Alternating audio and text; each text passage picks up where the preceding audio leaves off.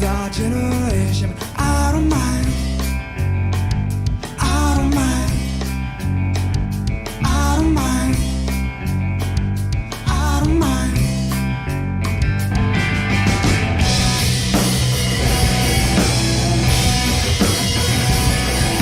Looking for inspiration in my life.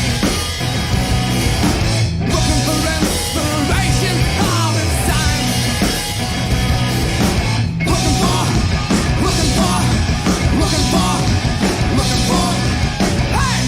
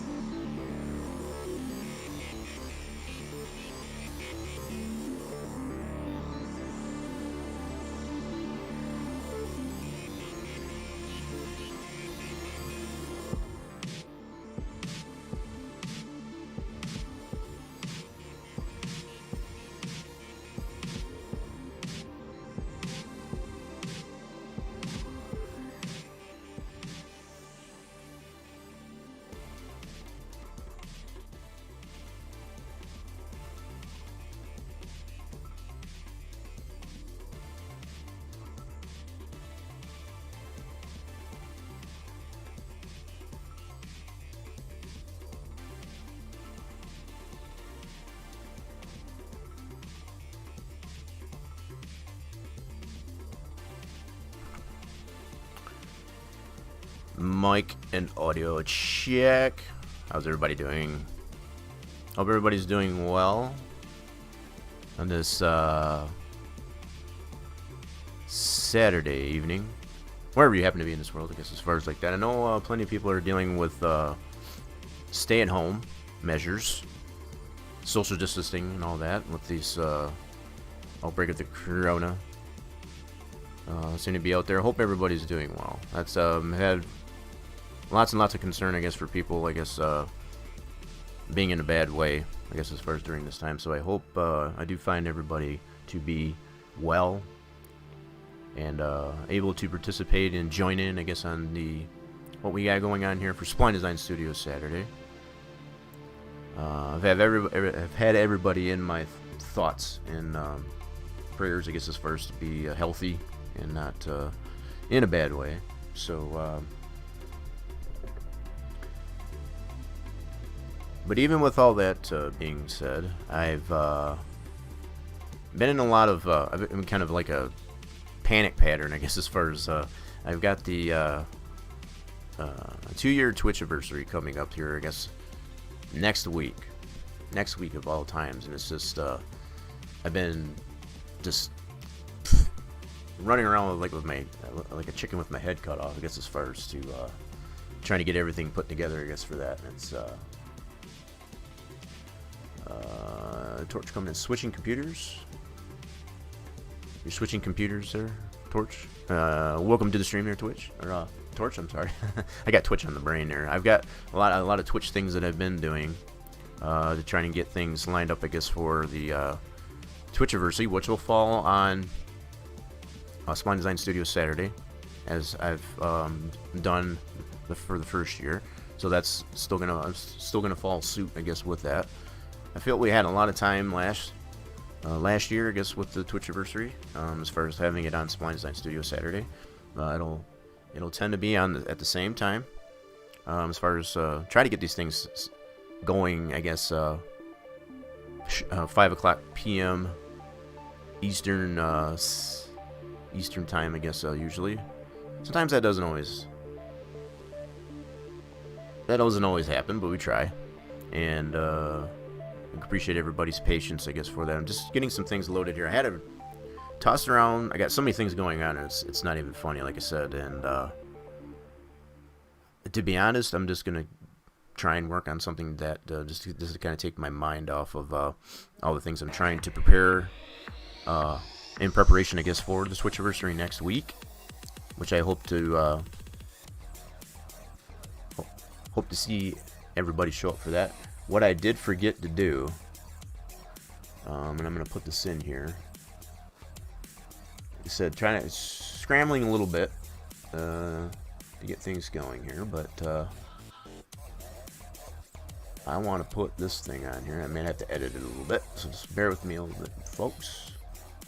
But as I'm doing this, I'm just going to formally put the invitation out there for anybody that does care to want to attend the 2-year Twitch anniversary at this point. Next weekend, April 4th, starting at 5 p.m. Eastern Time. This is the formal invitation to anybody that wishes to want to attend. And yeah, pretty much, like I said, everybody's invited. There will be some very limited edition type of items that you can acquire, I guess, during that. Also in the form of some Steam game giveaways, primarily Steam game code giveaways. Just to show my appreciation, I guess, for those that have supported the channel, I guess, for an extended period of time. 2 years is kind of a big thing. Let's see here. So this should be,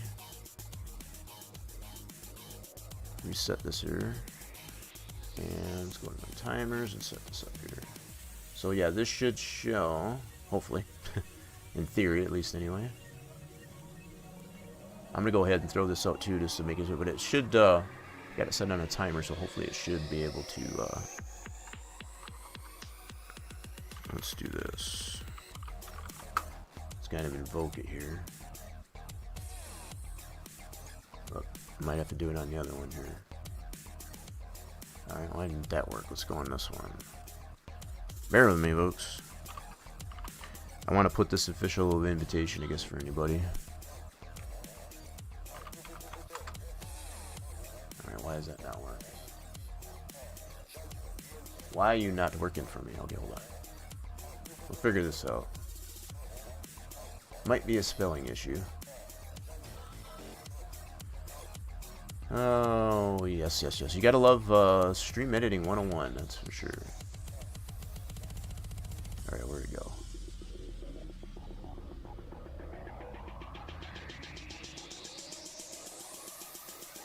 Oh, I don't have it on here. What the heck did I do?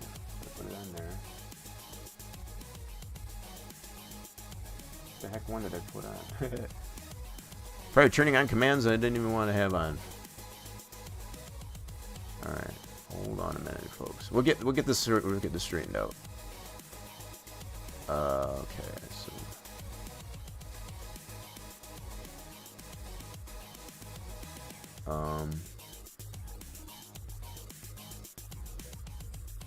there we go. So I must have did it here and not there. Okay. Got it. Okay, so I had the timer set up, but I didn't have the, there we go. Now I think we got it. I think we're good now, so let's try this again. So the bot should throw this out here, I guess, throughout the duration of the stream, but in the form of a timer, but it should. There we go. That's what I want to get up there. So that's my formal invitation as far as to all those in chat that do necessarily want to attend next weekend for Spline Design Studios Saturday. It'll be the 2-year Twitch anniversary for the channel. There'll be some limited edition type of things to be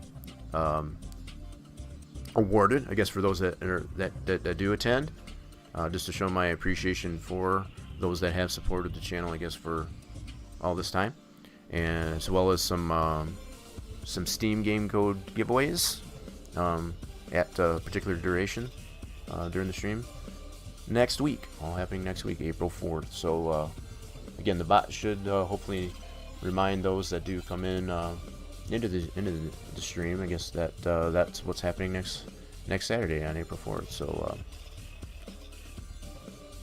alright, so getting back into the many things that I have going on here. So this is to kind of take my mind off of everything that I'm trying to get set up, I guess, for next week. I've kind of taken the approach of going back to something that I've already started working on, and I have shown this in previous streams before. So I do somewhat excuse the redundancy for this, but it's something that you know, it has been put on the back burner for too long, and I just need to get it done. So I figure if anything, just to kind of show off what I generally try to show on Saturdays here is to do some 3D modeling. So a lot of the things that I've instructed and kind of gave tutorial some instruction on, I guess, as far as 3D modeling in 3ds Studio Max. There'll be a lot of that, I guess, with the continuation, I guess, of this. Okay, so getting right into it. I think I got this all loaded here. Let's bring this over, like so. So, I have shown this before, like I said, as far as this being a model that's being primarily designed for Farming Simulator 19, but the potential for it to be injected or inserted, I guess, into any other type of simulation is totally possible. Torch coming back, like you finally get your computer switched over there. Torch checking his fluids out. 150 hours in there.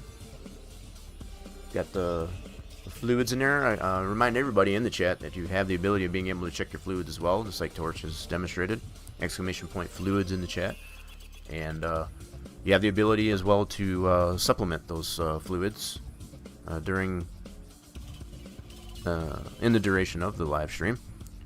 Exclamation point risk, exclamation point shot, and exclamation point slots. You have those 3 things on there. The only one that's really limited is the shot. You can only give yourself a shot, I guess, at particular intervals, which is you have to usually wait a couple minutes before you can give yourself another one. So those are at your disposal to supplement your fluids during the duration of the stream, as I said, and feel free to use those. They will be needed. That's probably a good mention. They will be needed, I guess, for next week during the Spline Design Studios Saturday, the 2-year Twitch anniversary that I'll be conducting next week and before. Those fluids, those yes, those will be needed, I guess, for the festivities for next week. So rack those up as much as you can, I guess, as far as this point. So the more you have, the better chances you have of being able to get a lot of the limited edition things and Steam code giveaways that will happen next week. So yeah, feel free to use them. Use them mini games in there, I guess, to give the supplement. I will be, for those that are necessarily newer to the channel, I'm taking into consideration, I guess, to supplement the fluids for those that are brand new, so that they do have a better chance of participating in the festivities next week. So I'm going to try my darndest, I guess, to try and throw in some what I consider to be bonus streams at this point prior to next week, next Saturday for Spline Design Studios Saturday, so that those that are new or just want to build up, I guess, those fluids, I guess, to be able to participate in those functions, I guess, for next week. I'm going to try and throw in some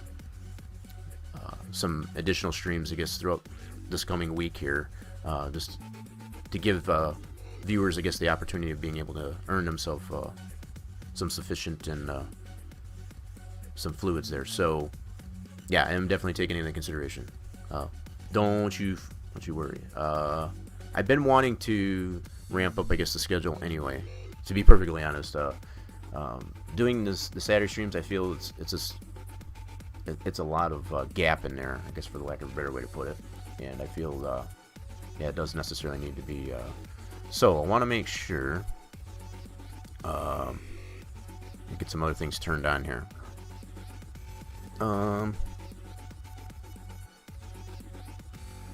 Alright, not that one. So where's my... There it is. This should be working. Cool. Got that loaded up. Awesome. Do let me know, folks out there, the viewers in the chat, if the audios are too loud or not loud enough. Do let me know. I'll adjust those accordingly. They do seem to be fine on my end, but that doesn't necessarily mean that they are for you folks. So do let me know about that. But yeah, this is what I'm going to get into, just to kind of take my mind off some of the things that I'm working on for next week. I've got plenty of other things, I guess, to focus on, I guess, during next week's stream for the Twitch anniversary, but just to help me regain my sanity, for lack of a better way to put it, and just not think about some of the things I'm trying to get completed, I guess, for next week. I'm going to put my attention towards this co-op elevator that I'm, again, like I said, primarily being designed for Farming Simulator 19, but it definitely has potential to be put into pretty much any other type of game or simulation. The last thing we worked on this last time I showed this, from what I do recall, and I could be wrong, I always try to get the creations, you know, from 3ds Max, I guess, and get them into the sim, whatever game it's being applied for, and get it in there and get it tested. I do want to recall, I guess I did get this tested last night. There were some things that I needed to address, and those are the things that I'm going to focus on, I guess, for this duration. So one of the last things we did last time when I showed this off here is we put some, let me turn the ground plane off for this, actually. It'll be a little bit easier. I did add some ceilings to these pit areas, to where you would drive a truck or trailer through this and be able to offload whatever it is you want to put into the silos. So just to kind of make that so it wasn't just looking up into space here up inside these things. So if I turn this, hide this ground plane for a moment, and then just kind of flip this like so, you can see we had put a ceiling into these deals here, so it's not looking up into oblivion on this. And I did it there as well as at this other pit on this part, and we had to make some adjustments to, let's see if I flip this up here, yeah, so you can see it better. The texture is actually showing better on this one here. It looks like the roof on the outside of this one here seems to be showing more, but we had tested that all in the sim itself, and that was satisfactory, so just gonna kind of leave it at that. But just to kind of show, let me see here. One of the things I do want to get to, and I've been procrastinating about it quite a bit actually, is to get this feed mill. This thing here is not textured. I still have some things to address on it. As far as some missing faces and polys on it, I need to actually put a little bit more focus on that than I did previously. This currently right now, when we test in the simulation, it has no texture on it, so it's got like a chromey effect to it, and that's just kind of like a default texture that Farm Simulator, the sim itself or whatever, puts onto an object that doesn't have a texture mapping to it. So but I'm also considering, I need to add, I got some gas pumps for this gas station portion of it too, so between that and this here, we'll see how well it pans out here. I'll probably put more attention onto this feed mill for now. I got a lot done to it, but there are some things that still need to be addressed with it, so I just need to get that done. It's just one of those many things about these small little projects that I have that I just need to get done. So I am going to keep, I have a lot of these all grouped, and I've shown the process of and the benefit even, I guess, of grouping things up there so that you can hide things in groups as opposed to just individual pieces. So I can select these either from my items list, or I can actually select them from the scene itself here by just left control and select these different groupings here as such, and then just hide them.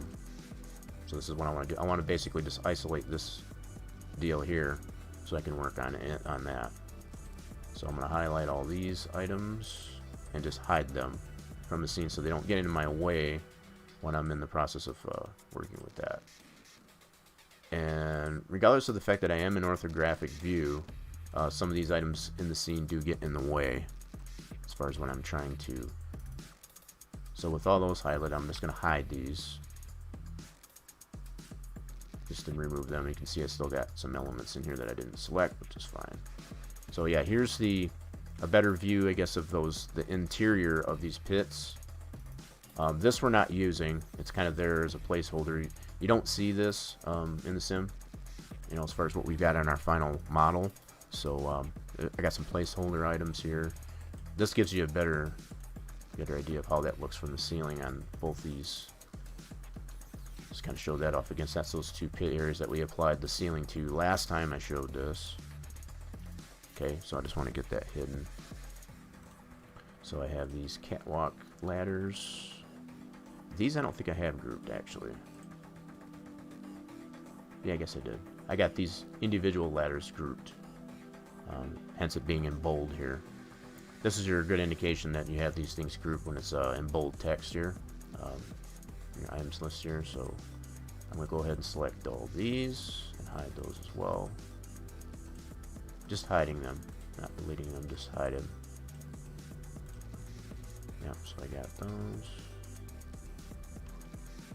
Awesome. Alright, so let's go ahead and hide. Whoop, this one right here.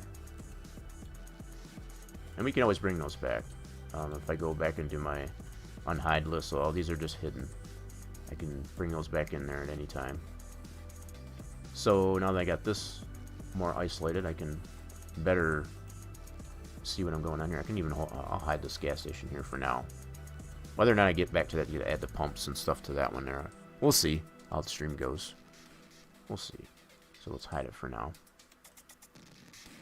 So this one here, I got it grouped up here as a feed mill, as I said. And basically what this serves as is just as the name of it suggests. You're able to get feed, whatever, for your animals. In Farm Sim, be it your cow food and pig food and chicken feed and all that good stuff. That's what this building here will serve as on this co-op complex here. And there are some things I need to address to this too before I actually start texturing it. And let's see, I'm going to render this really quick. Okay, so that does have a face there. I thought there were some faces that were missing, so that's why I want to check here. Let's see here. So this will serve as like a drive-through. You can drive a truck through here, and you can actually get feed dispensed into a trailer when you drive through this little garage here. Probably something else I could probably show here. It is. Let me bring up my picture references that I have for this. That was something I forgot, so let's go ahead and bring that up. So let's open up a new tab, and I'm going to move this to a new window. Okay, let's do this, bring that over. Okay, hold on a second. Excuse me 1 minute, folks.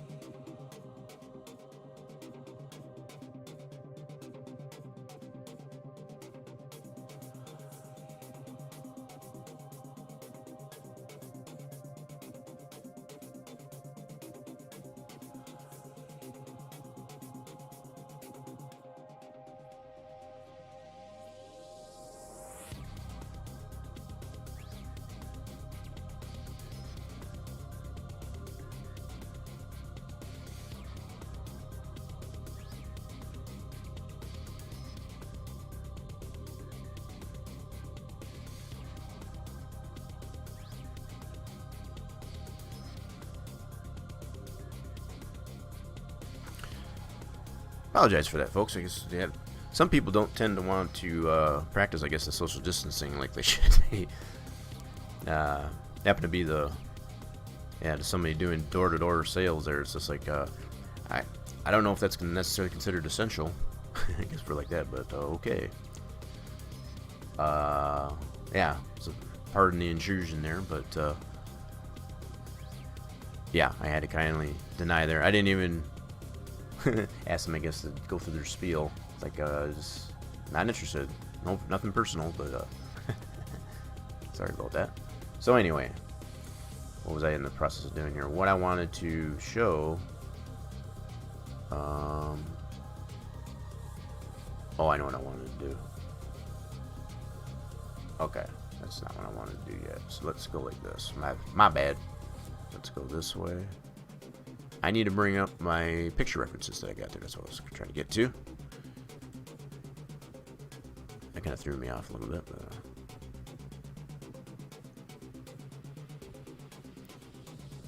Let's see. Where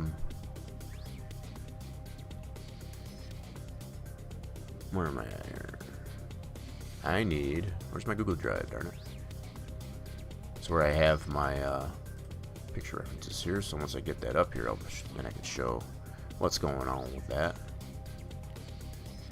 Share me. So these were shared to me by someone that actually works on the facility that I am basing this the construction of this co-op elevator on. So if I go to here, I think this is the one. Yes, this should be it. So what I need to get to, actually I've got pictures that are 100% based on this feed mill, and that's what I'm looking for. So bear with me in a minute, folks. So I find it, I have tons and tons of picture references, basically aerial shots and ground level. My son's friends act like it was a joke, so I printed up some official coronavirus quarantine sign and posted it on my front door. Been quiet ever since. That's probably not a bad idea. That's something I might have to consider. Yeah, that's probably a good idea, Torch. Probably a good move. So let me see if I can find. Oh, this is that playlist that's got that long pause. See if I can speed this up a little bit. Let's see, get this. There we go. That's better. All right. So where did I put those pictures for this feed mill? So I got this feed mill. There we go. That's what I was looking for. So here we go. So I'm gonna bring this over. So I'll move this over into new tab, new window. Voila. Okay, here we go. This is what I wanted to show off. So these are the picture reference that I have specifically for this feed mill that I'm trying to work on here. And it does work. If you have this at your disposal, for sure, it makes it much simpler and easier, I guess, to deal with, quite honestly. So, let's see here. Yeah, I mean, I could see that working. That's something, like I said, I've tried to take the, I guess you could say, passive-aggressive approach. It's just like people should logically just be practicing, I guess, that social distancing and what have you. I guess, there shouldn't be no question, but some people just don't, people have jobs to do, I guess, I suppose, so they're trying to do them. I get a kick out of what jobs are being considered essential. Quite honestly, I mean, it's just like some of these jobs are being considered essential, and it's not just like grocers, the people that provide food and whatever. It's not just that. It's some of the things that are being considered essential. This is kind of comical to me. So the fact that this door-to-door salesman, I guess, is I don't even know what he was selling. I didn't really care. I just simply pronounced them. I guess that I'm practicing social distancing, and I'm not interested right at this point. So yeah, I don't know. Yeah, liquor stores. That's another one. Liquor stores are being considered essential. That's one I have quite a bit of a chuckle, I guess, about. It's like, how are liquor stores considered essential? Yeah. So yes, getting into some of these pictures that we have here of this feed mill for picture references. I can kind of roam through these here. So here's one angle. Not a very good one, but let's see what else I got here. One I was trying to find. This is a pretty decent one here. So this one here, you can see the other taller concrete silos behind it. This angle here, for this picture reference here, would be, let's go back into max here. That would be this side of the feed mill right here.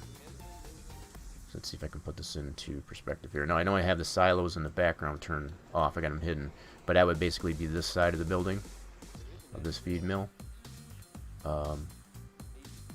That's what this is here. So it's got this overhang right here.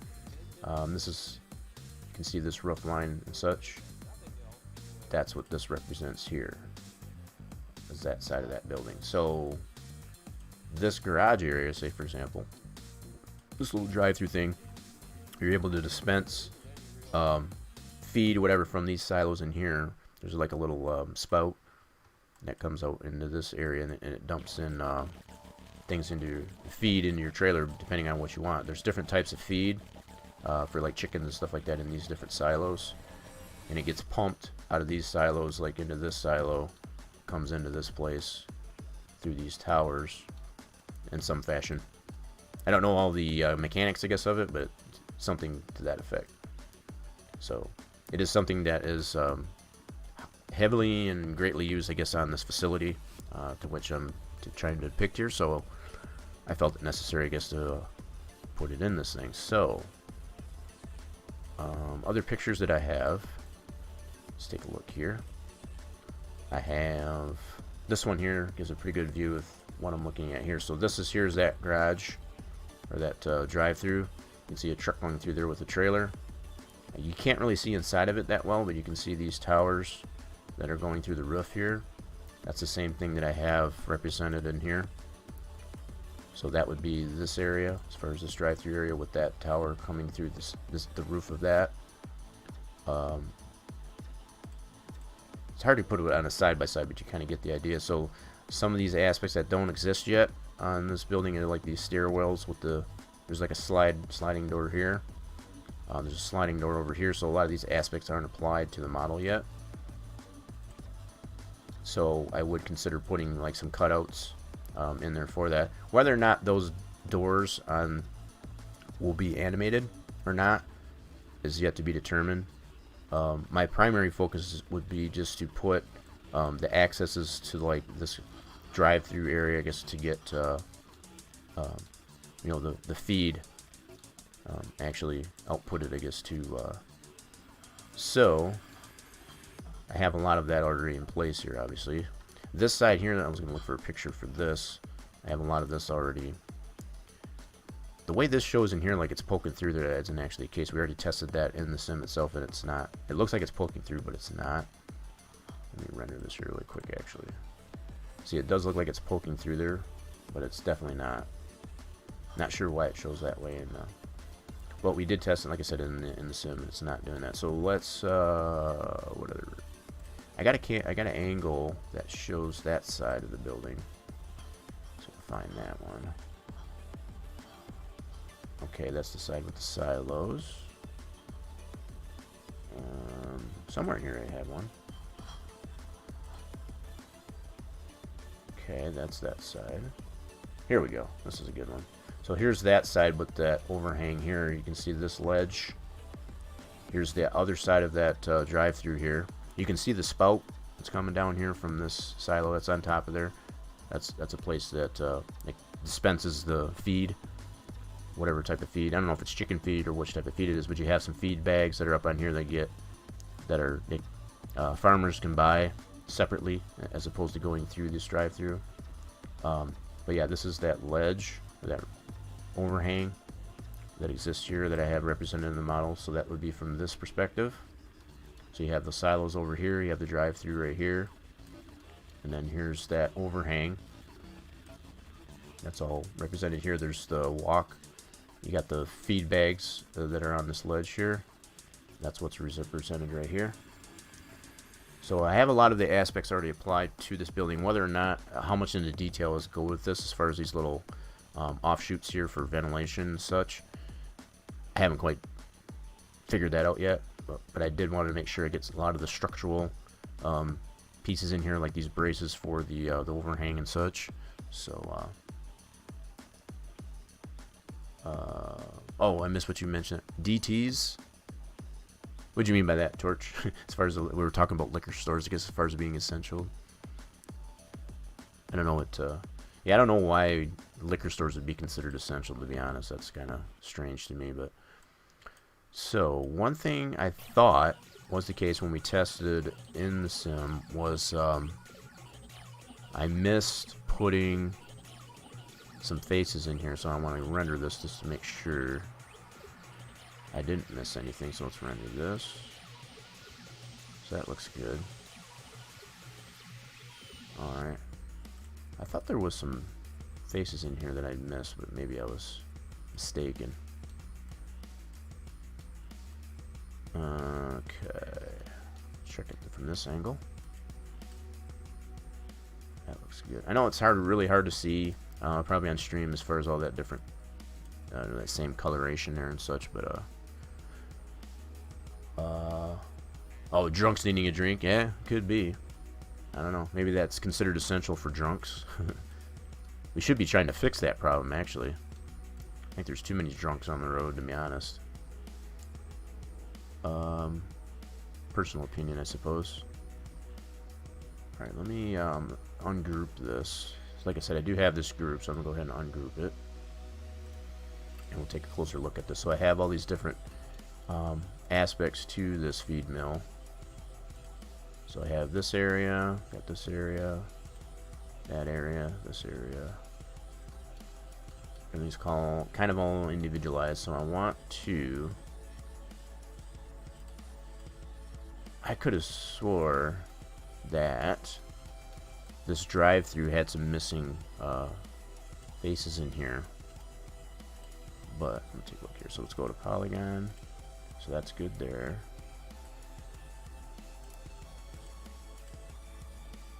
That right there is missing. So the fact that it's dark like this, that means there's nothing on the inside. Okay. And there is some on the outside, so that's good. So it's good for the outside, but not the inside. See how the different highlight there, as far as the intensity of that highlight? This side has a poly facing this way, and on the inside it does not. And this is what I witnessed from when I tested it last in the sim. In Farm Simulator itself, this was hollow. So this has a face here on the ceiling, and it does here, but not here. So I need to add a poly to this. Now let me see, where else am I missing? So here, there, check over here, checking all this out. So we go here. So basically all on the inside of this wall, I have no faces facing on the inside. That's basically what it boils down to. So I need to add faces to this. So what I can do to accomplish that is to detach. This is one way to do it. It's not the best way, but it'll work. I can detach these different faces on here and then clone it and then flip it so that I actually have a face on either side. So that's what I'll attempt to do here. Okay, so if I detach this one, for example, and I'll just make that an object. I'm going to basically collapse it all back together once I have it, because as I have this, that's probably a good mention here, as I have this is all one piece right here. I don't have it necessarily all separated out like I do those other pit areas. You know, I have the inside and the outside separate because it has a different texture to it. I can work myself up to that point, actually, at this point. So one step at a time. So I got this detached now.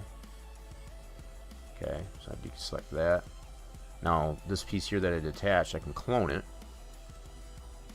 like so, and I'm gonna do this as a copy. Right now I'm not worried about the name of it because I'm gonna recollapse it into something else eventually. So now I have a copy of that piece, and I've got that selected. So now what I'll do, it's already as a editable poly. I'll select the poly and I'll flip it, going into my rollout here, and just flip it. So now I have a face on both sides of this now. So once I go ahead and collapse this back together, for example, I can take these two objects that I created. Yeah, so it'd be these two objects right here. So I have them two selected, and I'll collapse that back together. I just want to make sure I got the right one. So 14 to 15. So these other objects that are in here, that's all the other pieces to the feed mill. So I took into consideration what I named those when I detached it and cloned it. So that's these two items here. So I want to collapse those back again. That's why I wasn't concerned with naming it as far as cloning it. So I'm gonna go to my hammer, go to collapse, and collapse them together. So now that's collapsed. Now I should have if I select these, going to, it's going to turn it back to an editable mesh anytime you collapse, and that's normal. So I have to convert it back to an editable poly. I don't have to, but it's better. You get more options with an editable poly than you do with an editable mesh. So I have a face there on the inside. Okay, and I have a face on this side as well. And I can tell by the intensity of that highlight there. So now there's a face on both sides for that part. Okay, and just as I always do, I'm in complete hold your hand mode as far as like just doing it one step at a time instead of like selecting all these. I could take the approach of just detaching all these inside faces that don't have a poly facing on that inside and just flip them all at once. I can totally do that. I'm just kind of doing it in walk your hand mode. I'm in walk your hand mode as far as just to do them all each independently. So I'm going to do the same thing with this one. I'm going to select this whole thing, grab this poly, I'm going to detach it. Not worried about the name of it right now. I observe as far as what it is so I know how to redetach it, but I'm not worried about changing it at this point. And then select that piece. I want to clone it. And I can use the Control V if I want to too. I tend to, again, walk your hand mode just to kind of show where all this stuff is. Do it as a copy. Then I'm going to take those two. Actually, before I do that, I want to flip this one that's selected that I just cloned. I want to select that poly like so, and I want to flip it. So now I have an inside facing one. Alright, now I want to take both those two pieces. So at this point it would be these two, and collapse those two together. I want to ensure that I got just those two selected. Perfect. I'm looking at the white boundary as far as what's selected. I'm going to go to my hammer, collapse, collapse selected.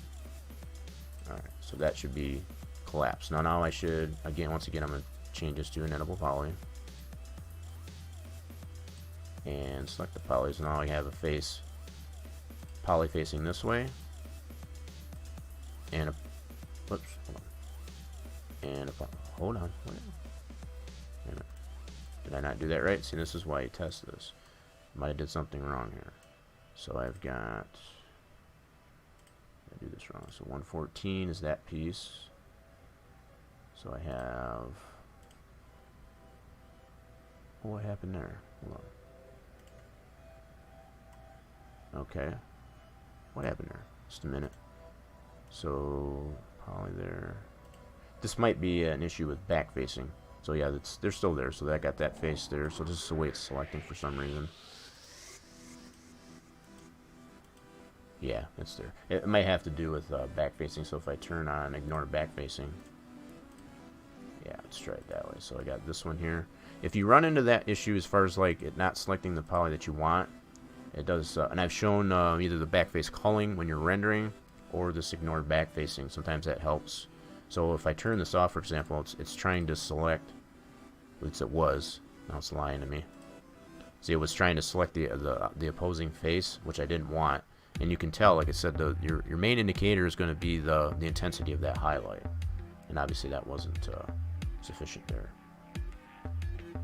So you can just tick on your ignore back facing if that's the case there. So I do have those faces there. Okay, let's go back into this piece here. So there's that one. We know that one's good. So let's check down the outside here again. Alright, it's not doing it. So let's do, yeah, so it is there. So I have a face out here as well as a face here. And I had to click on that. When you, a lot of times when you have opposing faces like that are so close together like that, as far as to be like right on top of each other, for lack of a better way to put it, you'll sometimes run into that issue. That this ignore back facing check mark here is your friend when it comes to that. So just to ensure I have a face on either side, as far as on the outside and the inside, that's been confirmed, so I can move on from that. Let me, that seems to be a tad loud. I'm gonna turn that down a little bit. There we go. Okay, so the other piece we got to we have to deal with is this this part here to get that inside face there. So let's select the rest of this. I'm going to select this poly and attach it. Not worry about the name of it. I'm just going to observe what it is as 116. And really what's happening here as I detach these is just kind of adding to the end of the list here. So I always know the last thing I detached, in this case, is going to be the last item in the list. Yeah, so far I've already collapsed these two, which were two pieces. These are collapsed, so once I clone this one, it'll create a 117. So I'll know these two last ones in the list here are what I dealt with. So I'm going to go ahead and clone this piece. Says I've done the other ones. And do it as a copy. See, this will do it as 117. And then what I want to do with 117, with that being selected, I want to select the poly, and I want to flip it. Like so. Okay, now I can take 117 and 116 and collapse those together. Go to my hammer, collapse selected. And then I'll name it. Now, the same thing that I've mentioned before, whatever you select first, as far as like when you're collapsing multiple items, in this case it was only two, whatever first item that you select prior to collapsing selected, that's the name, going to be the name of your mesh. So in this case it's going to end up being 116, which is fine. So I'm going to collapse those together. So when I look in my list, 116 has got those two opposing faces now. And I'm going to convert this back to an editable poly, just because. And then if I go into poly,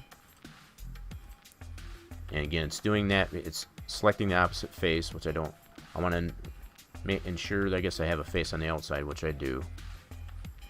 I know it's there. It's just a matter of if it's showing that dark, that just means it's trying to select the opposing face, which is not what I want. So I got there's no.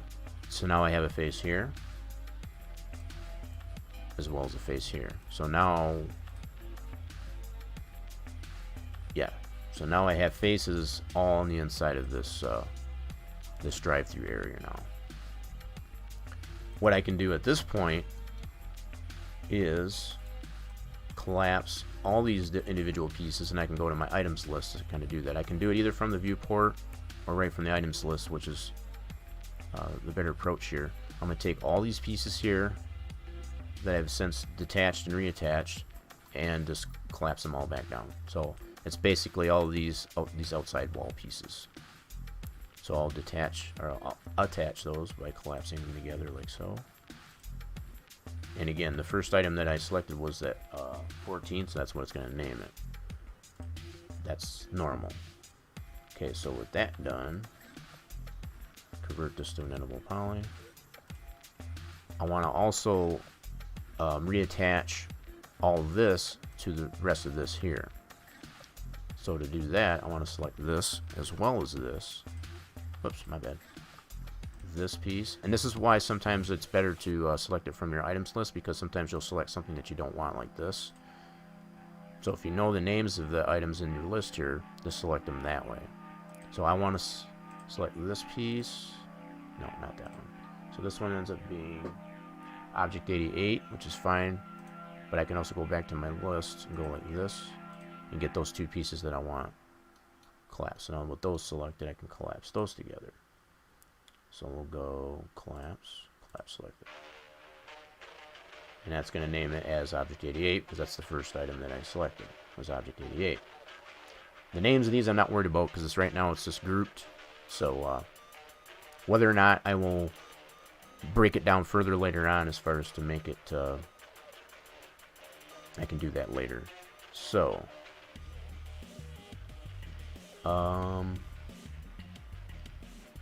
yeah, so I can deselect this. So this is all selected now, so I can hide this, and all that's part's gone. And I can kind of observe what I have in that collapsed group there.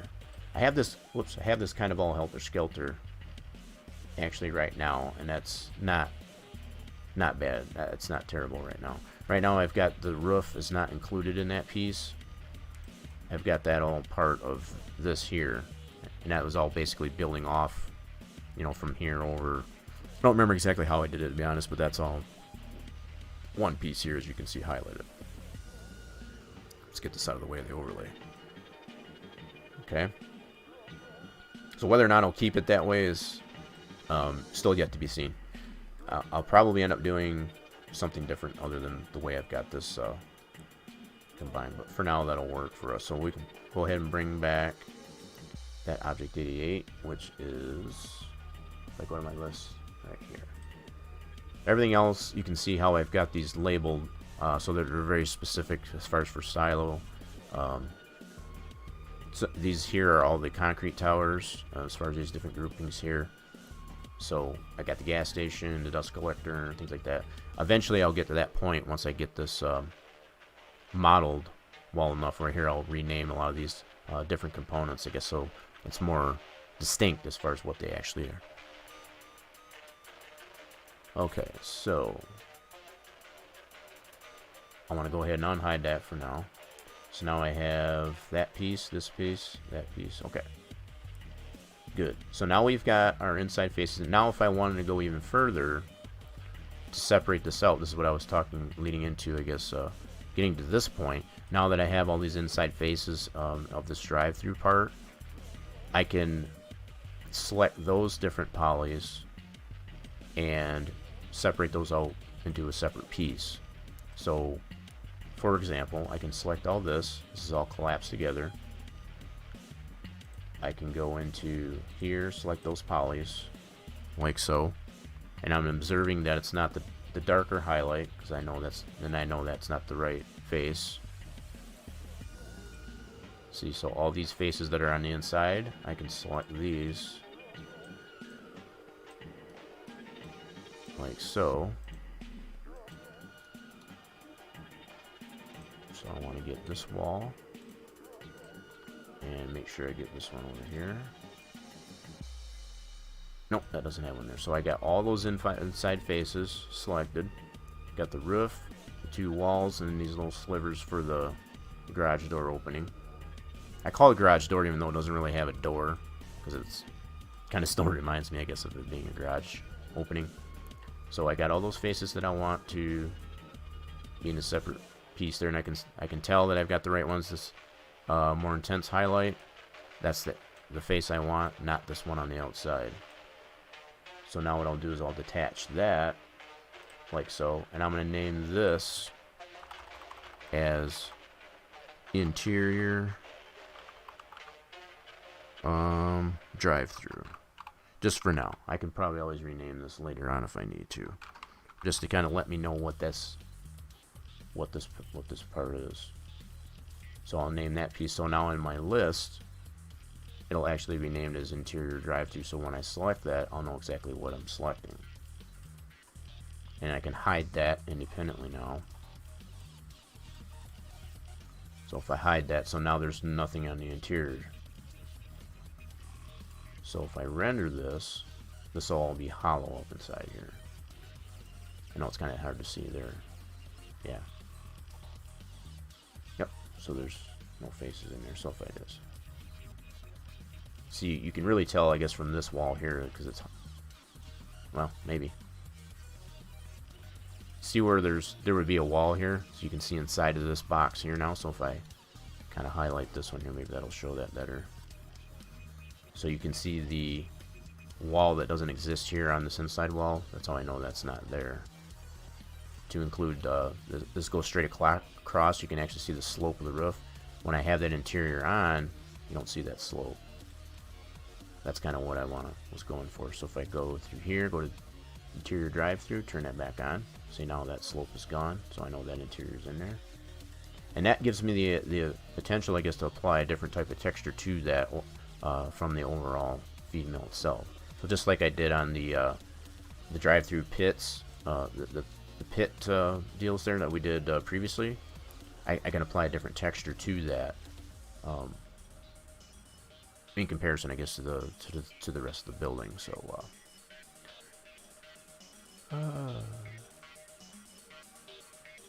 Torch taking a gamble, I guess, at the slots, and oh, you got 63. Yeah. So you got, oops. So 1 out of 3. I had to double check that. 1 out of 3 for that one, for that go. Okay, so now we have, that was one thing I knew needed to be addressed on this feed mill, was not having any,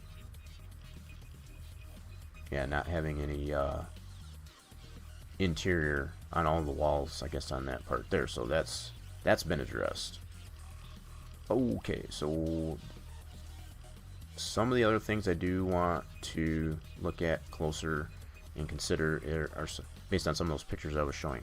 So let's go back to that. So if I show that backside here, for example, lots of different angles of this. This is probably a better one. So this picture right here, what I want to consider, and again, regardless of the fact if I make these types of sliding doors animated, I do want to take in consideration of putting these in the backside of this building. So there's a slider right here and a slider right here with some stairs. Okay, stair and railing. Okay, so considering how many steps we got here, we can make a determination as far as how high this is off the ground.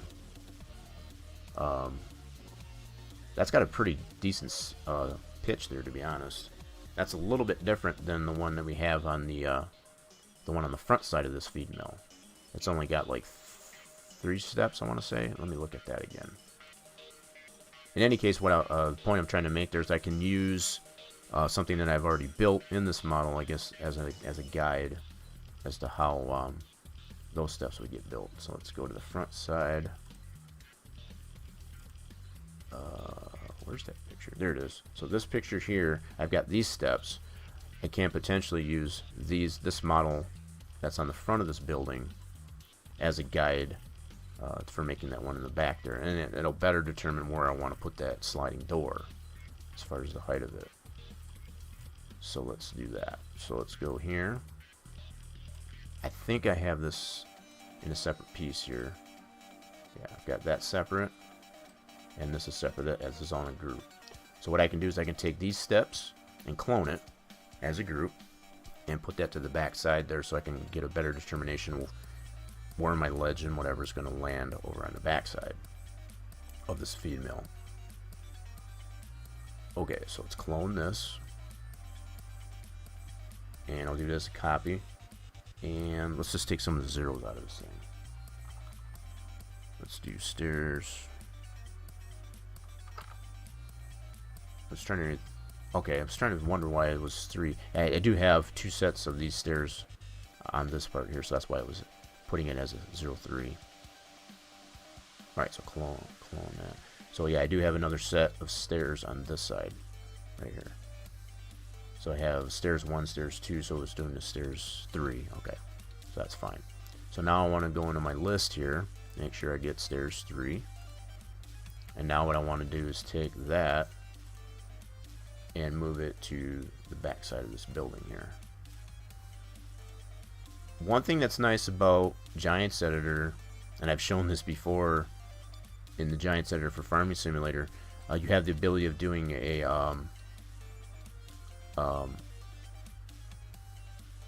interactive, I forget what to call it now. It's an interactive placement, which means you can select an item and then basically just do like a Control B, and it'll put it where you want it. We don't have that ability, I guess, in things like 3ds Max. We just kind of have to drag things into place like this. So, not that that is a bad thing or anything like that. It's just, it's really interesting, I guess, to see the differences between how things work, I guess, in things like Giants Editor in comparison to 3ds Max.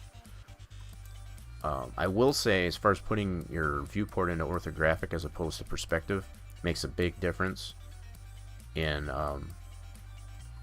what type of what type of viewpoint that you get in here. So if putting this on perspective as opposed to orthographic makes it does make a tremendous difference. So now you get the idea here as far as putting these steps here. It gives me a better idea of how much more I need to either add or subtract from this. So we have, in that picture going back to it, I put 3 steps into this one. That's the one I cloned from the front end here. Now the ones on the back side, and I'm considering the same spacing of the steps. That's the constant, I guess, that I consider. So if we can go to the back side, keep losing that picture. Let's go to this one here. So we can see it has 1, 2, 3, 4, 5 steps on it to include the platform. Not to include the platform. So we got 1, 2, 3, 4, 5 steps. So we need 2 additional steps on this one to make it the height that it is on this one here. So this is one a little bit taller than the one that's on the front of the building. So that gives us some indication as far as how much we need to add to it, at least anyway, to determine where this platform is and where to put our sliding door. Okay, so what I need to do on this here, now that we have it over here, I can ungroup it.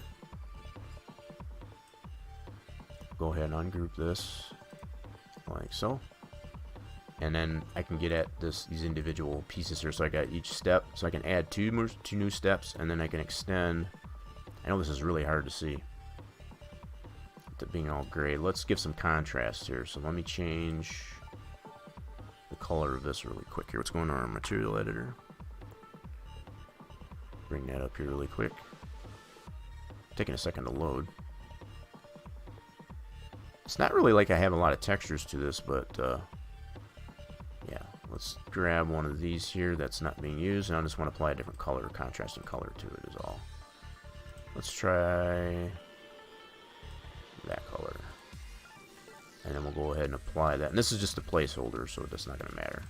That's just to give some contrast. So now I can see the stairs a little bit easier that way. Okay, so with that being done, I can grab this step and then just add, I'm trying to remember, I might have to create myself a ruler so I can keep that same amount of spacing. And I've shown this plenty of times before too, and you can do something as simple as just making a plane, use it as a ruler, and I'm just going to change some parameters, some settings on this. I don't need all this, so let's do 1 and 1 just to make a simple ruler, and I'm going to drag this out like so, and then I'm going to angle snap this to 90 degrees so it's standing upright. Okay, so let's angle snap this to 90 degrees.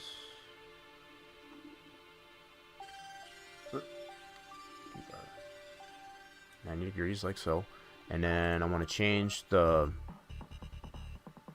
I guess it doesn't really matter, I guess, at this point. So I want to drag this over to the steps like so, and then I can kind of go into this here and I can change the height of it like so. And all I'm gonna do, I'm not gonna get super picky with this, I just want to get these two edges, the top and bottom edge of this ruler, to each tread here, you know, the bottom of this tread and the top of this tread, and just kind of fit it in there, and then it'll give me my spacing for where I need to put those steps to increase those, you know, put those 2 additional steps in there. Alright, so I need to go down on this some more, and I'm clicking on this. You can drag it too, sometimes it helps just to go ahead and click it. I've got the increments in my preferences for this one, like set to like it's as 0.02, I guess, with every click. So 200ths for every click.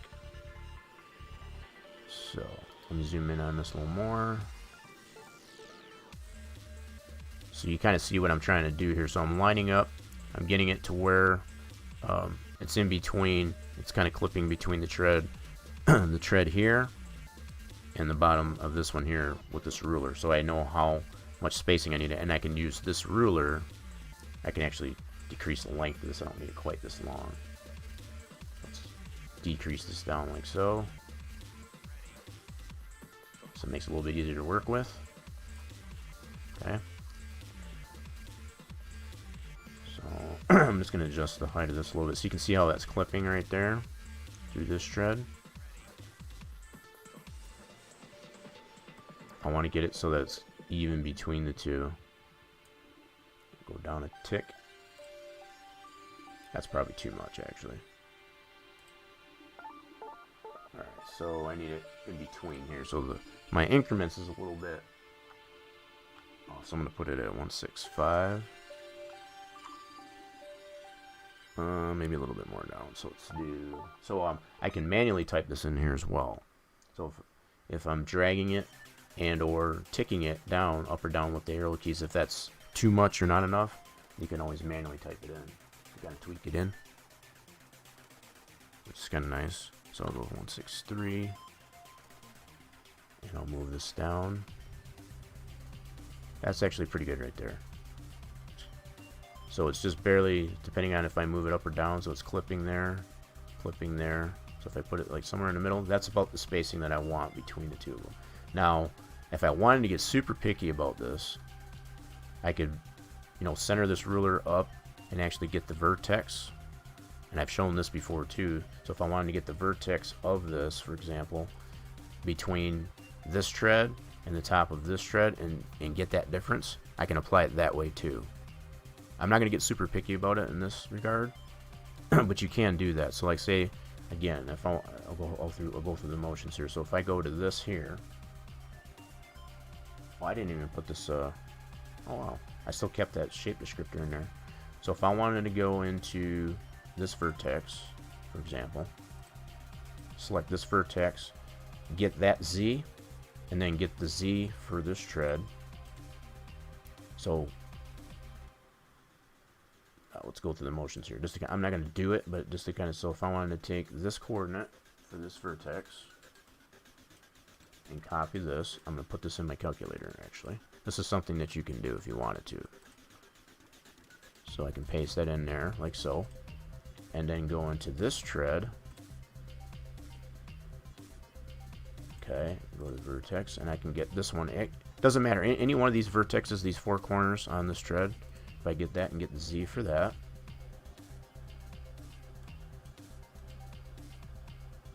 like so. So if I go copy, and now here I'll do a minus, and then I'll do an edit, paste that value, and then do an equals. This difference here is what I would need in meters for this here. So I can put in 0.165 and set that ruler to that size, because that's the difference. So if I take, I think that's pretty much what I got it at actually. Let's check that out. So the height of this, I have it at exactly that. Well, I got it at actually at 0.163. So if I was to put it at 165, that's the difference between those two verts. I gave it a little bit of buffer there, I guess, if anything. So I was pretty close as far as what I had. I got it at 0.163. That difference that I did between those two vertices is only 2 thousandths off. So that's actually a pretty good guess there, actually. So either way, however you want to acquire, I guess, that difference there to get it precise like that, you have those two different methods, I guess you could apply.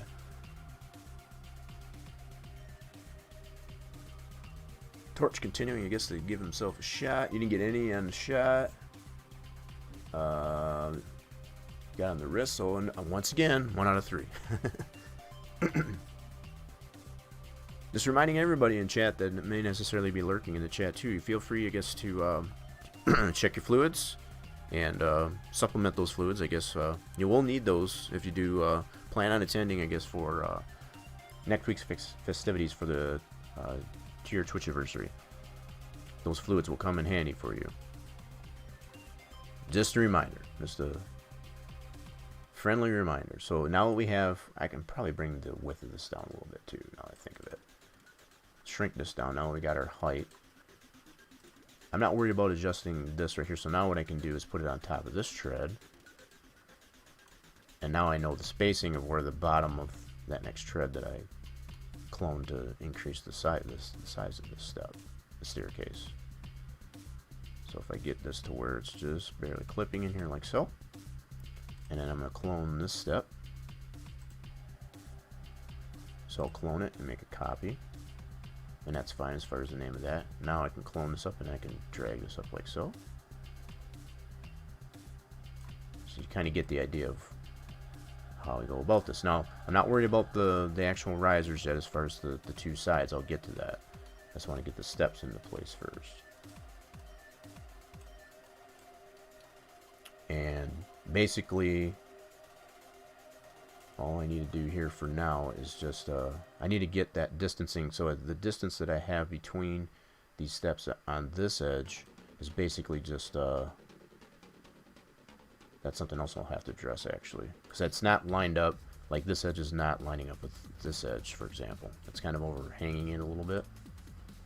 So it might be going more like this actually. I'll have to either make another plane or redirect this ruler once I get these two steps roughly into place so I can line those up. Much the same as I've got, yeah. So one thing at a time. Let's set this height of this step first like so. And again, if I really wanted to, without using this ruler, to get that spacing, which is the 0.165 difference, I could probably just another approach I can take to that is just like from this positioning of this one, I can just subtract off the 0.165 or add to that. Actually, I would have to add 0.165 and then just put that at that value. So for example, if I wanted to take this Z again on this tread, and I actually want that vertex, not the center orientation of that. I want this vertex, which is basically to represent that top poly. I want to copy that location on the Z, okay, and then on this one here on the bottom side,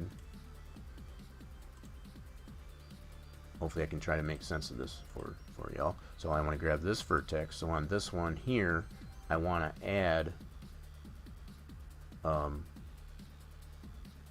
see, my bad. So what I want to do is that value that I got here, put that in my calculator. I got ahead of myself there. So I want to paste this in here, so I can do a paste that value, and I want to add 0.165 because that's the difference between each step, as we already determined. That's how we set our ruler up. So this is that value would have to be at 625 on this Z. Okay, so in order to make sure that it's going to be based on that vertex there, I would have to put my pivot on that point so that I can set that vertex, which would represent the bottom poly of this step, to that value on the Z. So what I need to do first is effect pivot, and I'm going to go to vertex snap and snap it to that vert on this step. This is the critical part. You got to make sure that you're putting it, if you put it in the center and add the 0.165 to the center of this step, that's not going to be the same. You have to make sure you're putting it on any one of these verts on that bottom facing poly on this step in order to justify or validate, I guess, that positioning based on that calculation I just did. So putting that pivot on that point by affecting the pivot like I just did. Now when I go ahead and adjust this step based on this position of this pivot, when I apply this to the Z, which will be, go to my calculator, I'll copy this and paste that value into here.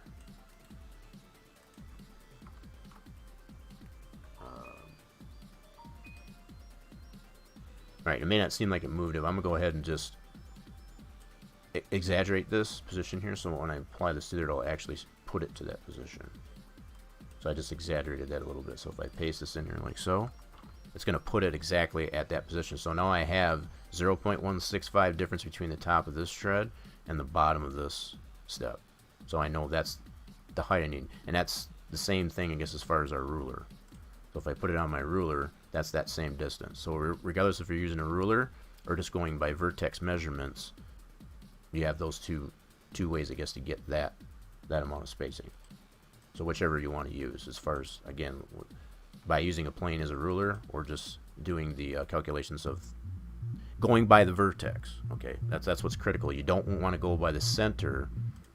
So like if I was to go by the center of this here, that's not going to be the same. You want it to line up, I guess, based on the vertex of a poly. Hopefully I'm making sense of that. If that doesn't make sense, please let me know, because I'll try and explain that better. But you have to go by a vertex location. And like I said, at any one of these 4 vertexes for that poly, be it either on this top tread or that bottom tread, is what you want to go by to get that distancing. Otherwise, if you go by the center, like I said, it's going to be off that much there. So if this thickness is in here, as far as based on that center, that's not going to be the same location for that poly that you're trying to measure it up to. Okay, so we got this height of it at least done. So now we'll put another step in here, and I'm going to continue to use my ruler, because it will give me the same result regardless if I use the ruler or just do the vertex differences there, as I've already shown. So let's do this. We'll go clip this in here like so, and then I'm going to take a clone of this. Now I've already got that there. I'm going to leave it there. I'm going to leave that there because I'm going to need that. Well, I won't need it, but the potential is there for me to use that and do the same thing that I showed previously. So I'm going to just leave that pivot right there. I'm going to clone it, copy, and then just move this up like so. Now the only thing we don't know, we've got to determine that next here, is how much distance we need to have from one step to the other. And I'm going to use this plane to help me determine that. I'll invert it up in the vertical and then put it on this step here that we've based on, and I'll get that spacing that we have that way. Okay. Okay. This is almost pretty much the same type of thing that you would do in creating steps. And as far as you get the angular, it's all based on measurement. So either using a ruler or a template or jig of some sort is how you would get that slope, I guess, as far as even your 2 riser pieces in comparison to your treads. Okay. Right. So I need to, like I said, I need to rotate this. I'm going to angle snap this to vertical. So I just want to rotate this way, 90 degrees. And I have my increments on my angle snap set to 5-degree increments. You can adjust those in your user preferences if you choose. 5 degrees to me is more sufficient. Much the same as the increments that I have on the ticks. When you tick on, be it down the UVWs, or the UVC, I should say, XYZ. Good grief! I'm thinking texture mapping. Yeah, you got your UVWs and your texture mapping, and you have your XYZ, I guess. In that, these ticks in here, I have that set in the user preferences, I guess, independently. All right, I might adjust the size of this. So I still have the. Yeah, let's go ahead and do this. This is going to be the width. Yep, I just want to adjust this down a little bit. So what I can do this way, if it hasn't become clear yet, what I want to do here potentially is to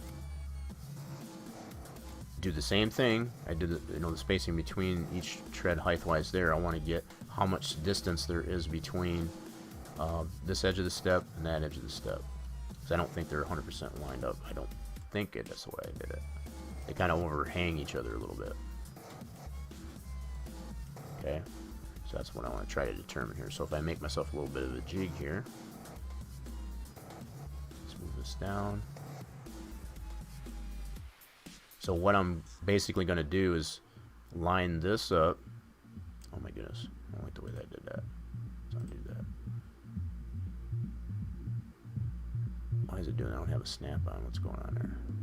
Okay, so let's bring this down. So what I'm going to do is get this edge here, I guess, to be the distance of that tread.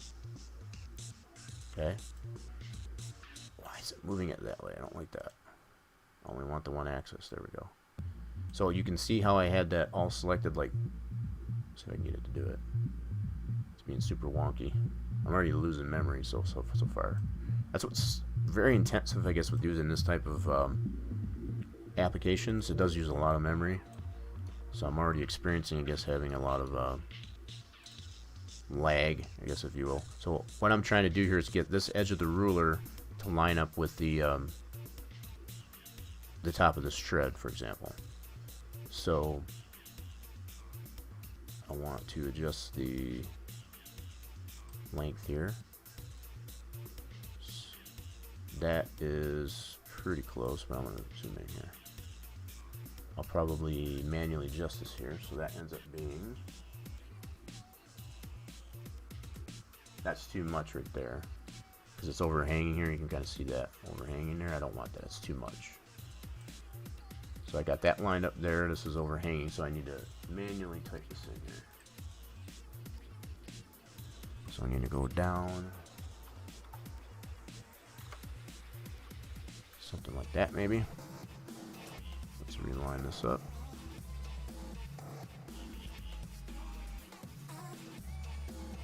Yeah, it's still too long. Okay, so I'm just manually typing this in here as opposed to ticking it up or down. So let's do 159.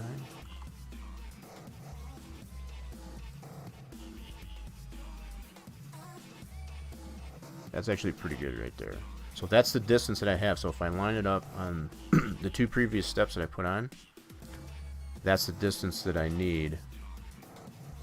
Actually, what I need is this distance here. You can see how much distance there is between that. So it's actually a little bit short. Let me see here. Actually, that's overhanging still a little bit. So the distance I'm trying to get is from one step to the other as far as the overhang. You can see that distance right here from the edge of this step to the edge of the ruler. That's that determination I'm trying to make there. This is still overhanging just a tad yet. Alright, let's adjust this ruler a little bit more. Let's try. Yep. Now, if I really wanted to get picky with this, which I just might, because I don't like the way this is doing it, what I could do is snap this ruler to the edge of this. That might be what I'll do, actually. Let's see how this works here. So in the ruler, I'm going to put on edge snaps, turn off vert snaps here for a moment, and what I want to do is add an editable poly modifier to this. I still got the shape in here, so I can still adjust the shape of it that way if I wanted to. But I'm going to go into here and grab an edge. Let me turn the snaps off here for a second. So I want to grab this edge. You gonna let me grab it? Okay, so I'm grabbing that edge to put on the edge snaps. And let's see if it'll let me snap that. Yeah, it's not doing it like I'll try it by vertex.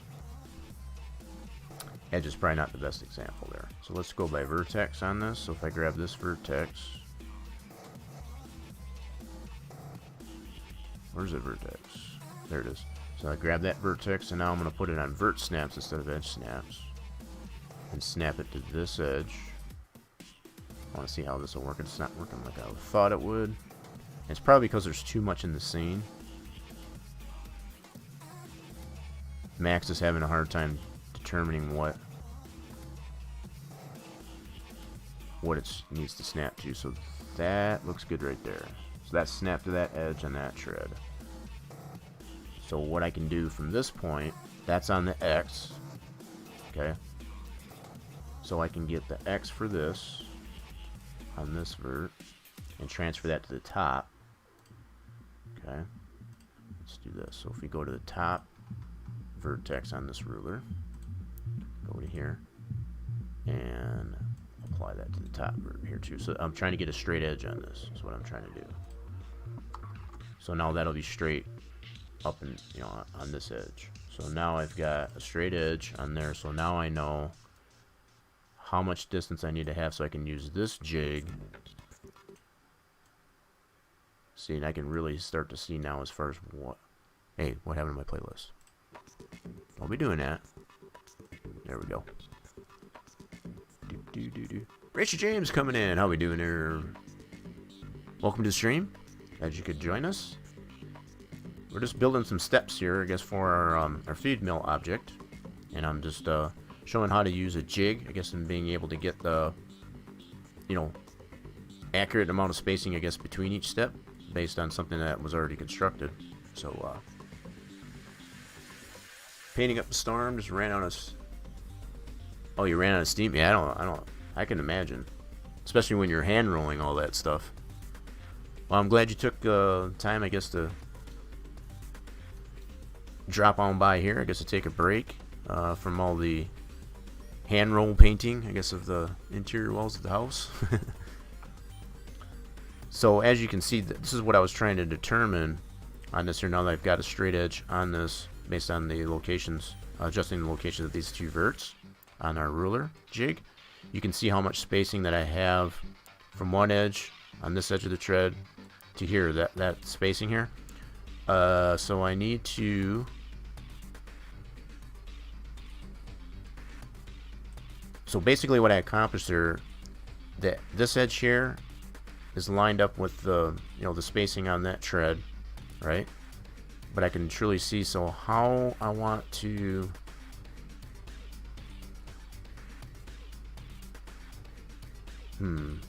So what I'm trying to figure out now, I'm going to do it this way. And this might be a little bit, I don't want to say it, primitive, I guess you could say. So I'm going to grab, see if it'll let me here. Give me the vert, darn it. It's not letting me select that vert. I'm probably already running out of memory, and that's what's not good. It's not letting me select, so I'm going to drag select, as much as I hate to do that. I've only got this one item selected, so I'm going to grab these two verts. It's not letting me pinpoint, I guess, on those two verts. So I've got those two verts on this ruler. What I want to do, I'm going to keep this edge because I already know that's where it needs to be. I'm just going to clip this into... Why is that not letting me select that? Come on now. Yeah, so you can see the more I zoom in, how it doesn't give me that cursor to drag that. That's how much memory I'm losing. So I have to be zoomed out. So I'm using a lot of system memory. And that's what's tough, I guess, with when you're trying to stream this type of things, because these types of applications are very resource intensive. So you have a stair tool for Macs that works pretty well. You do have a stair tool? Nice.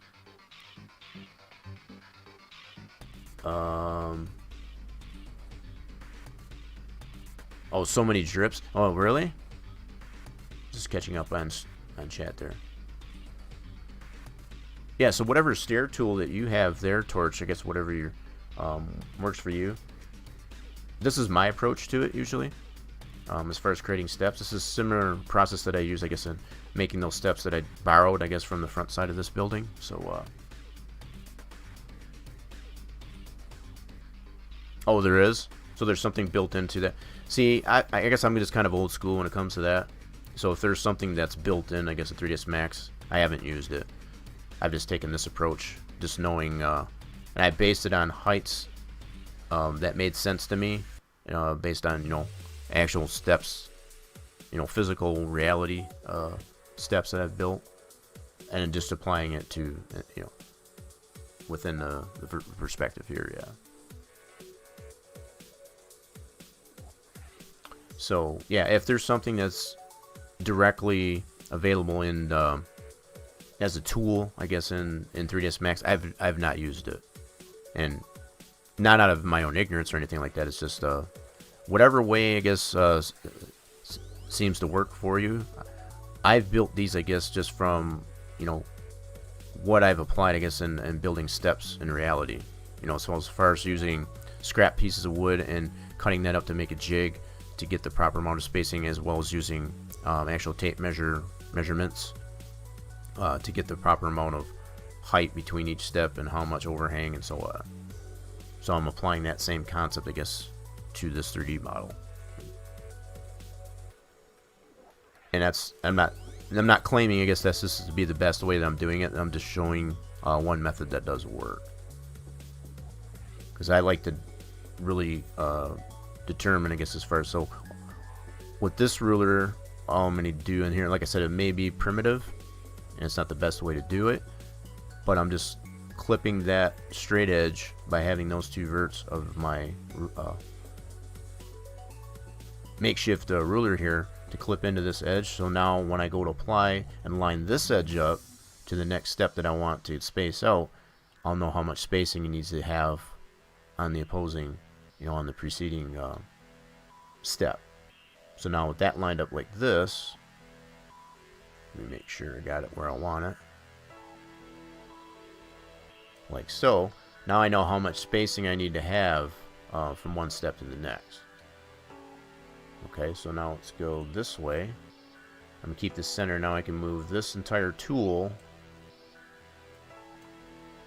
up like so to the two I need to adjust. So on this tread, as long as I line up to this edge, like so. And again, I can probably even go so far. In fact, I'll go ahead and do that. I'm going to affect the pivot. And I'm going to snap the vertex. I'm going to snap it. Whoa, my bad.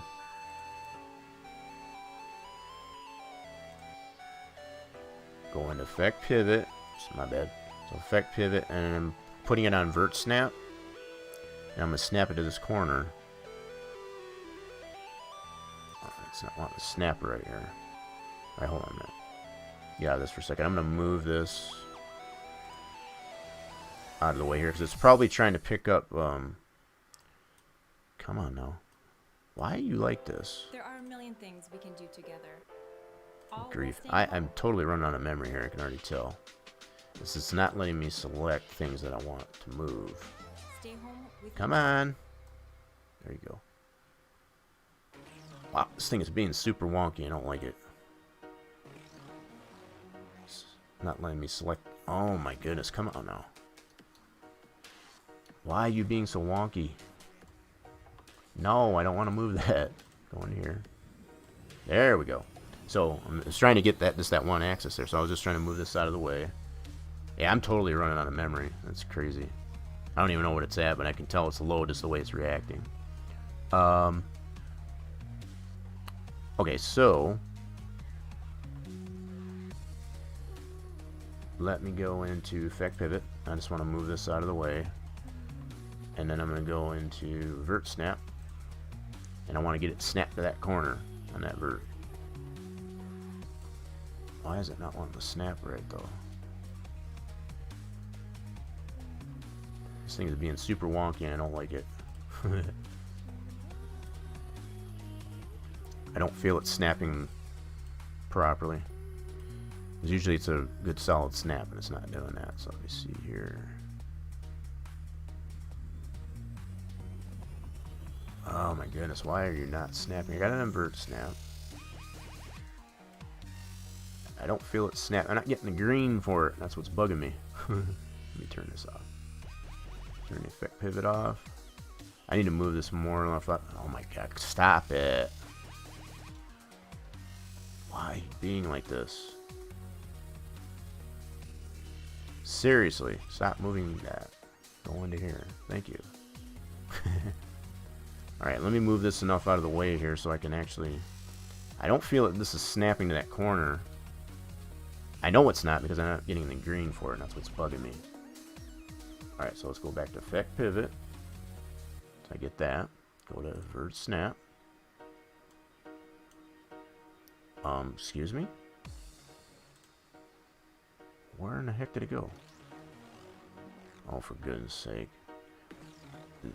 Oh my god, I'm like totally out of memory here, and it's just being super wonky, and I don't like it.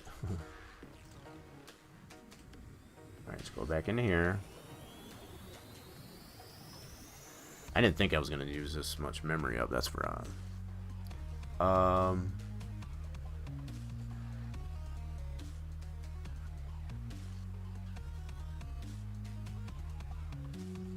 Okay, hold on a second here. Checking some of my system resources here. I'm pretty much at the same thing that I usually am. I don't know why this is being so super wonky, but Alright, work with me here now. So effect pivot.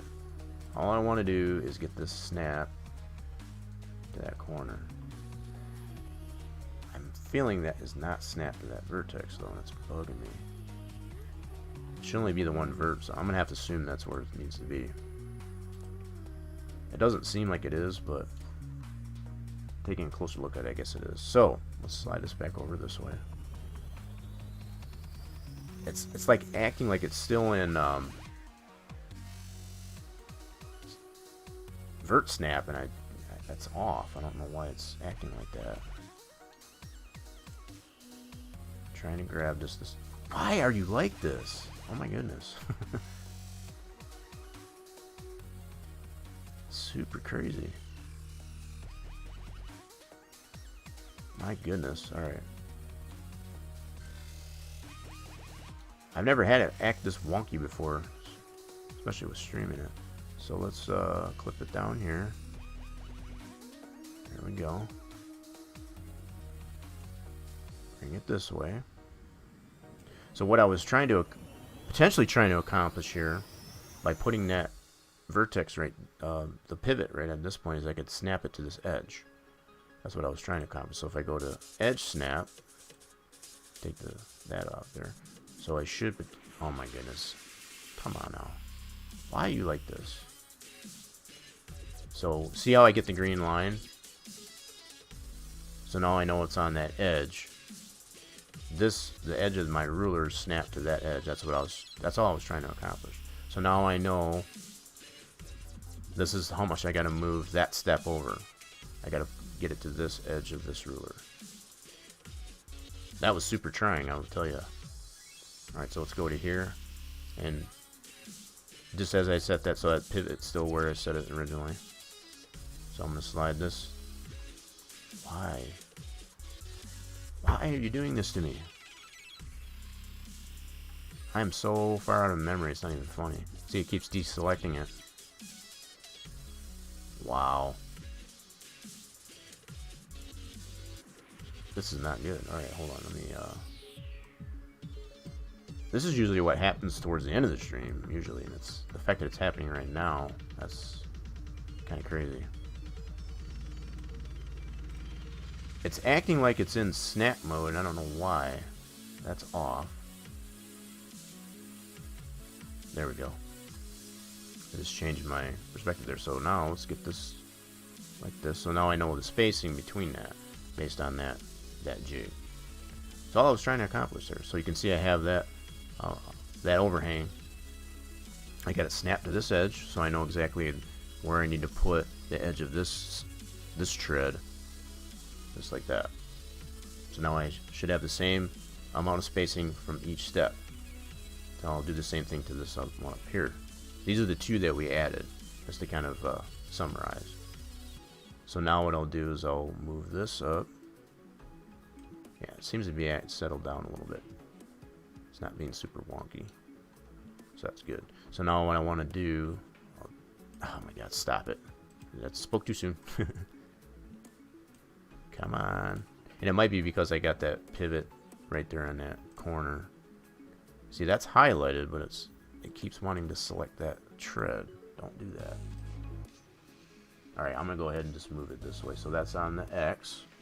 So I'll just move it out this way. There. And I can drag that out too, like this too. So instead of... That's probably a good point, because I get into the habit of doing this, and I do this all the time as far as like clicking on things in the viewport. You have the means of being able to drag it this way too. Especially from where I got the pivot there, so I just want to kind of accentuate that a little bit so that I can turn on the edge snap and snap it to this edge. So once I get the green, that's not snapped to that edge. Why is it giving me green? There we go. So just like that, when you get the green, I know that's snapped to that corner snapped to that edge. So now there's my spacing that I need to put that to. So I'll turn that off. Go into this. And again, I think what I will do, since I need to move it on the X, I'll just drag it this way. This is what I need to get more into the habit of doing, to be honest. I'm still in that mode as far as just dragging the actual gizmo here. When you're experiencing those same types of things that I am, as far as doing this type of thing, you have other means of being able to move your item. In this case, I'm just mouse, just left click, I guess, on the down here, and you can move it this way. So either, regardless of if you're just ticking it up or down, per click, you can actually hold the left mouse button and drag it this way too. And that's probably the best way. I should start practicing a lot more, to be honest. So there we go. Now I have my spacing. Now I can bring these sides up based on having these two steps where they need to be now. I can extend out these risers for that. Okay. So I don't really need this anymore. It's not really getting in the way for right now. So I'll just go drag this out of the way like so. We'll keep it in the scene just in case we want to double check our work as we move along here. But I'm definitely confident in the fact that we got our steps where we needed them to be. So now we have our 1, 2, 3, 4, 5 steps. And going back to our picture reference, 1, 2, 3, 4, 5 steps. So we're good. And then 6 would be the platform itself, which we'll get to. Now what we want to do is extend out these risers to accommodate these 2 new steps. So what I will do for that, you can see how I've got these, hopefully you can see how I got this edge here of these risers. You can see how much clip that I have as far as how much that corner of the tread is showing. Actually, these aren't consistent. Interesting. Why is that so far apart there? Interesting. Whoa. Okay, so I might have some adjustment to do here as I speak. So I got too much spacing in here. Wait a minute, let me go look at those other steps that I borrowed this from. Because I didn't touch this at all yet. And I might have moved that from clicking around in here. That's what I want to see. So I'm going to have to adjust that because there's definitely some noticeable spacing that I've gotten here now that shouldn't be there. So I'm going to go to my other set of stairs, and I'm going to go to my items list here actually. So I have this set of stairs that I borrowed it from. I'm going to zoom over to that. Hopefully this will... where am I at here? Where did you put me? Oh, I see what I did. Okay, that's these set of stairs. I actually borrowed from here, so I think that's stair 1. That's this one here. There we go. So we want to go to this one here. I want to see if I got that same amount of spacing. I don't think I do, but maybe I do. Oh, damn, I think I may. I think I actually do. I might have moved it. That's just by clicking around in that. I might have inadvertently moved that. But I think I do have the same amount of spacing here. You can see that spacing in here. So where I borrowed it from, it actually. So I have to fix that. That's just a matter of either extending the length of these treads or to move that riser. Probably extend the tread actually to get it to that. Alright. So I'll fix it on our other set of stairs that we're working on first, and then we'll go back to that. Alright, zoom on this. But yeah, I wanted to at least make sure that I didn't move that. I guess it's inadvertently. I actually have too much spacing in it. So what I'm going to do is just change. I'm going to adjust the length of these treads. Okay, so let's go into here. Zoom in on that. Okay. And you see that spacing in here. See that spacing on the tread here? I need to fix that. So, how I want to do that, part of me wants to actually get the vertex on the, let's go into here. So we go into vertex on this piece and get this, in this case it would be the Y. and then line that up to that. Let me see if that'll work. So if I go Y, as long as I got this piece is centered and this is centered, that should work in theory. That's probably a fair mention. So if I copy this vertex or location on the Y, and let's say go to this tread, and then this vertex, if I paste that into here, that should put it right at that point. So that vertex is now at the same Y location as this vert. So instead of grabbing all these verts and trying to line it up by dragging that into there, going by vert coordinate location, I know that this vert is at the same location as this one that I copied from. So the length of that is actually butted up to that edge of that riser. So I'll do this to each one of these here on the Y. So that's still copied on my clipboard. So I'll paste this in and move. I should have 4 vertices on each of these treads. So I want to adjust all 4 of these vertices. Let me zoom out a little bit. There we go. Paste that. So you can see how much that's moving to fill in that spacing that I had there. So now I shouldn't have any more space in there.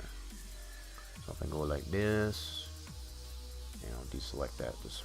See, now I don't have any spacing in there. So you can kind of see between these two, got the space in here, no more space there. So that's what I had to fix. So that was pretty simple, actually. Pretty simple enough fix there.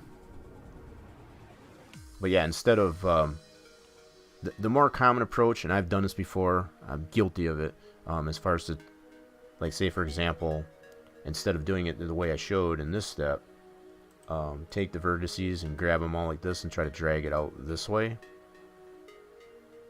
like so. That's not the best approach, because you're never going to get it exactly where, you know, to get it lined up and get it butted 100%. It's either going to be too far in or not close enough. So actually, with all these selected like that, I still have that copied onto my clipboard from that original vertice that I copied on the Y. So with all these vertices, I can do it all in multiplicity here. I can paste that same value into here and move them all together at once. So either if you're doing it one by one or all together like I just did here, either way that's going to get you where you need to be. So now there's no more space there. So I'll do the same thing on this tread. These are our 2 new ones, actually. So let's go into this tread. We'll grab all these verts, and again, I still have that copied, that value for that original Y. So I'm going to paste that into here, move that over, and we'll do it on this tread as well. So now we know each tread will be the same length equally. So we'll go vertice. Yeah, that should work. Cool.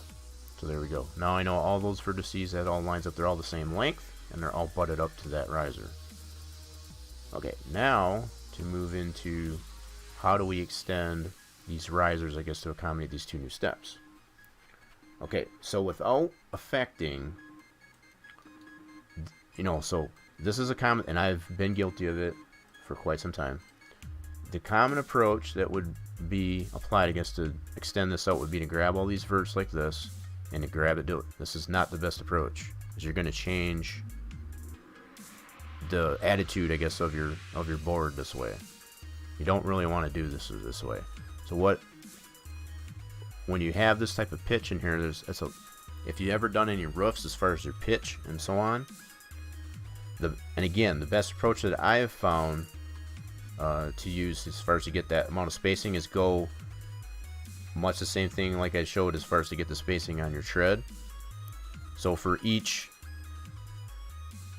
I don't want to explain this. I know what I mean in my head. It's just how to explain it so it makes sense. So take this ruler, for example, right? So wherever the top of this is landing, I guess, on this tread, I want to adjust the height of this so that when I put it on each step, I'll know exactly where it needs to land. I guess, if that makes sense. Alright, so let's adjust this jig. Let me snap that to the edge here for once. If I snap it there, and then I want to adjust, if I can move it just on this. Why do you do this? All right. So again, if it's doing that like it is for, it's kind of almost like reacting like it's on a snap, and I don't know why, but I need to move it on the Y. So I'm just going to move it this way. Okay. So hopefully you can kind of get a sense of what I'm going for here. So if I clip it into this riser like this, I can adjust the height of this. I can go by vertice actually. Let's do this. This is one way to do it anyway. So I can go like this. So to the bottom of this tread, just to kind of maintain that trajectory of this riser. Okay, this is what I'm going for. So on this tread here, and I still have it on that point actually, but I want to get this vertice. Zoom out a little bit. So I need this Z, for example. I'll copy that. Alright, I should be able to transfer that to this vertice. These two vertices, I should say.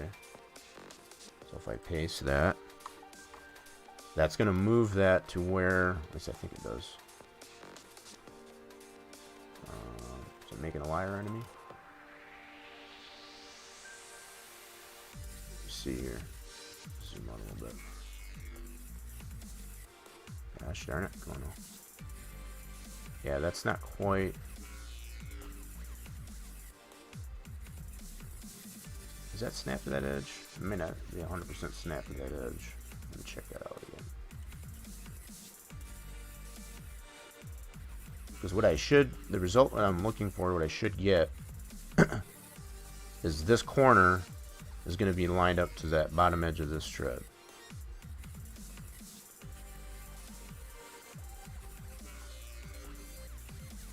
Yeah, I guess maybe it is. It's kind of deceiving a little bit, but I think it is, yeah. So by having that, established, I'll be able to better determine where the top of this needs to land, for example. And then I can adjust it to keep it straight. I'll have to do this in steps here. The fact that we are creating some steps here. So what I will do is go to the riser. So now that I know what this coordinate is for that, which is on this Z, I'll actually need two coordinates now that I say that. So I'll need the Z as well as the X in this case for this vertice. So if I go like this on this tread, so all I used this jig for was just to determine that that's where I need it to be, just to get that visual as far as where I want the top of this riser to land. That's all I'm using it as a visual. Okay. Hopefully that makes sense. So if I go like this, I need the X as well as the Z, so that I can move this riser. So I'm going to select both of these. Okay. And paste in that X to get it to that point. Okay. And now I need the Z from that right here. So here, let me go into this one here. So if I go to here, get this vert. Oh, come on. Why are you like this? I don't like having to drag select things, but it's forcing my hand here. Why are you not selecting that vert? Good grief, come on now. I still think I'm seriously running out of memory, that's for sure. It's not cooperating with me. Come on. There we go. So there's that vert, so I need the Z for that. Okay, I already got the X. Now I can go into the riser again. I'm seriously going to have to consider some more memory, that's for sure. This is kind of ridiculous. This is the extreme that I've had to deal with so far. Actually I didn't select the vert. Ah, crap. I already know what I did wrong. So I gotta go here and paste this into the Z. Now that'll move that to that point. So far I've got that lined up to the bottom edge of that, and that's what I want so far. This is to give me an idea of the trajectory of that I'm trying to determine that, so I know I'm on the right trajectory as far as that being centered and so on. So now that I know that's sufficient, I have a better idea of how I need to apply it. So let's go back to this step, for example. Now I want to get this edge up to this level. Okay. So this is incremental. And this is my approach to it. I'm not saying at all this is the best way to do it. But this is in an effort to maintain that distance as far as the width of this riser so that it doesn't get wider and or narrower as you stretch it out. And I don't know still why this is not letting me select these verts. I don't like having to drag select, but that's forcing my hand here. Doesn't seem to matter if I zoom out or not. It's not giving me the option to select that. I don't like that. That's bugging me. That's telling me I'm out of memory. Because it's making me zoom way the hell out before it gives me the option to select it. You kind of see that? So the more I zoom in, the less it gives me the option to select it. And that's kind of bass backwards when it comes to, you see how that was working there? That's telling me I'm running out of memory. Severely. So, anyway. Selecting that. Now I want to get this X. Alright, go back into my riser. And I want to select those two verts. Like so, and paste that into those two. It'll make sense once I get this applied. What the heck? Why did that not work? I don't like that having to drag select, to be honest. Paste. Why is that not moving? Okay, did I not copy the right one? Maybe I did. Let's try that again. So go here, copy this.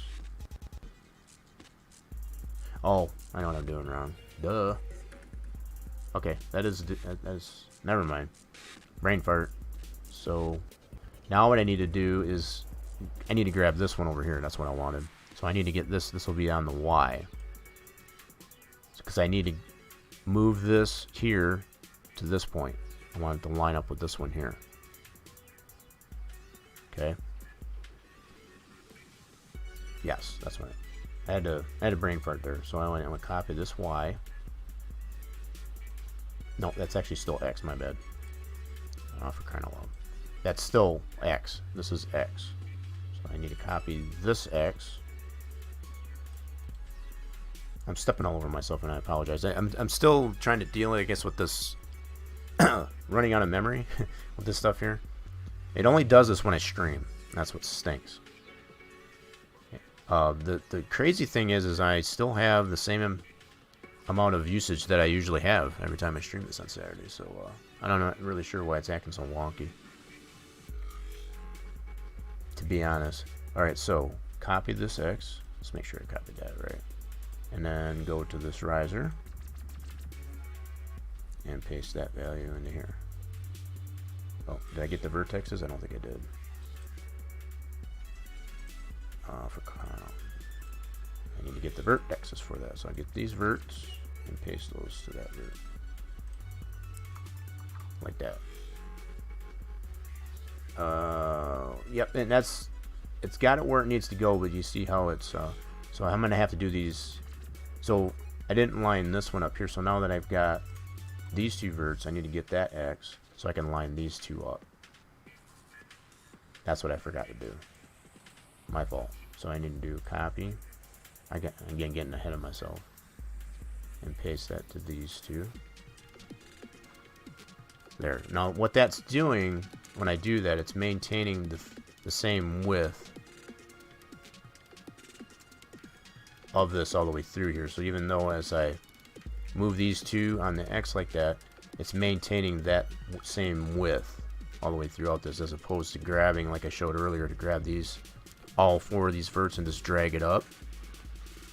You're going to end up affecting, more than likely, I guess, the width of this overall.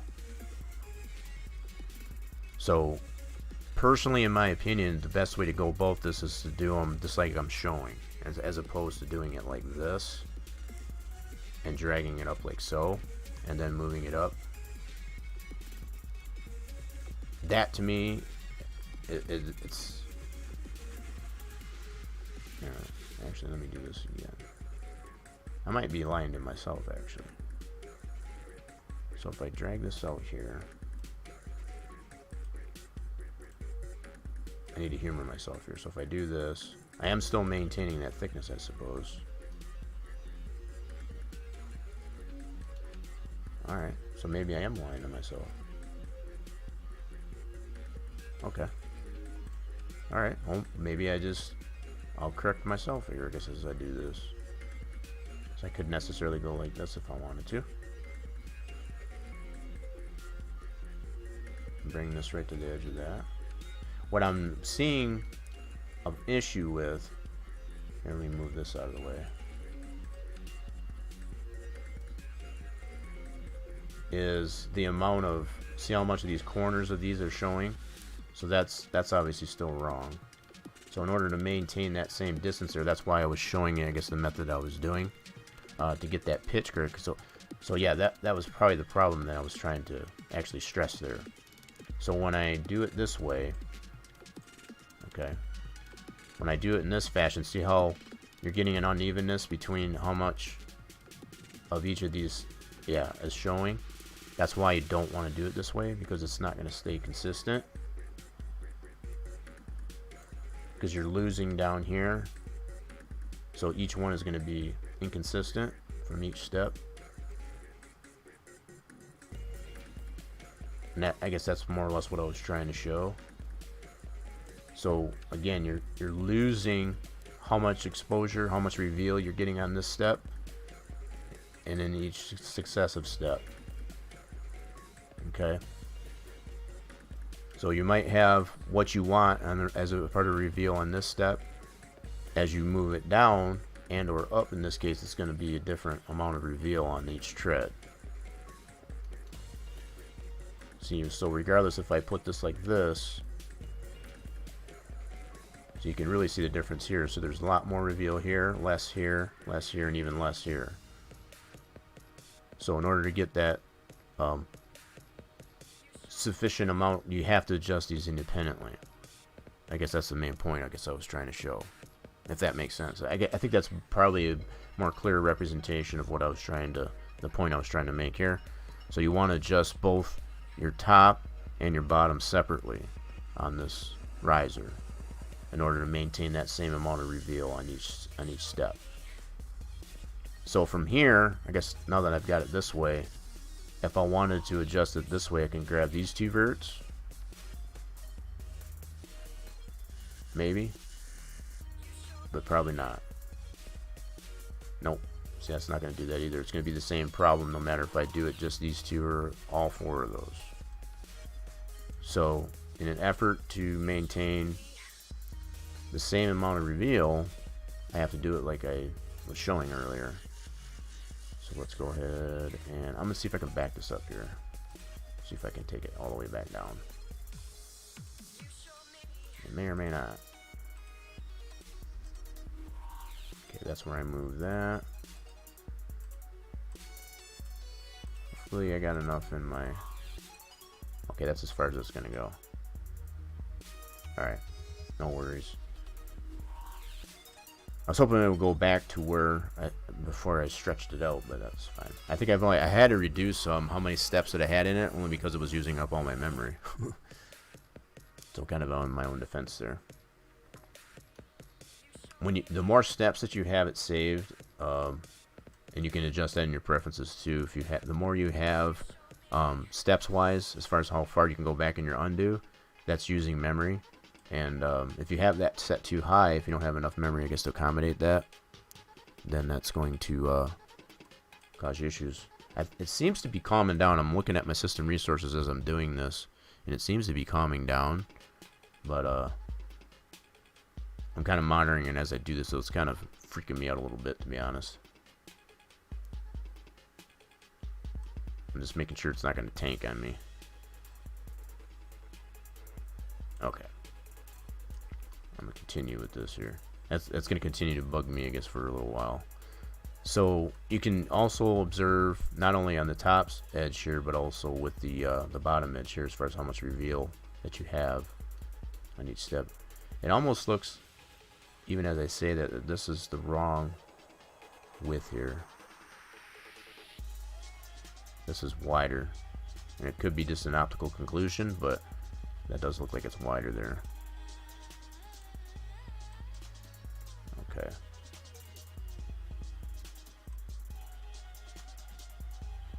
Yeah, that's definitely not. Holy crap. What did I do there? You can see how this is all out of whack here too. So I need to get this fixed. Yeah, that's definitely wrong. So let's oh, just kind of spiked there a little bit. Alright, so I need the Z on this one. Let's get the Z. And I'll paste this over to this one.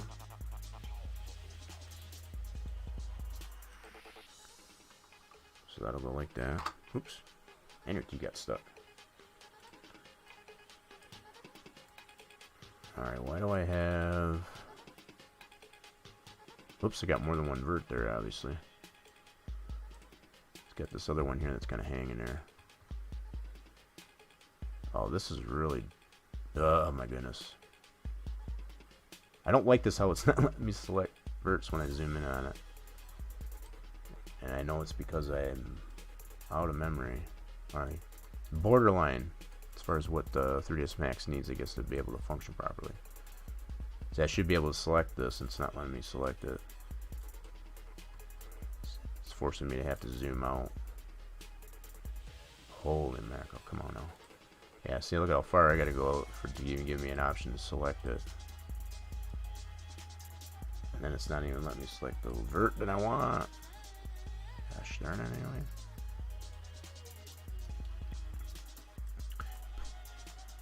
Extremely apologize, folks. I mean, it's just lack of memory.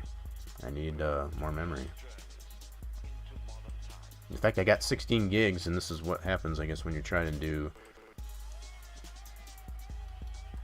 I haven't had it act this way in quite some time, especially this early in the stream, to be honest.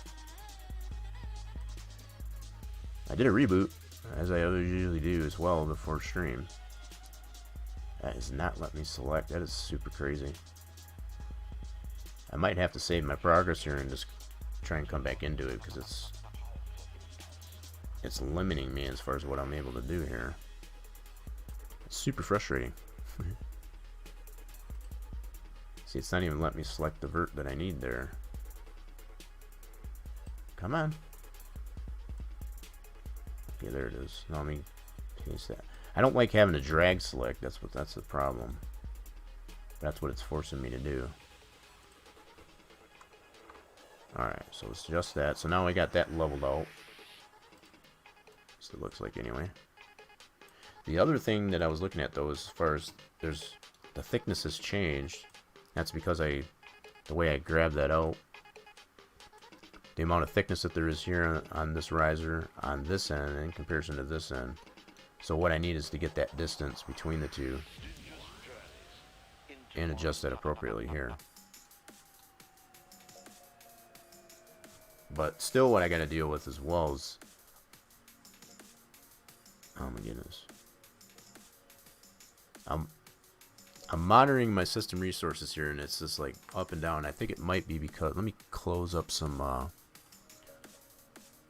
gotta close some things up here. Bear with me in a minute, folks. Trying to free up some system resources here. closing some things out that I don't necessarily need at the moment. So I think it's what's chewing up a lot of my memory here. Okay. Alright. That should be good.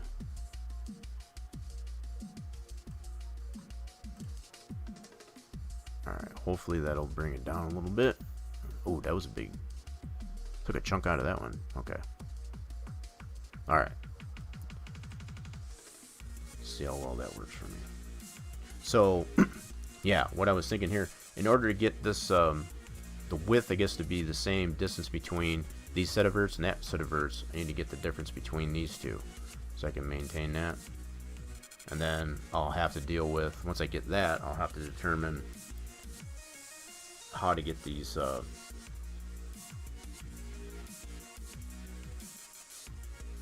the reveals, I guess, of these, I guess, for lack of a better way to put it. So how much reveal there is on each tread based on the top and or the bottom of each of these treads are, you know, equal as opposed to offset. So let me go into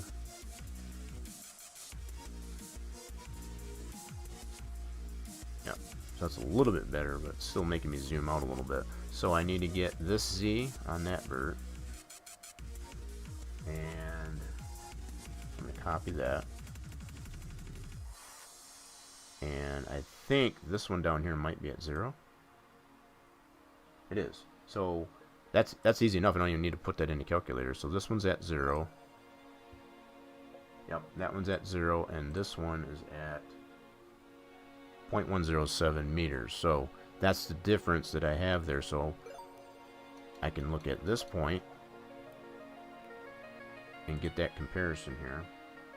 So this one's at 715. Actually, we go to the top one here. Yeah, this is a lot better.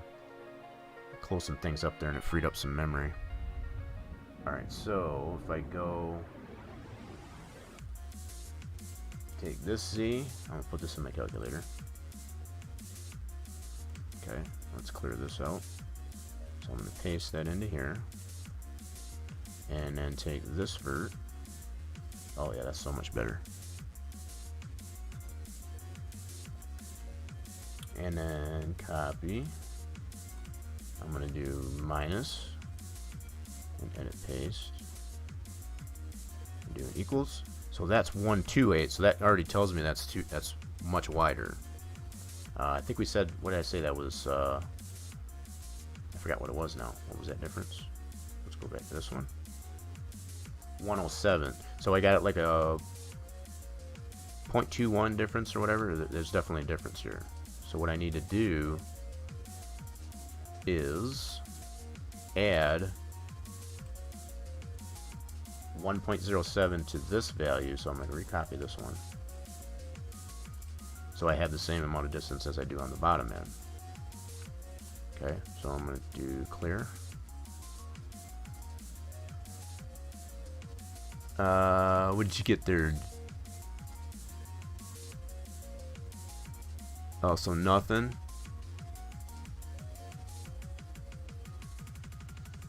Okay, you did get a risk. I was just checking there, so nothing. So you got a 1 out of 3. So you're kind of almost the same as Torch there, James. Getting 1 out of 3. So I'm looking at that right. Don't forget, I guess there is the exclamation point scold in the chat if you feel the bot's not being very, you know, very, what's the word I'm looking for? As far as being very thoughtful, I guess, as far as rewarding, I guess, the units of fluid, I guess, sufficiently. You can always scold it, exclamation point scold. But be fair warned, or whatever, you can necessarily still say, nope, you're not getting any. I also want to remind everybody that is necessarily lurking in the chat that next weekend, April 4th, I don't think it's necessarily come across the bot's not using it as a timer. I'm going to go ahead and type it in here anyway.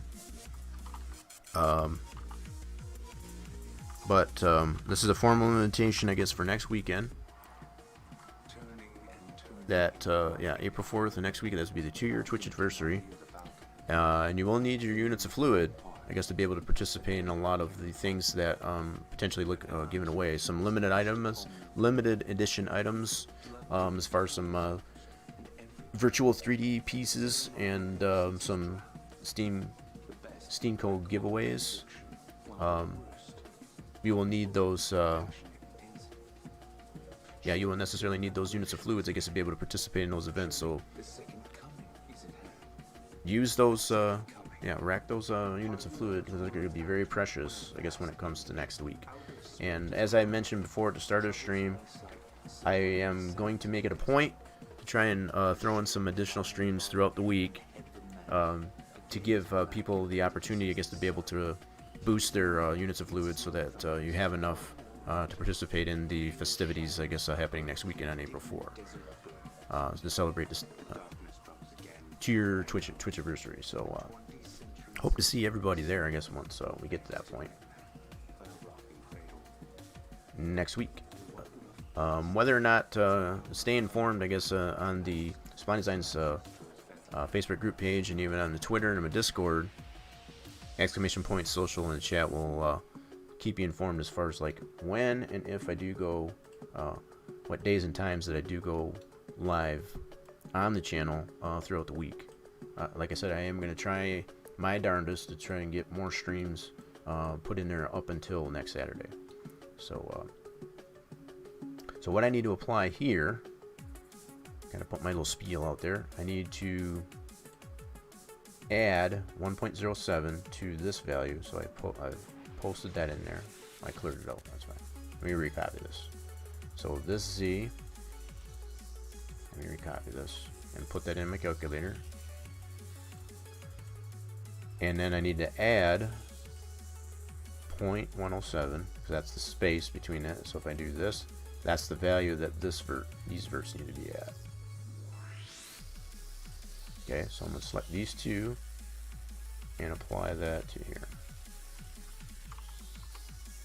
Whoa, that's not right. Something didn't work out there. What happened there? Alright, what did I do wrong? I did something wrong. Is that, let me go check that value again to make sure. So from here, let's check this one. Yeah, it should be 0.107. Interesting. Did I put it in wrong? Yeah, there's the socials. Thank you, bot. Ask and I shall receive. Alright, so 1.07 from this. Okay, so I wonder why that didn't do that right. So in theory, there, what it should have been able to do, if I added that 0.107, it should have added that difference, and that should have put what I needed to have these verts at. For some reason, that didn't work. So let me try this again. Clear this out. Recopy this Z.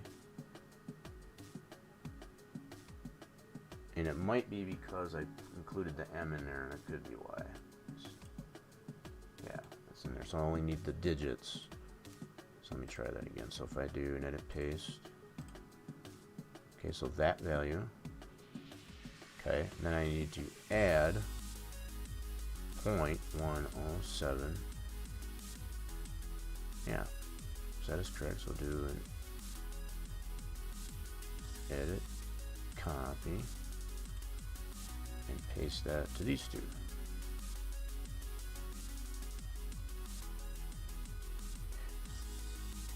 Yeah, let's try that again. So do paste. There we go. I don't know what I did last time, but yeah. So now that I got that same amount of spacing between this edge and that edge.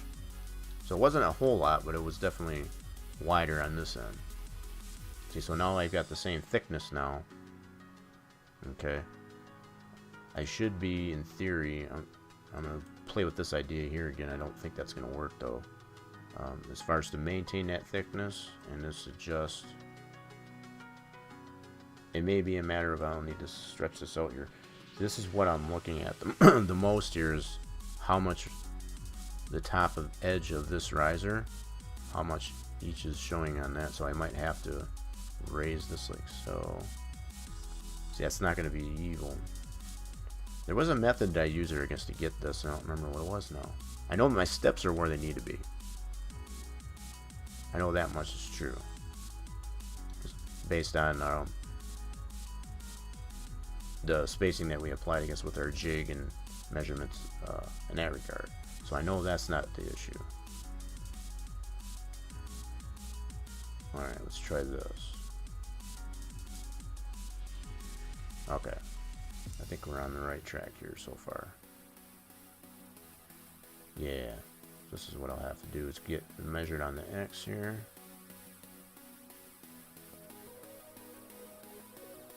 Okay. So I'm going to have to adjust a little bit on each here until I get this to that edge of the step.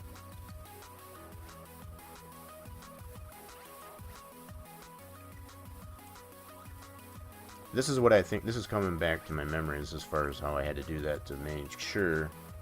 But see, I can already tell I'm losing. Yeah, so this may or may not work.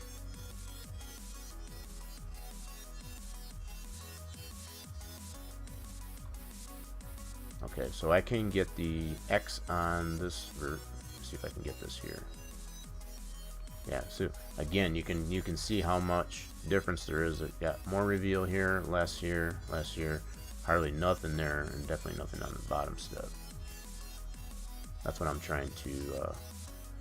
Now I know by grabbing all these verts like this, I know I'm maintaining that same amount of space on each end, right? And I'm probably making this way more difficult than I need to. But this is my approach to it, I guess, as far as to get it to line up properly. This is fudge. Let's move this up. Stop it. I want to move this ruler. Alright, so I'm going to go to my X here.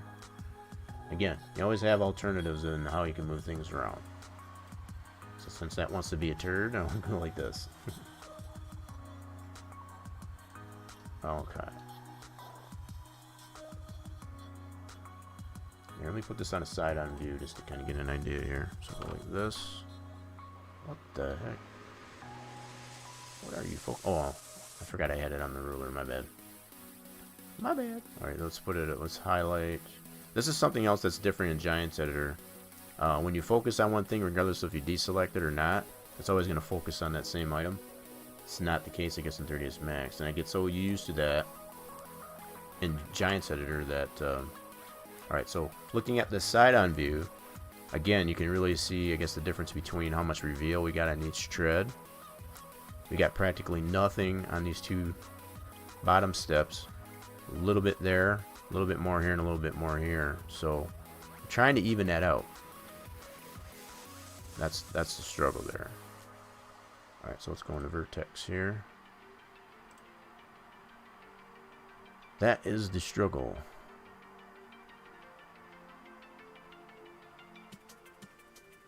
That's the other side, by the way. That's the other riser that I haven't adjusted yet. So I'm looking at, I got this edge here practically lined up with this edge of that tread. It might be a little bit off, but it's basically lined up with that. But just how much difference I have and how much reveal on each of these treads, that's what's bugging me right now.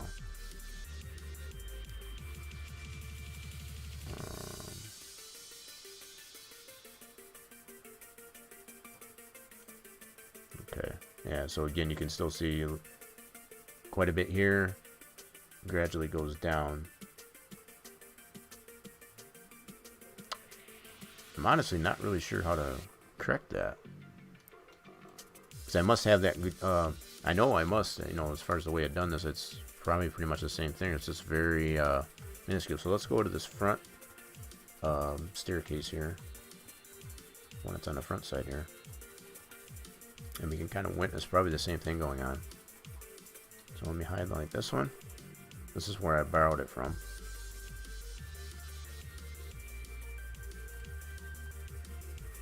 And I do 100% agree with the fact that I'm probably making this way more complicated than it is, but it's just my whole biggest thing is maintaining that same amount of distance between you know, this edge of the riser and this edge. And the common mistake that most make, I know I'm guilty of it 100%, is wanting to do exactly what I'm doing on that other side. But a lot of times the way it gets done is one end ends up being wider than the other. So this edge, I might have fudged some of this to make it look. As you can see, there's a little bit more reveal on this one. Let me put it on a side-on view. Just focus in on that. So you can see on this one how it's got a little bit poking out here. You don't see any here, nothing here. So I might have fudged this a little bit to kind of accommodate. So the thickness of this, I probably got a little bit wider on one end compared to the other, but you can't really tell. And that's just in an effort, I guess, to make it so that it's kind of a trick of the eye, I guess you could say. That might be what I will have to do on those other steps.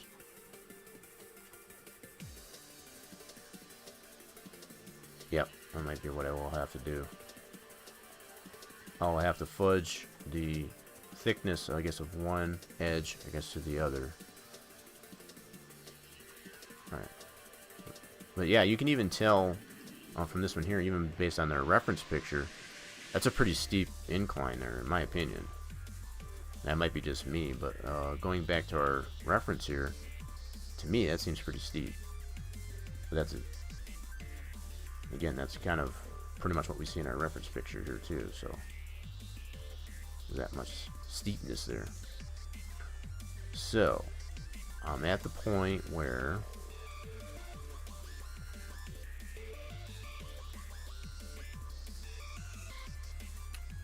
I'm gonna need to fudge a little bit of this thickness here so I can get this amount of reveal on all the steps. So I'm going to take this bottom edge, for example, go to this vert. Actually, I'm going to see if I can select these two verts. Go to vert, grab these two.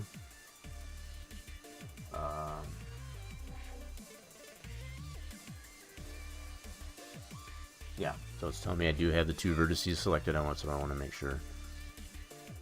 Two vertices selected. That means those two on this bottom edge. And I'm going to tick this down on the Z until I get the proper amount of reveal on these two bottom steps. I'm trying to even that out, basically. And I'm going to do that like this. It's really hard to tell because that gizmo is right there.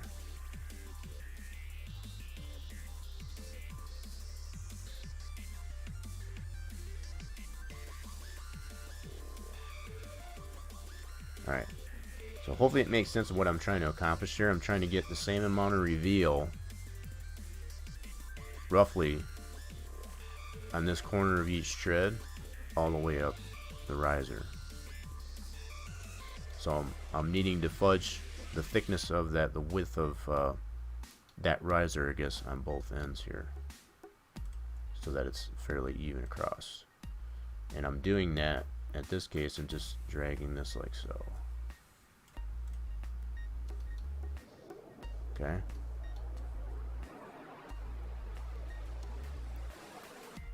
Now, let me get this X on this tread. Let's go into vertex. What is this X at? I want to copy this. And I want to line this edge up totally with the edge of this tread, basically. And it may come down to it, I might actually have this too high now that I think of it. No, because then the platform would be right here. So that's, that should be correct. So from this step here, the next step is going to be onto the platform, which will be on the edge of this riser. Yeah. So I'm not wrong here. So let's go this X. Copy that. Make sure I copy that properly. All right. Yeah. Yeah, by turning off those couple of things there, it did free up quite a bit of memory, to be honest. So that's good that settled down a little bit. Hope I didn't lose too many people, I guess, in trying to figure all that out. I apologize, my deepest apology, I guess, for having a little bit of hiccup in there, but it's definitely, I can definitely tell that a lot of memory has been freed up there, because I'm not having nearly as many problems as I was earlier there. So again, making sure I copy this X. I know I've copied it probably a few times already, but doesn't hurt to make sure. So I'm going like this, and then I'll go into the vertex here. I'm going to grab all these verts and adjust that X. Oh, I did that wrong way. Oh, darn it. That was in copy mode. I need a pasta. I copied when I should have pasted. Actually, I only need the one on this one. So again, copy that and pasta it to here. I'm gonna select all of these and then pasta that. Oops.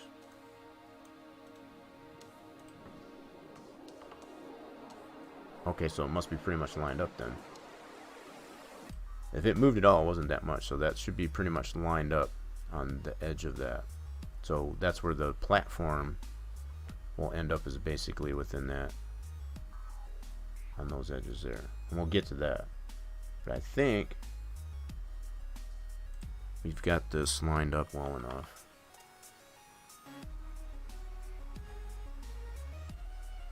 Still don't quite like how much reveal we got here in comparison to the other two. Alright, so let's adjust these verts on this riser. See if I can grab it this way. You know what's in the... I think what's screwing me up here. Hold on. I need to get this other riser that I haven't adjusted yet over here. I need to hide that for a second. That's kind of throwing me off a little bit. So that one's plane 005, just so I know. So in my list here of things that are hidden, that's going to be plane 005 right there. Okay, just making sure, just observing that. Alright, so let's put this back on the side on view. Yeah, that'll help me better determine what I need to have. Okay, let's make sure we got these two vertices selected. Cool. And we're just going to slide this down.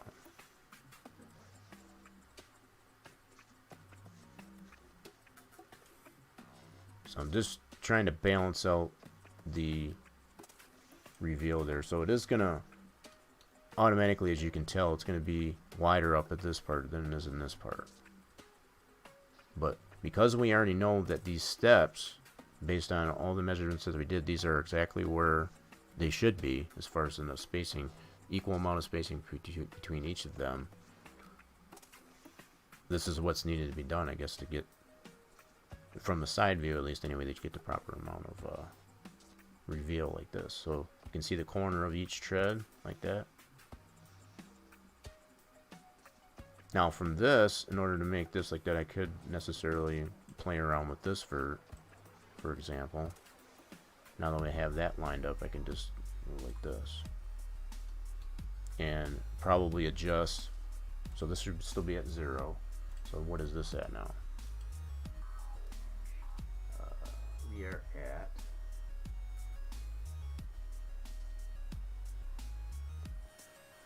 0.081. Took me a little bit there. So yeah, 0.081 we're at now. So that should be the difference between this one. If I copy this Z. Okay, let's try this. So if we do 0.0. Whoops. Hold on. I'm making sure I'm leaving the M out, because I think when I copy that into the calculator, that's kind of throwing it off a little bit. So I'm going to clear this out, do an edit paste. Okay. And then I'm going to add to this 0.081, which is our difference, and add that to it. So that's this value. So I'm going to copy that and paste that to these two these two here. And I'm only changing the bottom edge. I'm not messing with the top edge because that's where I want that to be as far as how much reveal that we have on there. Okay. This is probably actually a better approach I took that I was trying to show earlier because that was a little bit more complicated. So you can necessarily, the whole takeaway I guess from this, you can do what I was basically detesting as far as to grab the two verts there to get it where you need to. Adjust your top edge of your riser, I guess, to get how much reveal you want, just like I've got here. And then from here, what I'm doing now is just adjusting that bottom edge so that you have that same amount of distance on one edge to the next. So what I can do here is add, I want to make sure I'm doing this right. So I don't want to touch the top edge, but in an effort to get, I need to add or subtract, from this case, from this point. So on this value, I need to subtract 0.081 so I can set that, this bottom edge to it. So I want to copy this one here, clear this out, and paste that in here. And I want to subtract 0.081 from this so I can get that distance to this bottom edge. 0.081. So this vert needs to be at that value. So copy that. These two verts actually. Okay, so if I paste that Z into here, there. So now I should have the same thickness from this vert to that vert as from this vert to this vert, all the way through, and I'm still maintaining that same amount of reveal on each. Hopefully that all makes sense. So now that board is basically going to be representative of, say, like a 1x6, for example, or a 2x6. You're maintaining that distance, that level of thickness or width, I guess, on each edge, even though it's on an angle. So if you look at it from further out here, you can kind of see we got the same amount of reveal on each step, both on the back side of it, I guess you could say, and this front side, roughly. So this is probably the same type of thing I'll apply to that other set of steps too. Now, to save myself any agony at this point, to not have to apply the same thing that I did on this one here, I can just clone this one and delete the other riser and put it on the other side. That's probably what I'll do, actually. So now that I got this all set where I want it to be, I'll just clone this riser. Let's get out of this. Yep, I'll go ahead and clone this. 0.08. And then just move this over. Now, in order to get it so that it's butted up to, I'm not going to adjust the length of the tread like I did prior when we had the spacing in there. I'm actually going to set the pivot onto one of these edges here, either this top edge or the bottom edge, and then get that X coordinate, and then be able to line that up to the outside edge of our tread here. So let's snap, going to effect pivot, like so. And then we want to snap it to, and go to edge snap, like so. And it doesn't matter if it's the top or the bottom edge. Okay. What we are trying to determine here by doing this is, let's get out of effect pivot only, there we go. So we want to get, I'm sorry, this Y. We want to get the Y, I said X. So this Y, we want to get that coordinate and be able to put, well, we want the Y off the tread there. So we want to go to the tread. It's probably fair to mention there. So we go to this tread, any one of these treads actually, and get the Y on one of these verts here. So go like this. We'll get this Y. Okay. Okay, so we get that Y, and then we go back into this riser, And with that being on that edge, I should be able to apply that same Y. What we just copied. So we'll pasta that. And now what that should do is it should butt that riser right up to the edge of that tread. And that's exactly what we want. Now, I might have, let's see here. Yeah, looks actually pretty good. So that riser is actually butted right up to the edge of that tread. Now, unlike I guess what I did earlier as far as to adjust the length of the tread to take rid of that space, I could have done it probably the other way, you know, just like I did there. So either way I would have done it. I just wanted to maintain, I guess, the length of that tread. So I figure instead of adjusting the length of the tread, just go ahead and adjust the riser itself. Now that one that I hid here, this plane 05, I think it was, yeah, this one right here, I don't need it anymore because I've got that clone now. So we'll do plane 05, which is this one. Oh, this one here. I can delete that. So all I did was just clone this one that's now in position. So there we go. Yep, bot's letting it. Okay, cool. That invitation is, so that timer is working there. Nice. Oh, James got a shot in there. Cool. And you got 56 in there. Cool. So did you get, let's see how well the bot's behaving. Nope, nothing on the slots. You got, oh, you got 2 out of 3. 2 out of 3 that one. Nice. Cool beans. So yeah, I think this is a successful construction of our steps for that. So now we know the whole reason for doing this in the first place. I can get rid of this little jig here now. We don't need that anymore. We now have some adequately constructed steps. And that's basically to coincide, I guess, with these steps that we have here. Now, even looking at this further, the thickness of this is probably a little bit thicker than what we have it, which is not a big deal. We can adjust that. Yeah, we can actually adjust that if we wanted to. For now, I'm just going to leave it like that. I just wanted to get some steps into place here. I had based this on here because the steps that were on the front side that I borrowed this from was based on like a 2x6. It was either 2x6 or 2x8, one of the two. So that's what I kind of based this on. So the fact that these risers on this particular set of steps is definitely thicker than what I have it, that's okay for now. But see, now from here, the way I've got that riser, I can be able to put a platform based on the top edge of that riser. And I think what I am going to do, with that being said, I'm going to borrow something that I already have constructed here, and it's longer, but that's fine.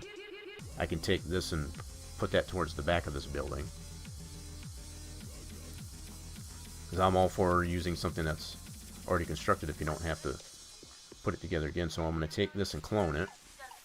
This is obviously a lot longer than what we need for the backside, but that's fine. I'm going to clone this like so. Make it a copy. And let's go take it back this way. Alright. Oh, where'd he go? Ruh-roh. There it is. Just say, where did he go? Yeah, so this right here, all we'll need to do here, and I still have that to be able to resize it. So I should be able to resize this. I still got that shape descriptor in here. Being able to, that modifier just for the shape, you know, being able to adjust the size of it. So I can just go into here, and I believe that's going to be the length. Nope, wrong one. So I'll just undo that. That's going to be the width, so I can shrink this down like so. This is the advantage of being able to keep your modifiers, so not making it entirely, I guess, into an envelope poly. I still got that rollout for it, but I still have the ability of being able to adjust it this way. Okay, so I'm going to make my platform for this based on something I already had on the model. So So let's move it this way. I'm just going to get this roughly into position here for now. And I'll probably change the thickness of this too, because that one, this platform here is a little bit skinnier. Yep, than what I got here. Just a little bit skinnier, so we'll adjust that. So what I want to do here, this is the whole reason of getting this over here anyway. I want to set this, the top of this platform, what'll be our platform, to the top verts, I guess, of these risers. Okay, so let's adjust width a little bit more. So, alright, so what I'll do is I'll reset, we'll do a center this. That is centered, cool. Alright, now I want to get the Z on these verts here on these risers. Okay. So I want to get this Z, and that should be the same on the other side. So copy this Z. And then what I'm going to have to do, I want this platform, yeah, this top version, it's kind of going back to what I showed earlier. So because I want this platform, the top of this platform, I guess, to line up with that top, these verts on the risers, I need to set my pivot at probably any one of these four vertices, as far as that Z. So probably what I'll do, I know I went and centered that, but I didn't really need to do that actually. So let's go like this. If I do effect pivot, I'm going to go to vert snap. This is probably the best approach for that. I can snap it to, it's still not really wanting to snap properly. No. Oh, I got it on edge snap. I'm going to turn that one off. I only want it to vert snap, not edge snap. So I'm going to put it right on that. That's what I was looking for. Huge improvement, I guess, in what it was earlier. Alright, so now that I have it on that vert, I can get that coordinate here, I guess, for that Z, which is right here. Okay, so I'll want to transfer that coordinate that I got from this Z on the riser to that point. And it'll move that whole thing based on that pivot. That's the whole point of doing that. So if I go like this, I want to copy this Z, go into here, and now that I got that pivot there, I'll be able to adjust that pivot, which is the whole object basically, and paste it to there. Now that should line that up the top edge of that, like so. And now that I look at this, it actually looks like it's a little bit off. How did it do that? Do I have it? Oh, wait a minute. That was on the Z. Let's move it out this way. It's too far away. That's what it is. Okay, so now I can get the X on that same position, and it'll butt it up to that riser. That's all that entails. I can keep that right there. Now I need to get the X on this riser. And again, just like we did with butting up the riser to the tread and so on, same concept here. Alright, so I need the X on this one, so I'll copy this X, top of that riser, and I want to apply that to here.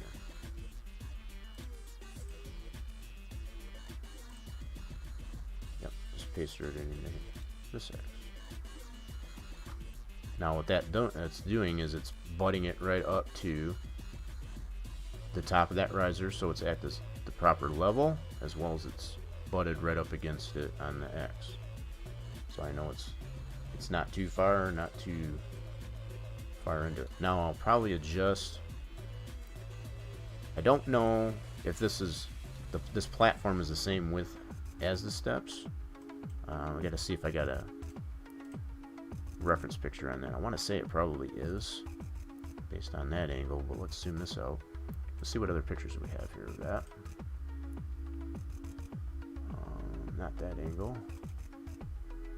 I think I have an angle for that. I'm just not sure. I gotta go through these.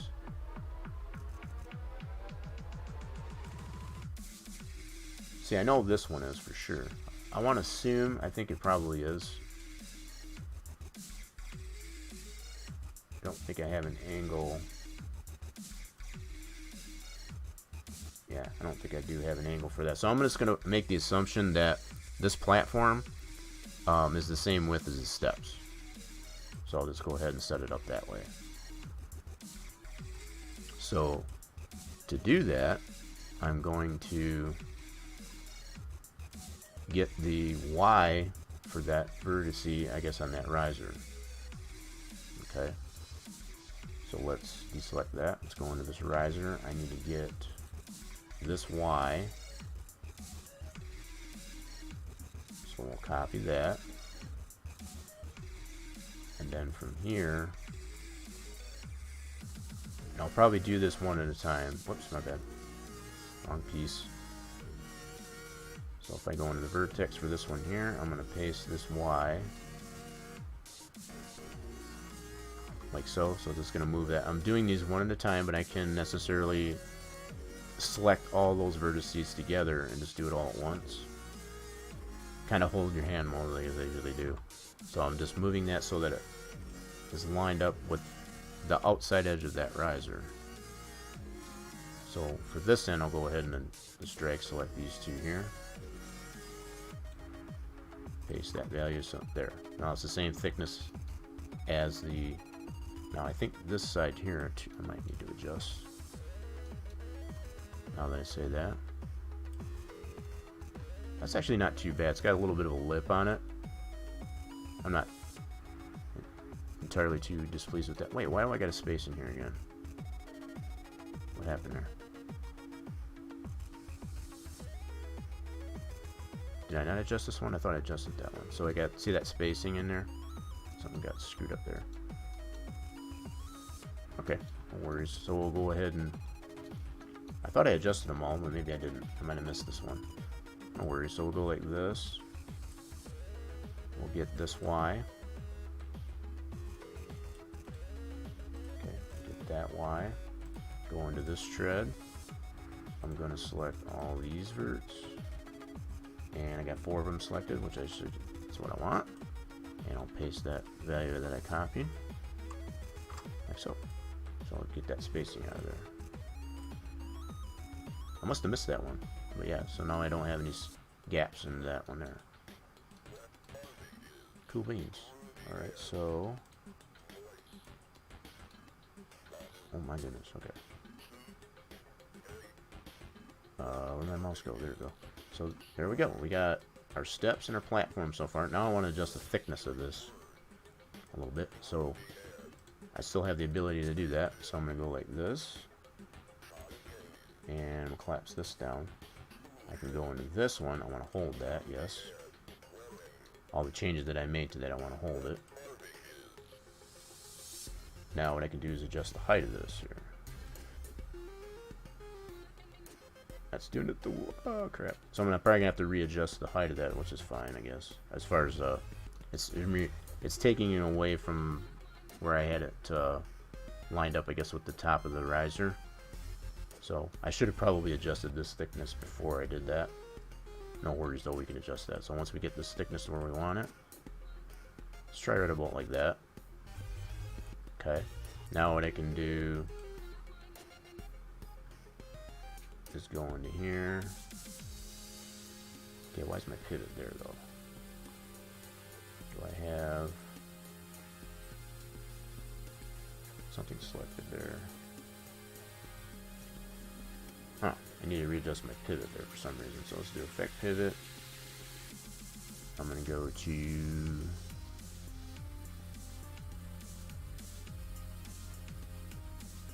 snap to that vert.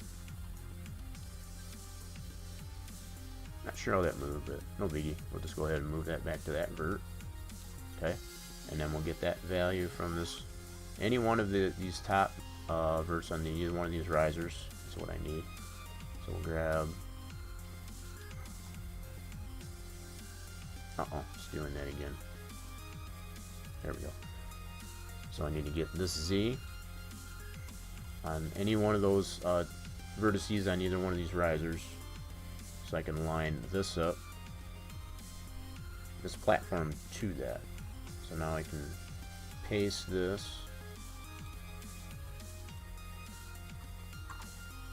I can put it right back so it's even with the top edge of those risers again. So now we're right back to where it says it. So the fact that it took the thickness of that, I guess, from the top end of that where I had that lined up, this can still be fixed. So I think we're all good to go there. Alright, so let's zoom in on that. So now we've got our steps and our platform. The only thing that we're missing now is our supports, which, if we zoom in on this, it's got some angular type of supports coming off the building, and it looks like it's just underneath this outside edge of the platform. You can see these little angled supports here. So we can, I didn't put anything on these here, I don't think. No. So right now I just kind of got it floating, but I believe there's something similar to that, to this ledge here as well, if I remember right. Let me go back to that actually. So if I go to this one, let's see what we got here. So this one, that one. Just want to refresh my memory here a little bit. Nope, not that one. I got so many good pictures, angles from ground level. Okay, here it is. So actually, no, this one's got. So it must be supported, I guess, just like inside the center block.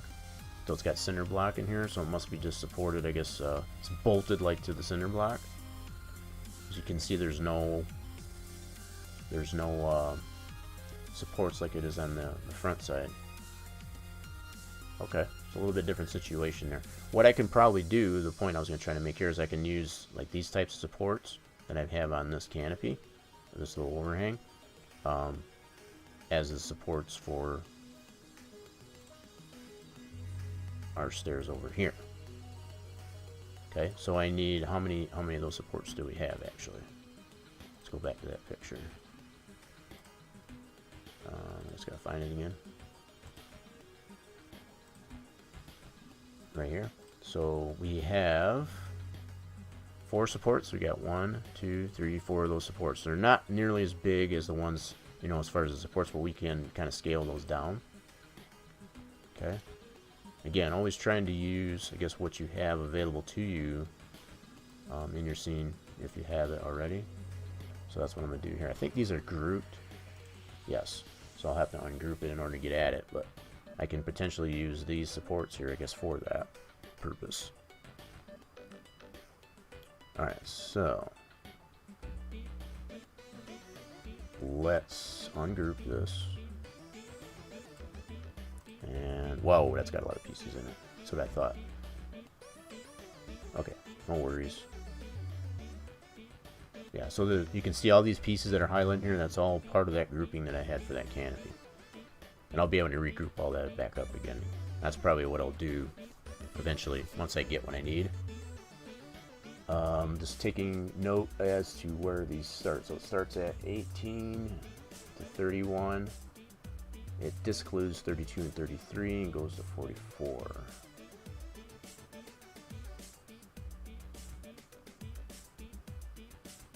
Interesting. Okay, I'm just taking note of it. I'm going to actually take a snippet of this, to be honest. I'm going to put this on my other monitor. There we go. I'm going to throw this on my other monitor, just so I know what I need to reselect later on to group that back up. Okay. Yeah, I'm just going to hold that there. Snipping tool becomes your friend and something like that. So the fact that it's got a lot going on here as far as what's grouped in here, I'll know exactly what to select with that little snippet that I saved there. Okay. So now I just want to get to, whoops, my bad. I had that all just like, okay, so I just want this little bracket here, this little support piece. So I'm going to clone that and do this copy. And we're going to drag this over here. And we'll scale it and do whatever we need to, I guess, to use it for our purposes for support on our platform here. Okay. Yikes, I guess I brought it a little bit further than I needed to. So let's bring it back this way. Okay, that's clipping into that. Cool. Just trying to drag this down like so. Now I'll need to orient this, I guess, in a different way here. So I can probably rotate this way, maybe. Whoops, my bad. Might be better for me to angle snap this. Yeah, this will probably work.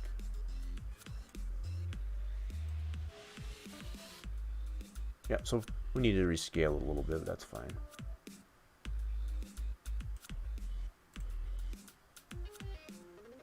Yeah, this should work out pretty good. So if I get this under... What I want, actually, is so that this is on the bottom edge of the platform. Okay. Alright, let's see here. Let's play around with this a little bit more. So if I go like this, that's already got that like that, and I can just adjust the other edge. For example, I'll need to scale this up for, you know, to accommodate, I guess, this particular platform. But yeah, I've got this flat edge like here.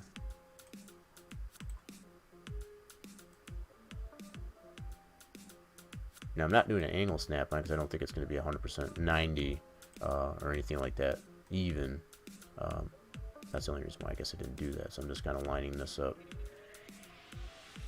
like I am. Those go inward though, don't they? Yes, they do. Double check that. Yeah, they go inward, so it goes outward on this edge. It comes from the building, basically. Yeah, out to the edge. Okay. So I need to flip. This way I can probably do an angle snap. So I'll angle snap it this way on 180 degrees.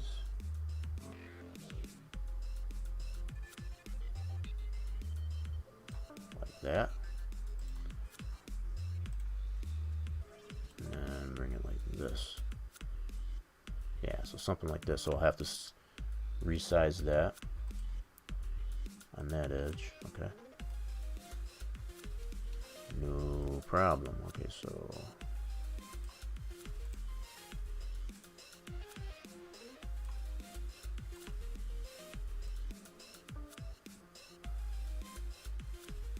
okay, so I'll probably deal with the same thing. Okay, that's roughly in position here. So what I'll be able to do is this surface here that I have on that, I want to line that up to the bottom edge of that, so I'll get the Z off of one of those verts there so I can line that all up with that. That's pretty much the best way, I guess, to so let's go to this. I'll get the Z off of any one of these bottom vertices here. Okay, so I want to copy that Z. Okay, and then go to here. Go into these Z, and I'm going to grab all four of those. 4 of them selected, and I'm going to paste that what I just copied. Now what that's going to do is that's going to flush that up to that. That's what I want. And then I can deal with this end as far as how far I want that to come in or out. So I'm going to grab all these vertices on this end. Actually, I should get 4 vertices selected. I'm going to drag this up this way. So you can already see what's happening. This is what I was pertaining to when I was dealing with the risers before. See how it's changing the thickness of that? See, I didn't do the back side of this one too, so I'll do that as well. I did the... Oh, wait a minute. See it? Oh, I see why it's doing that. Never mind. It's doing that because of how, yeah, stretching that out there. Okay. I'm going to need to adjust the thickness of this once I get this into place, is what it basically boils down to. But that's kind of what I was trying to show when I was doing the risers, I guess, on the steps earlier, as far as like you get this type of thing happening. Where you get it way wider, I guess, on one end, but in order to maintain that thickness, that's why I was showing how you get that difference as far as to take the difference between the two sets of vertices to get that the same thickness all the way through. Alright, so let's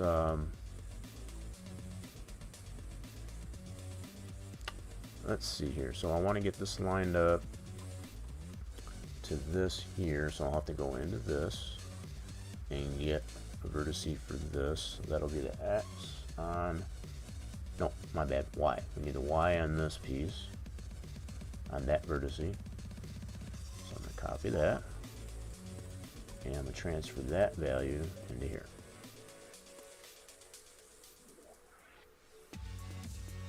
Alright, so go to vertice. So all these vertices, I want to line those up the same. Paste that. I might have to do these independently, actually. Let's see here. So that didn't work like I thought. Hold on. Let me double check this value here. So go into vertice here. Grab this vert. Get that Y.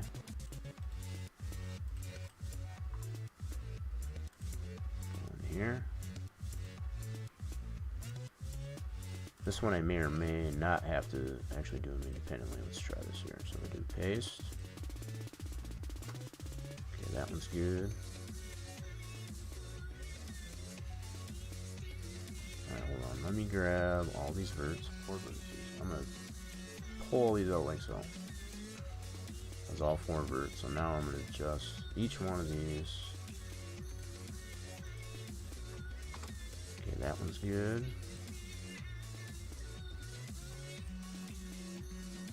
I should have been able to do them all at once, but for some reason it wasn't letting me. The result wasn't happening there, so now all I'm doing is flushing that up with this wall. That's all I'm doing there.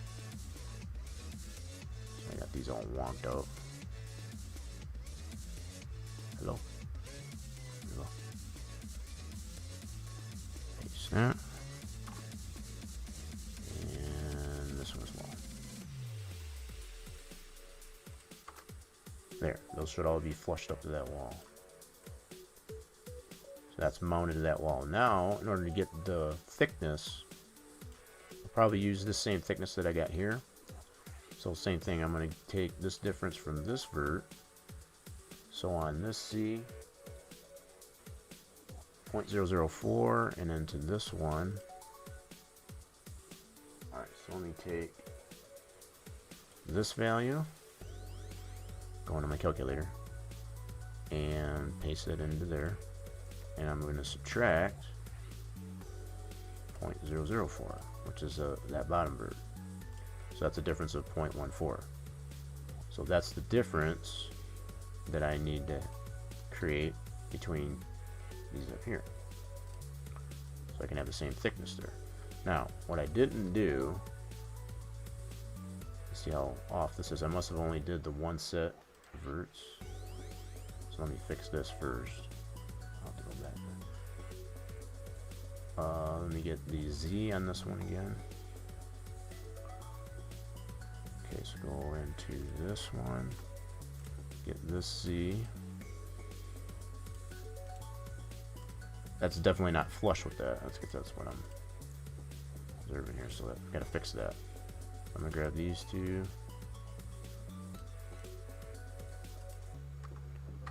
Flush those up.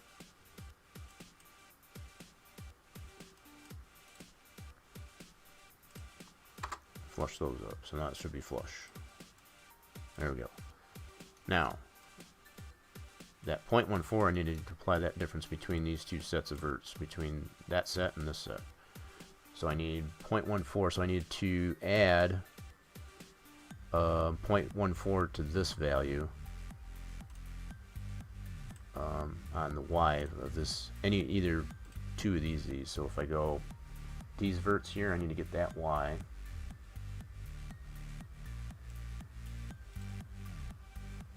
Copy that value, put it in my calculator, do a paste,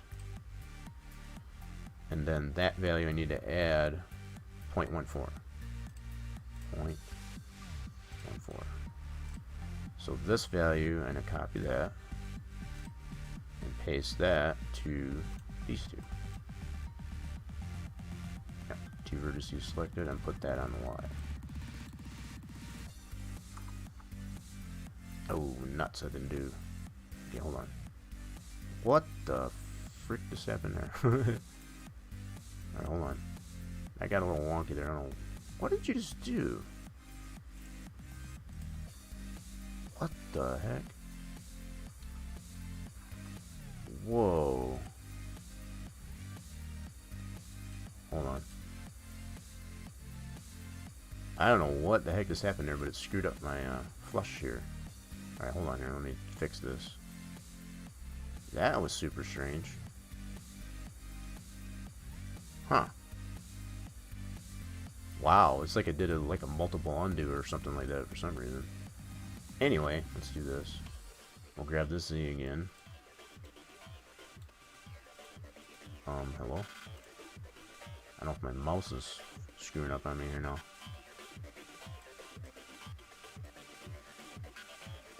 Oh, wow. I need to clean my mouse out. So, here we go. I got the Z from that. We want to fix this. I got screwed up here, so I want to go back into this. Go to the Z here. And grab these two. Copy that. Paste it. I'm sorry. Already copied. So we'll go like this. And now that's flush. And do these two. Paste and flush those two. There. Now it's flush again. Alright, now I need to get that difference. I think it was 0.14. I want to say it was. I had to close my calculator because that was going bonkers too. I was like, what the frick is going on, man? Alright, so let's get this coordinate again. I want to say it was 0.14. But that would be just a guess. Get this one. Let's get that Z. And paste it into our calculator.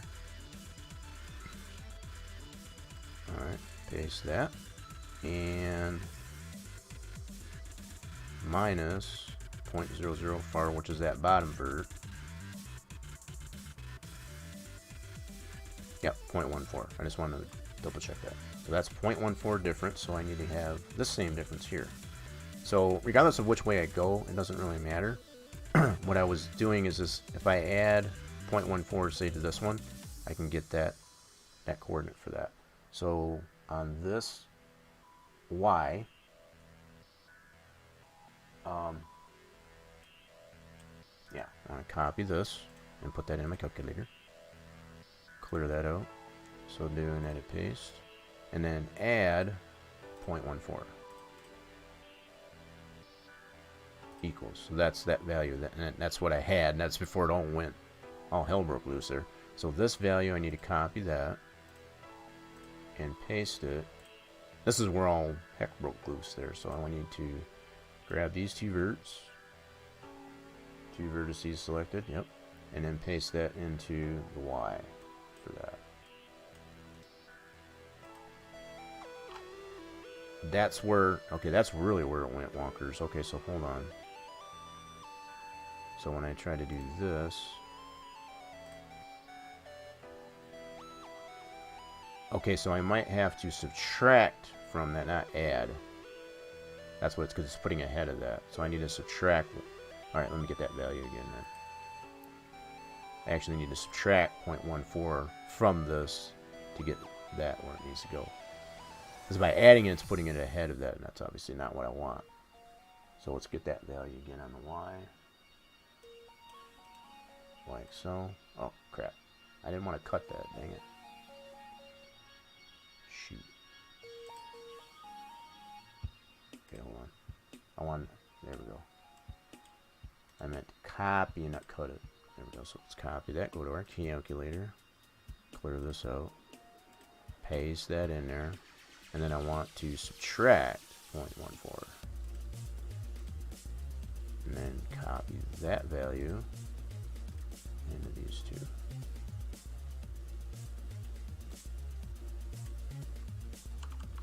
There we go. So now we've got that same distance all the way through that, from these 2 points to these 2 points. So now we've got that support bracket there. That's actually didn't turn out too bad, actually.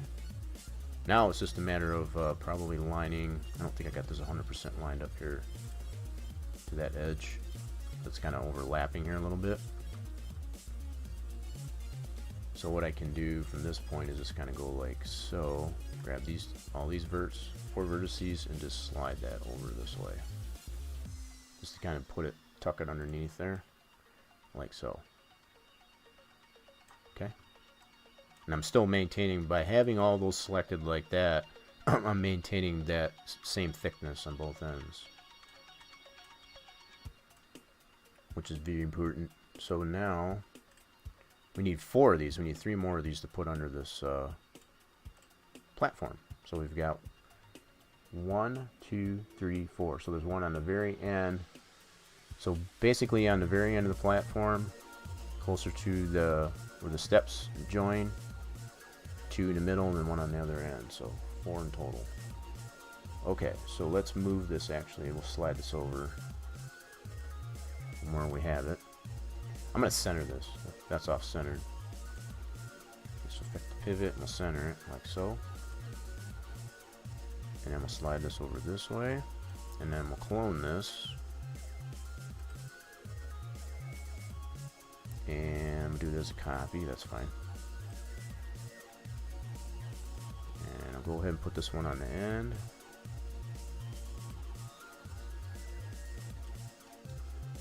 Kind of leave it a little bit of a lip on it. I want to put it to the very end, just kind of go something like that. Looks good, and then we'll put 2 more in the center.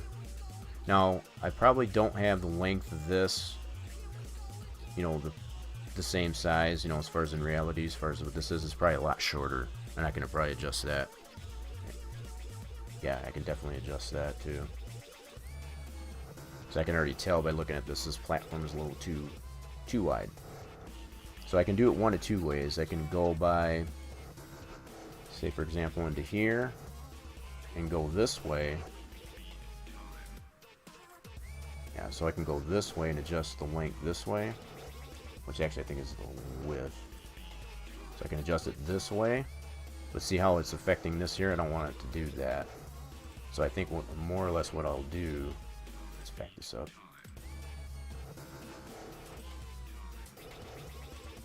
Okay, so instead of doing it that way, pardon me, what I'll do instead is just grab all these verts on this end and shrink it down that way. So I'll scoot it in like this. And I am 100% just eyeballing as far as how wide this is. I want to say it's, you know, judging by the size of this door, it's probably it's probably about 4 foot thereabouts. So if I wanted to set this up to 4 feet, and I'm just going to do this really roughly. We'll do just really quick here. We'll do a plane, and I got this set like this, so I'll go like this. Let's angle snap this way. Put it 90 degrees.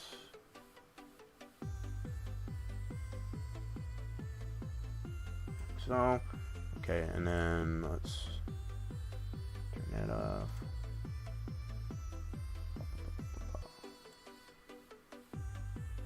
Yeah, that one is, it's the height I'm more or less concerned with.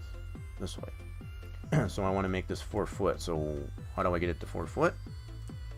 We'll go into here and we'll set up, let's do a convert here. So we'll do feet to meters or meters to feet. Okay, so we'll go to a little conversion tool here. So we want 4 foot, for example. So 4 feet, that's going to be this much in meters. So I'm going to copy this value. I haven't had to use that one yet so far. I'm going to get a little bit more precise here, I guess, at that. So I want to make this 4 foot wide, which is on the width here. So I'm going to paste this here. I just copy. So that's 4 foot. And I'm guessing, of course, like I said. So It may not be 4 foot. It might be a little bit wider. 4 foot seems to sound like a good round number. So I'm just lining this up here just to kind of see where I need it. So let's go like this.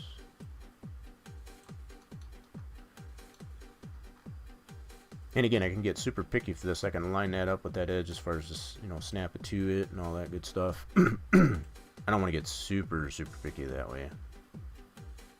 But I can go like this, so that would be the width of our platform would be this 4 foot. That almost seems too shallow. Let me look at our picture again. Where's our picture at? So our picture, I don't know, maybe the platform itself, that's probably about right, actually.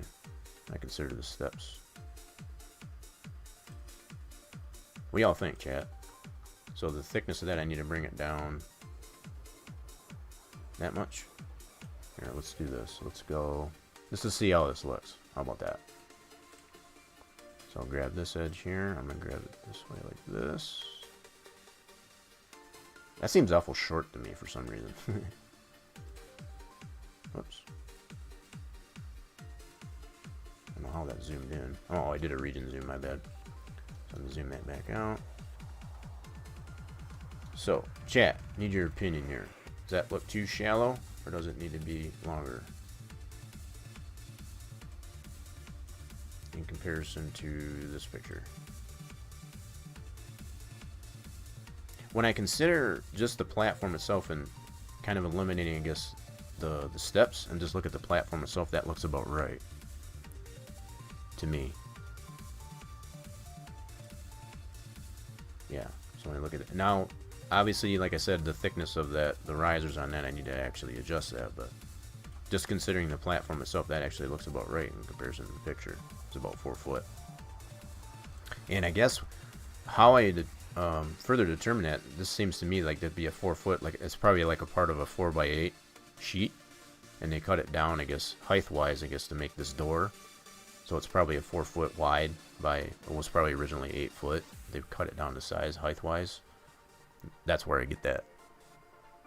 That's kind of where I get that determination. It's probably the same thing here. It's probably a 4 foot wide, and it was probably 8 foot, and they probably cut it down, I guess, to fit the opening that they have on that door. That's what I think, anyway. Okay, so I don't need this. Let's get out of that. We can delete that now. Now that we got now we can put this into position over here, and then we just need 2 more in the middle there. Cool beans. But the door's wider than 4 foot. You think it's wider? It looks to be about 4 foot to me, and it could be just my perspective. That looks to be about 4 foot. You know, they probably based it on kind of like it was like a 4x8 sheet, and the height of it was cut down. That's what it looks like to me, at least, anyway. Okay, so let's that looks good there. So we just need 2 more in the middle, center part. So we'll go ahead and clone, like so, and put 1 here. Edit, clone, and 1 right here. Something like that. So then we can kind of adjust these independently and adjust the spacing. Why are you doing that? Stop it. There we go. So something like that. Ta-da! So we got our supports on there. They might be a little bit thicker than what it is in actually the picture, but it's not too terrible. It's hard to kind of really determine it. I think they are a little bit thinner than what I've got them, but looks like more than 1 sheet. I see a seam. Is there a seam in it? I can't tell with all the rough paint on it. Yeah, it's kind of hard to tell.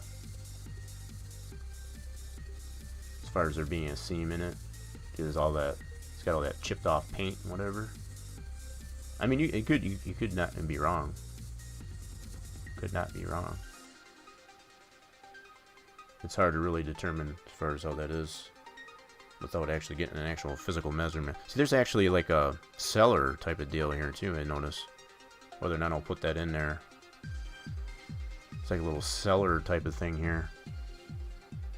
Little handle here, just so we get down. I don't know if that's for like a crawl space in that building. Interesting. In any case, I think we got that set up here. So now, this is all in an effort to determine where that door needs to go. So now we know the height of our door. Now as far as the distance from, say... Wait a minute, did I move that? Crap.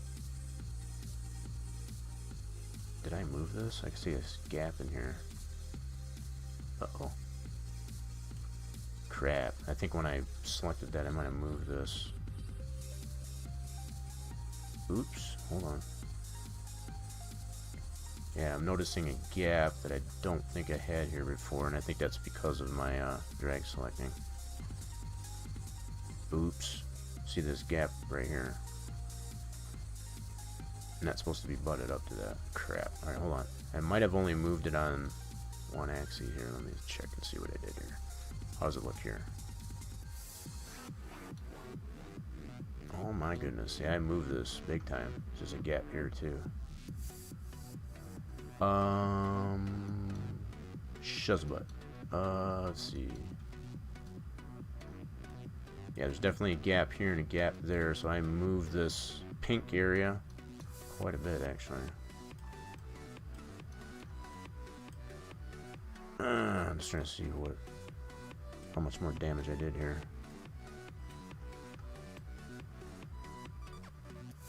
Shuzbutt. So I know I moved it, just trying to see if I moved it more than one direction. What's my coordinates at? Yeah, I think when I was clicking around, I guess, on that, and this is why it's a bad idea, I guess, to do that, because I obviously moved this, because I have definite gaps in areas that I didn't have before. Crap. I'm at the point I'm just trying to determine if I moved it more than one direction. Dang, I can't even see it with that selected. Hold on. Yeah, but there's definitely a gap. Seriously? No, I can't even see it. Oh, there it is. So there's that gap. So that's more on the X there, I think.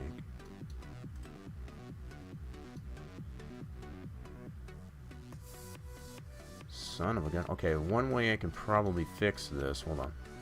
This is using my pivot, so I'm going to vert snap this to this vert on the pivot. So I'll affect the pivot to snap to this corner.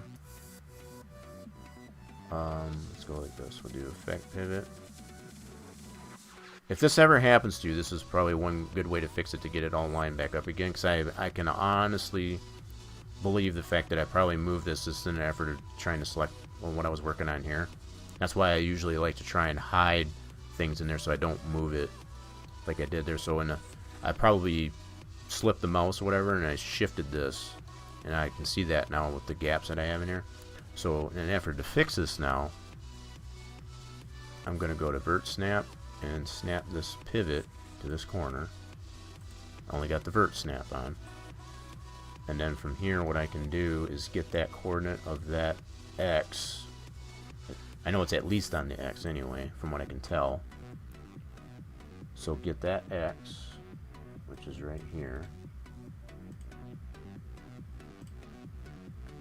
Actually, I need this X, my bad, for this thing, because I want to butt that up to this here. So I need to get the X on this. Vert. Whoops, I'm in poly, my bad. Vertex. So get this vertex, I need to get this X. Go into this piece. Alright, and with that pivot on that, I don't have to select the vertex itself. Is going to move the whole piece based on that pivot that I got snap to that vert. That's what I've done before, so let's do paste. So what that'll do is that'll at least line that X back up. Now let's check that other spot that had a gap. I think that might have fixed it. I'm hoping that's all I did was just move it on the X and not... I think I still got a gap here too. Yep. I think I do. Let's see here. Let's deselect this.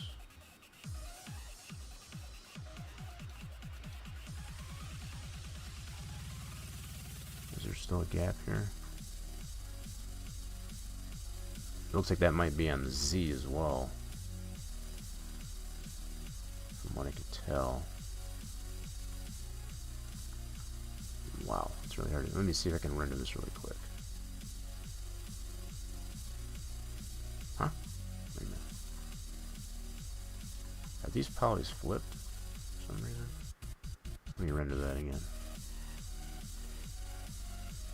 What the heck? Why are those polys flipped? See, that's all black. That's my background. But for some reason, all those polys are flipped. Alright, hold on. Let's go to polygon. No, these should be facing out. Huh. Why is it showing it like they're flipped?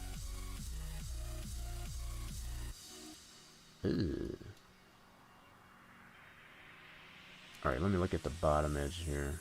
Let's see if that is on...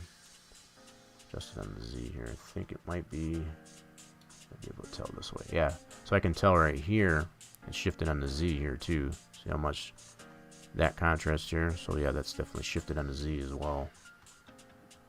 Okay, so let me adjust the Z on this one. So I can do the same thing as I did there. Affect the pivot. And I'm going to move it down to this. So go vert snap. Drag this down to here. Okay. Leave that there. Turn that off. Now I need to get the Z on this. Vertex.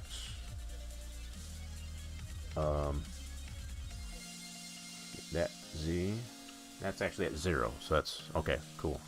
Now I could have probably done the same thing. Yeah, that's the way it should be. So all these verts are on the bottom should all be set to 0. That's the way I built it up from ground 0, basically. So the fact that that's at 0, that's what I, yeah, that's perfect. So now what I can do here, even with that here, is I can just 0 this out. Let's see. No. Okay, that should be below 0, actually. Why is it not below 0? It's showing it at 0, and that's not right.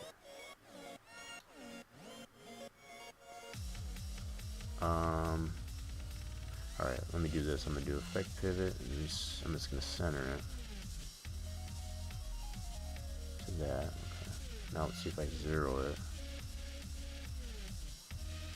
No, that's not what I want though. Okay, what is this one at? I think this should be centered.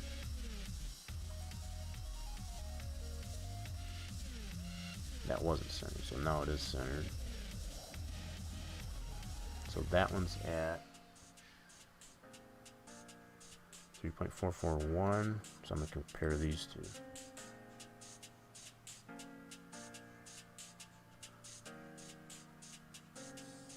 Interesting. Alright, so let's copy this one. These are both centered, so I should be able to, in theory, I should be able to use that same value on the Z.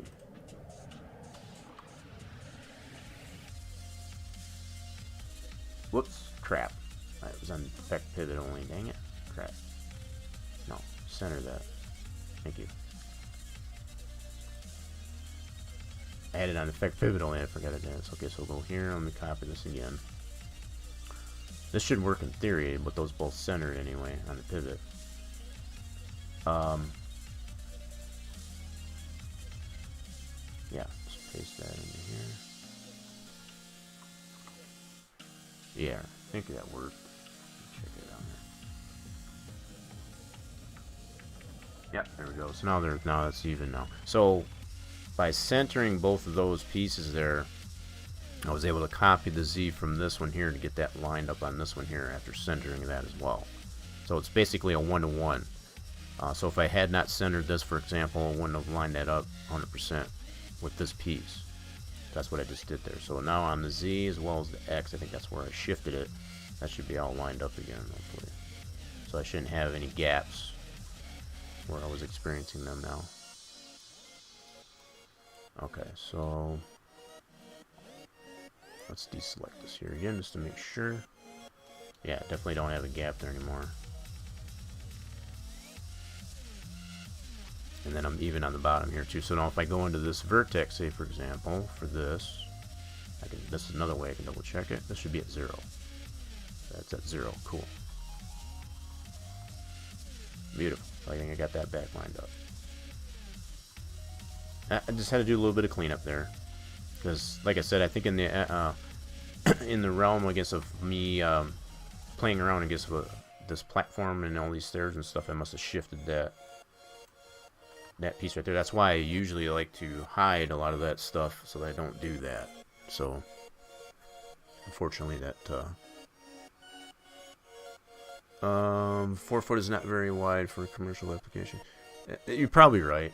You know, going back onto that topic, you're probably right, Torch. I don't probably deny that. It's just, to me, in my perspective, it looks like 4 foot. Is what it looks like to me. So without actually having a physical measurement, it's really tough to tell. Alright, so that's what took me down that rabbit hole, is when I was trying to determine how far this platform needed to be from this drive-through. So let's refocus on that now. So you can see how far we are from that. I think we're pretty much where we need to be, actually. So the distance this whole business is here from this drive-through, for example, might need to go a little bit further over this way, actually, now that I say that. So let me go ahead and group this up, what I got here. So I'll group all this up, and let's see, yeah, I'll group this all up. I'll just highlight all these pieces here, and I'll group it into one piece here. I'm not collapsing it, I'm just grouping it, so I will be able to ungroup it later on if I need to, which I probably will. So with all that selected, I'm going to group this together, and I'm going to name this I don't know, back staircase.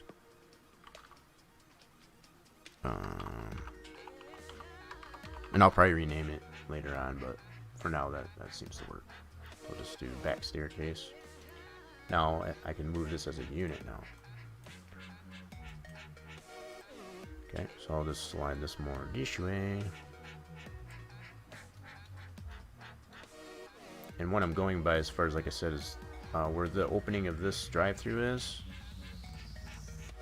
How far that is. That's probably a good... Now if I use I got some things that I can use at my disposal. So the length of this truck, say for example, it's gonna cut the nose of it off, but this is probably a good kind of is this anyway. That's a okay. It's a Ford crew cab.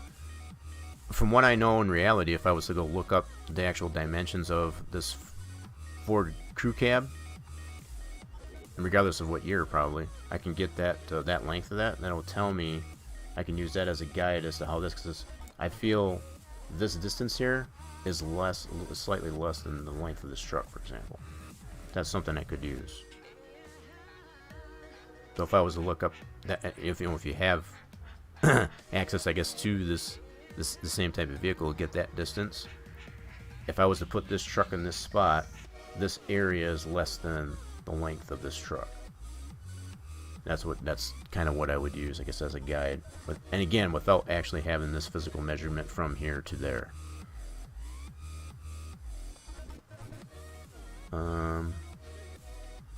See, I know what the like the Colorados and that are. Those end up being 12 foot. And that's from, this is not a crew cab though. So the Colorados, that's just the regular cab and box. They end up being, that's the wheelbase actually. So I was trying to, I could probably do a Google Earth of this area for sure.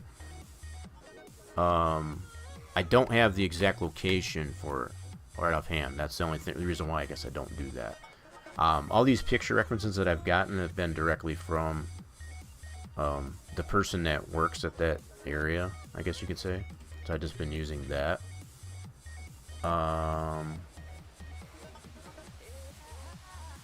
Let me see here. If I do, I want to see if that one Google Earth web that they have now, I'm going to see if that's still up and running.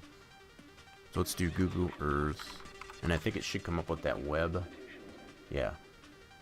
This is their new Google Earth that you don't need the application anymore, which I still do have. Let's see if this actually works. We'll see if we can look this up here really quick.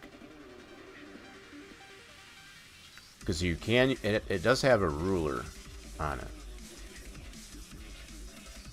A virtual ruler on it, so we'll see what happens here if I get this to load. If it'll cooperate.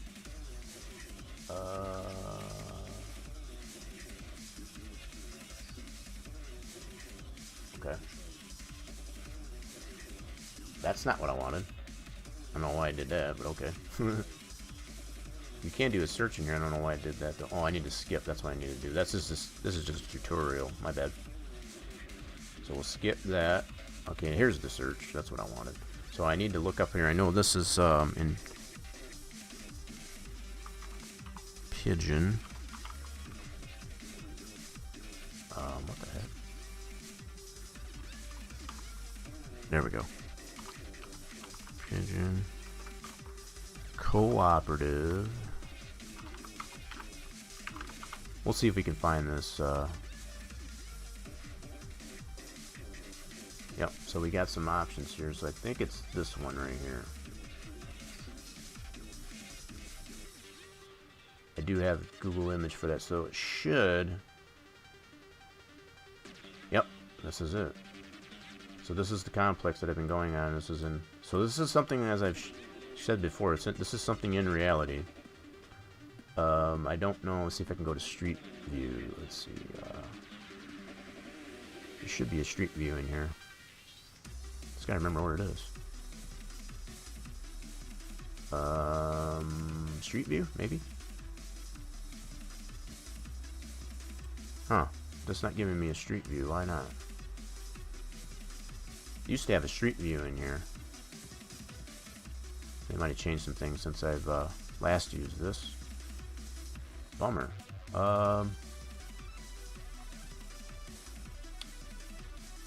And this is part of the reason why I guess I consider not to use it, because they're changing this all the time. So I don't know if they have it.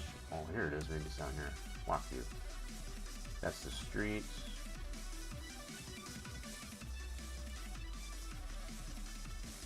No. That's the 2D. Thought maybe this would put me on street view. This is just showing me the street, so let's see if I can click on that. Oh, here we go. So you got to click on the actual street.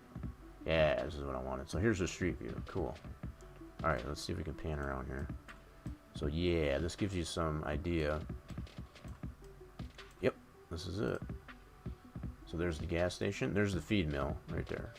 So let's see if we can. I don't know if they've got a turn on that street that's right there. So where this truck is, let's see if it has a street view on it. I don't think it does, unfortunately. So again, this is probably part of the reason why I figured not to use it, because it doesn't allow me to go down that street. It's only going down this street. Let me try it. I'll go back here. See, it won't let me go this way. This is where the feed mill is. So that's the back side of that feed mill. So yeah, it's not letting me go down that street to be able to get that measurement. Let's see here.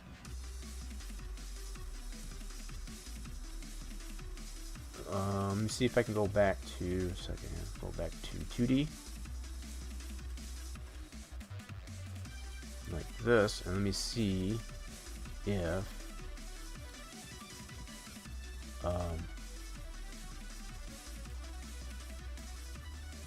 yeah, it would be this street right here. Let's see if I can go to street view.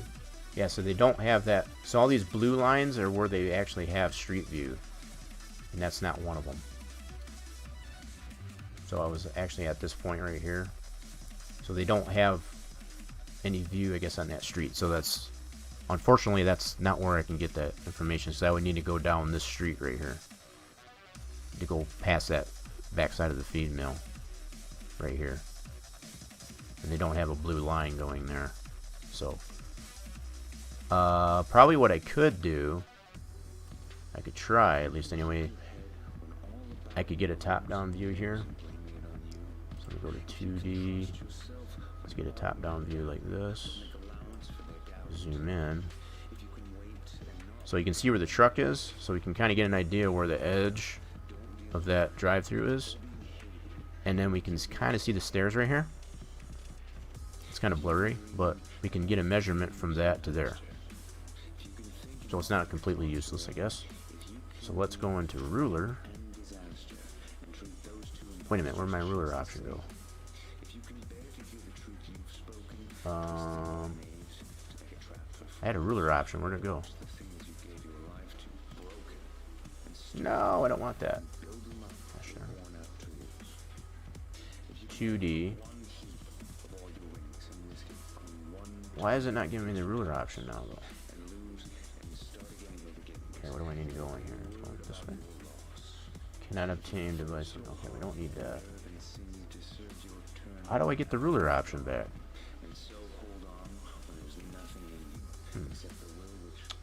Gosh darn it.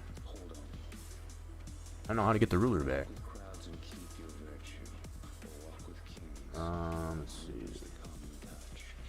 3D, street view. Oh, there it is. So I had to turn off. That's interesting.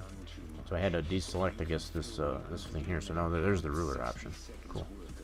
So now I can get a measurement. Here's the edge of the stairs.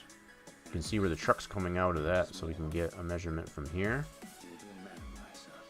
to here, and that's 5.25 meters. Oops, can I deselect that? Hello?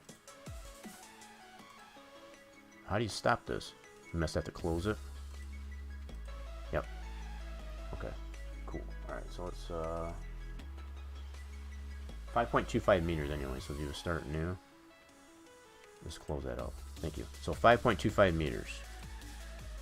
Okay, so we can make a plane here, 5.25 meters long, and get that exact. And that was to the bottom of the steps, to the outside edge of the drive-through here. Okay, so let's make a.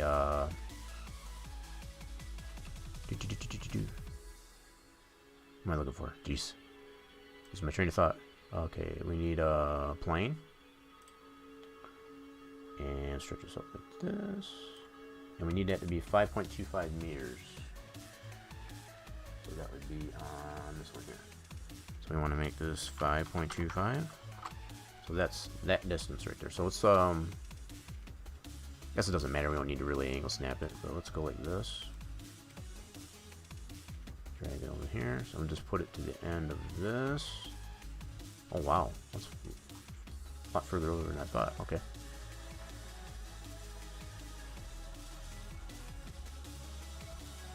Alright, now just to make sure that I have this to the outside edge of that, and I know the way I measured it, this is probably the same way really, so it probably won't matter. So I'll just line it up like this. So we need to have the bottom of the steps at this edge here. So they need to be right here, based on what we Learn from Google Earth. So that's the distance. That's a lot more than I thought it would be, that's for sure. So now, let me look at that picture and actually see how far it is from where I see this rise in the roof here. Let's make that comparison. So let's go to here. And this picture. Yeah, so it is a lot closer. So you can see where this ends up here. And how much room there's this. I think we're about, that's actually pretty accurate, I think. So we got, where this rise in the roof here, that's what I'm looking here in comparison to this edge of the platform. And I can get that measurement too, probably. Let's see. Let me see. Go back into here. I think that's pretty good, actually. That's pretty darn good. Let me get a measurement out of that, though. Let's go to here. And let's go back into this. Whoa, it's kind of hard. Whoa, crap. I changed the orientation there, and that sucks. Go to 3D. No, I don't want to do that. Let's go back to 2D. There we go. So that kind of flattens it up. So now I can see where that rise, you can see that shadow. Right here, this is where that that change in roof line, the roof line basically. So if I measure from the edge of this platform over here to that, and see what that distance is. That'll really help us determine too how, you know, what the width of this platform is. I can probably even get the measurement. Even saying that, I can get the measurement of the platform itself. Okay, so let's go into ruler. So we'll go from here to here. That ends up being 4.93 meters. So yeah, it requires you, I guess, to close it up there. So I'm just gonna close that out. 4.93 meters roughly. All right, so we'll change our plane here, like so, and we'll make it 4.93 meters. Okay, let's do that. So do 4.93 meters. Not that much difference, actually. Okay, so we'll go over here.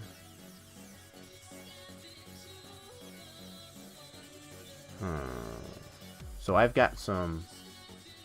This is kind of off, so I'll have to adjust this, actually. This is not 100% accurate. I was going by just the picture references. I wasn't using measurements. So now that I have these actual measurements like this, I can use those. So this roof line on this part needs to go this far over. Okay. We'll have to do that. Now, probably what I'll do, let's actually take a measurement of our overall platform itself. Let's do that while we got Google Earth open here. Google Earth Web, or whatever you want to call it. So we can get, gosh darn, I keep doing that. Let's reset that. 2D, let's go back into the ruler. And we can see the edge of our platform, which is right here.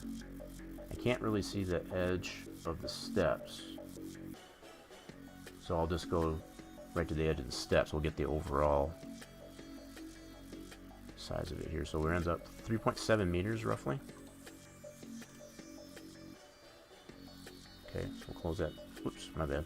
Close it up there. 3.7 meters.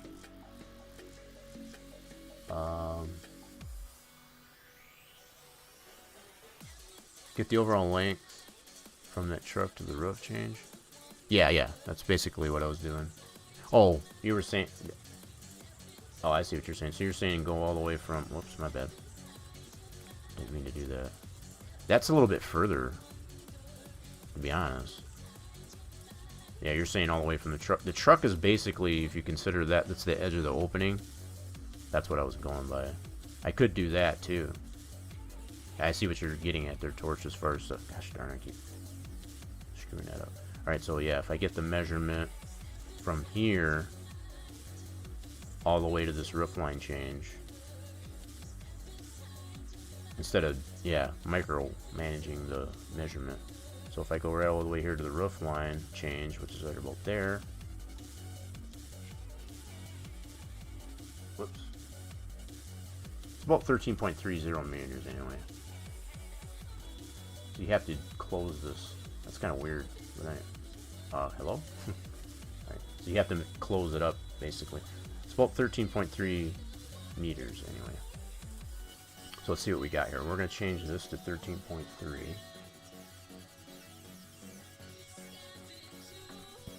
Alright, let's do that. 13.3 meters. So this is the overall length from this edge to the roof change.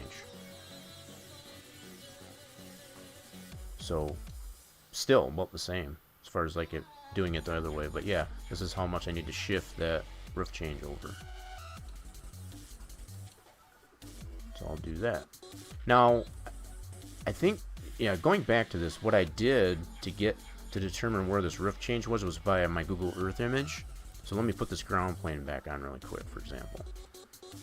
Let me unhide my ground plane, because I went by, that's a satellite image, basically what we're dealing with in Google Earth Web. Let me turn the ground plane on. That's what I use, I guess, to determine where that roof change was. So let me turn this on. Where's my ground plane? Ground plane, there we go. So if I turn this on like so, and I'm going to go to top view, this is how I... Come on. Come on. Alright, let's zoom. Alright, here we go. So this is how I determine... Let me see if I can hide. That's Object 92. So if I hide this, Object 92, and Box 7. No, I want to hide. This is how I determine that. So this is where you can see the shadow right here. So that's how I determine. So if I bring back Object 92, which is this one, yeah, I am that much off.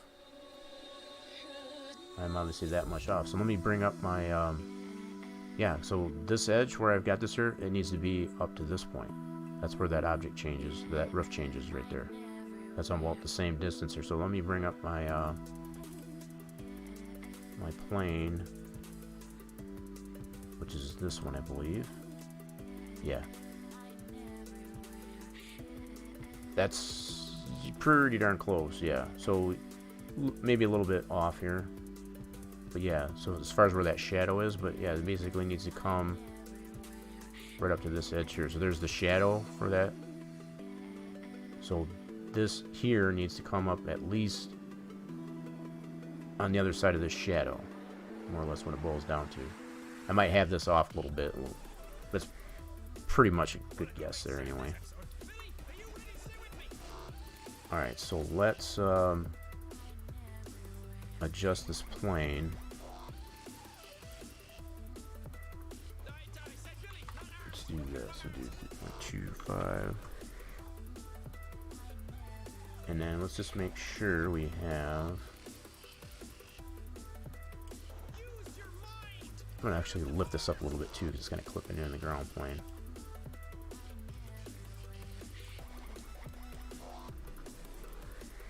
Just making sure that I've got it to this point. Yeah, so again, you can see the shadow for that that roof change.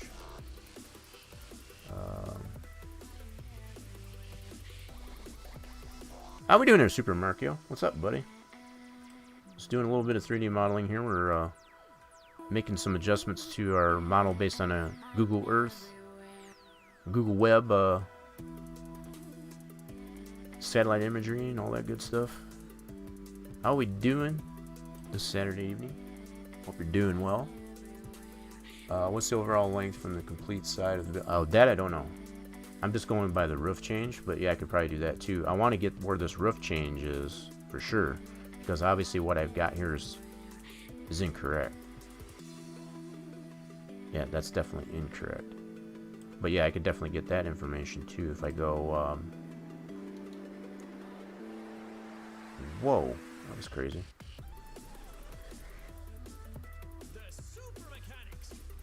Alright, what just happened there? Okay. That's still my building that I need there. It's cool. So this is the building that we're going off here, Markio. This is coming into the stream. This building based on a Google Web image. Oh my goodness. Wait, why you do this to me? 2D. There we go. This puts me top down, so that's what I want. But I want to rotate this.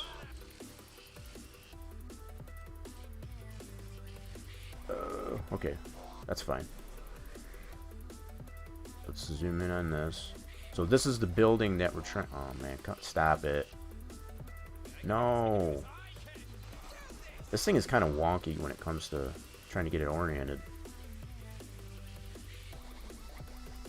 It keeps going back and forth between 2D and 3D. I don't like that. So anyway, I'm trying to zoom in. There we go. So this overall building, the overall size of it. See, what I was trying to get is this this roof change. This is our platform that we built.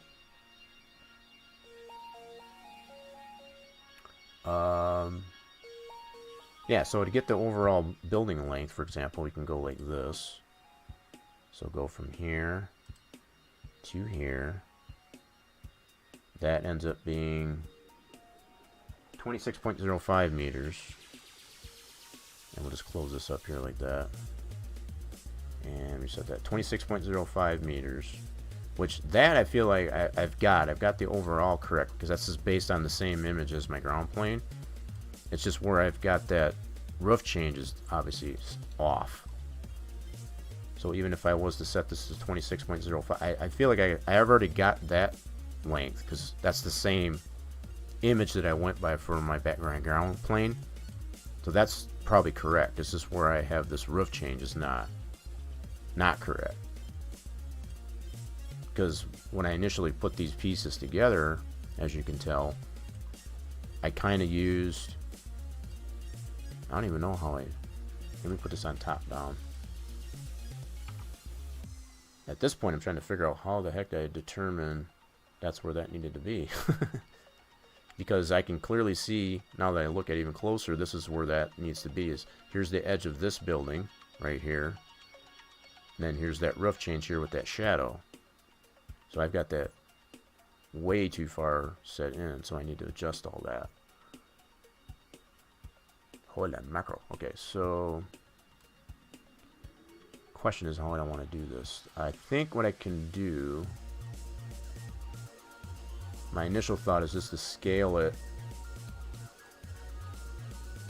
Trying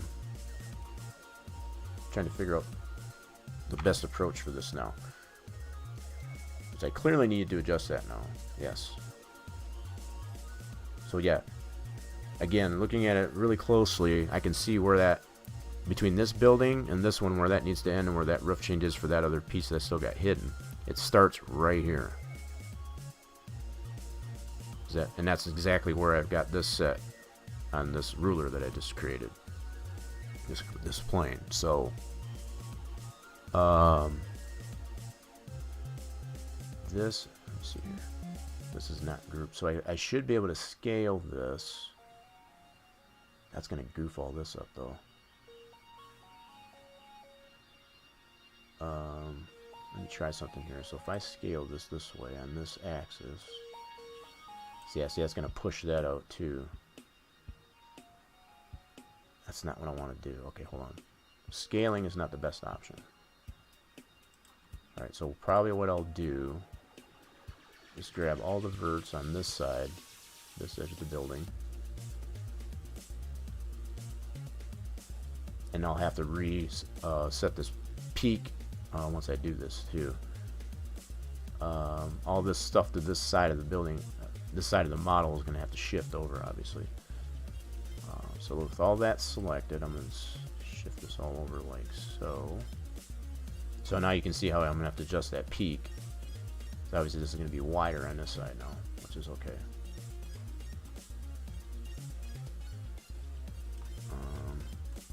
Okay, so I'm just making sure I got all those verts for that.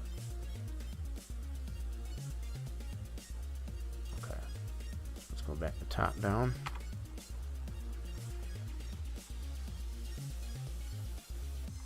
Make sure I'm top down. Cool. Yep, so that's where we need to be on that. Now this piece, this object here, I need to adjust this one. Yep, see the edge of that one. I need to shift that over. On this edge. Bring this all over. Now, in order to get that flushed up to that, I can get the X on this whole side. So any one of these verts, I can get that to get this flush back up to it. Okay, so go into here. I'll get the X on any one of these verts on this side. Doesn't matter which one. So I'll just grab this X. That's going to allow me to... And I'll move the pivot. I'll effect pivot and snap it to that vertex. Okay. And then we can go ahead and butt that up with what we copied on the X here. That's going to butt that right up to that. That's what I want. I don't want to change the shape of this. I'm just shifting everything over basically. Because now you can see how that's lining up with our footprint on our ground plane. Still, I'll have to shift this over too. That's fine. That means I'm going to have to shift. Maybe not, actually. This should still be good here. Let me check this out. Oh, that's right. It's still all pieced out. I need to group this all back up here. I got what I need out of this. I'm going to group that all up there so I can hide this. And then see if this is actually still in a sufficient location. Yeah, let's because remember we ungrouped all this to get that support piece, that little bracket. So get this all reselected here and group it back up. So select all these individual pieces. And you know what? I still got that. I forgot about that. I still got this snippet here as far as what I needed. So it was box 018 to 31 and then 34 to 44. This is what I saved from earlier, if you remember. That's what's going to help me remember what I needed to select. So I'm going to go to my items list. Forgot I had that actually. So yeah, there's 18 to, what did I say? 31. So far I'm good. I need all the way to 31 here, and then I go from 34 to 44. So that's probably a good thing I still had that snippet. That's where I knew that was going to come in handy somewhere. So I might as well use it. So all this stuff I need to select, I regroup that. Okay. So with all that selected, I'm going to do an OK. When it's not selecting, though, it seems, is the canopy itself. What's up with that? Huh? Did I miss something?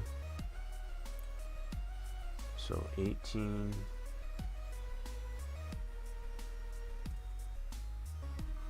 Okay, why is it not selecting the, hold on. It doesn't seem to be selecting the actual canopy piece itself. That's why. Let's do this. We'll go like that and that. Was that the, hold on. Oh, so I must have missed something down here. So it's these two pieces. Oh, damn. Okay. So that was probably out of what I copied. I actually didn't get that. Let's see in here. Is that showing here? No, it doesn't. Crap. So I might have missed some pieces in here. So there's these two pieces here, is obviously as well. That seems to be that whole group there now.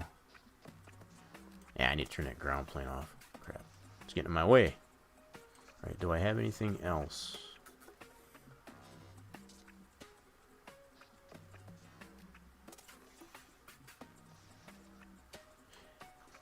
This thing here still throws me off. It looks like it's poking through there, and that's not actually the case there. Alright, so let's just go ahead and group this, I guess, for now. If I miss something, it'll actually show once I group it. So I'll just name this canopy.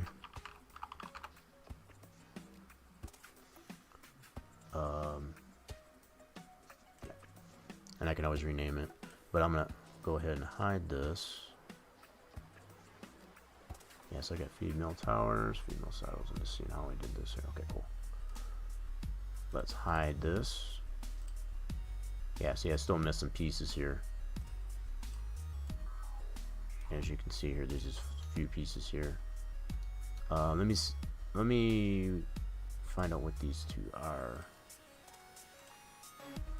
So that that's the 32. Okay, that's what I was wondering, why there was a gap in there. Okay, that makes a little bit more sense now. So let me unhide that canopy. Alright, let's do this. And we'll ungroup this again. Like so. Now, I'm going to keep all this selected. Now I'm going to get these pieces that I didn't get. Now let's regroup it again. So we'll go group. Call it canopy. Alright, now we'll hide it that way. Voila, there we go. So we got all that. Cool beans. Alright, so now, part of the reason why I wanted to do that, now I'm going to go down back to top, down view, do a zoom. Whoops. Okay, so it's going to be on. So what I wanted to see is, you can see that outline for where that canopy actually is. See where this is right here? This little overhang. I wanted to see if that's actually still in the right spot. So if I bring this back, if I do unhide, so you can see this firsthand. So if we unhide the canopy, there we go. That was the only reason why I was trying to do that.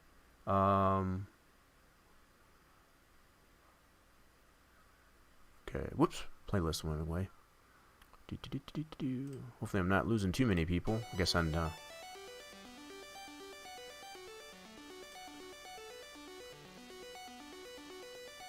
want to remind everybody that are necessarily lurking in the chat that feel free to boost your valuable fluids up, I guess, for all in effort, I guess, for next week's 2-year Twitch anniversary. You got the risk, the slots, and the shot, I guess, in the chat, whatever, to supplement your fluids. You will need your fluids, your valuable fluids, I guess, to participate in a lot of the games and stuff that we'll have for the Twitch anniversary on April 4th, next weekend, for Spline Design Studios Saturday. So be sure you're building those units of fluid up from now up until then. And I will be making sure, I'm going to make a point to throw in some additional streams throughout the week to give everybody a chance, I guess, to be able to get those fluids supplemented there. So just catching up on chat, making sure I didn't miss anything. So far I've got this lined up pretty good. Now I need to adjust this edge of that pink piece here, and that's basically where that roof line changes. Excuse me. So much the same way that I adjusted this here, I should say, I need to get the X on this. Alright, so we need to get the X on this. So we'll copy that. And then we'll need to affect the pivot on here, so we need to snap it probably to this corner here. So we'll go affect pivot, go to vert snap, and I'm going to move that to, say, that corner, or it doesn't matter, either corner. Oh, what the heck? Where the frick did you put that? Where'd you go? Where did it go? Uh-oh. And it's probably because I got way too much in the scene. That's hold on. Oh, there it goes. I was gonna say, where the heck did the darn gizmo go? Alright, let's snap it to this corner. Whoops. Oh, I got the wrong object selected. Gosh darn it. Don't start this again. Alright, so let's get into this piece. Alright, try that again. Effect, pivot, snap. Why are you like this? See, it keeps selecting this object now. Gosh darn it, it's starting this crap again. Alright, so... Okay, just making sure my buttons aren't stuck again. Okay, gumming anyway. Alright, let's turn this up effect pivot here for a second. Let me effect pivot to center. Okay, so that's centered on that piece that I got selected, okay. Now effect and go to vert snap. Why does it keep selecting that one though? Keep selecting that other object. I don't want that. Why are you being like this? This is why I like to hide a lot of this stuff here, so I think that's what I'm going to do. Hold on, get out of this. I don't know why I keep selecting this piece for some reason. Let me recenter this. Every time I go to try to vert snap it, it keeps selecting this object. I don't want that. I don't know why it's doing that. So hide that. Effect pivot, vert snap.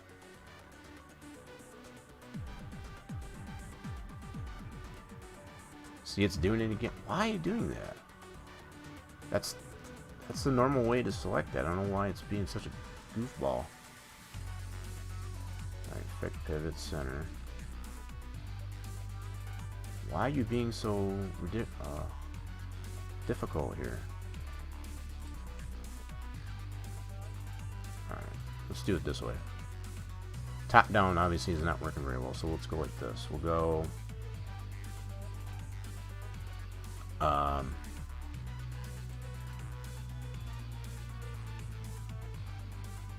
stripe from this angle. So if I go like this and snap it to that corner, there we go. So the top down obviously wasn't working. It keeps wanting to select something other than the one I want to move it to. So that's the corner I want to get it to anyway. So now I need to get that coordinate again, because I forgot what it was. I probably still have it copied, but I'm just to make sure that I got it. So get this X. I'll copy that. Copy that like so. Now I need to move all these vertices on this side. Right there. So I'm going to select all those. And now I'm going to paste that coordinate into here. Yep. And my enter key got stuck again. So yeah, I caught it that time. Don't need that happening again. So that should be flush now with the edge of this building, which is what we want. So there's that roof line change there. So that's good. Now let's bring back that object. I think that was 92. Forgot. Or was that? No, that was box 07. That's right. So that piece, now we got to adjust this one now, based on that same X coordinate. So we go into this here, and I'm going to do effect pivot and snap it to right there. Okay, and then I'm going to go on that X. I still have that copied, so I'm going to paste that value into this one now. There we go. So now it's flush to that. Now it's all flushed up again. So now it's all shifted, and it's now we got this to right. Looks like the only other thing I need to adjust, I think at least anyway, I got to adjust this here out. So I actually got this little canopy. I got to move this out. Okay. This here, this edge of this building, or this piece of the building, I need to bring that out to this point. At least I think anyway. Is that right? Let me go to top down. Zoom in on that.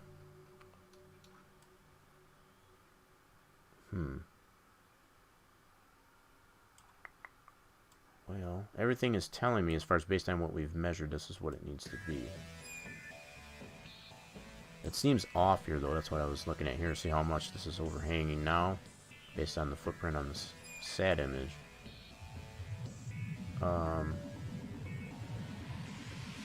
What did we say?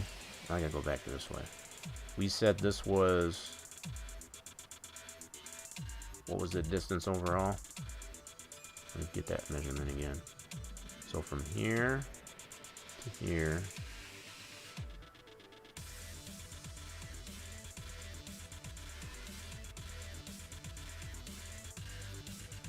$26.05. Okay. That seems to make sense. 26.05.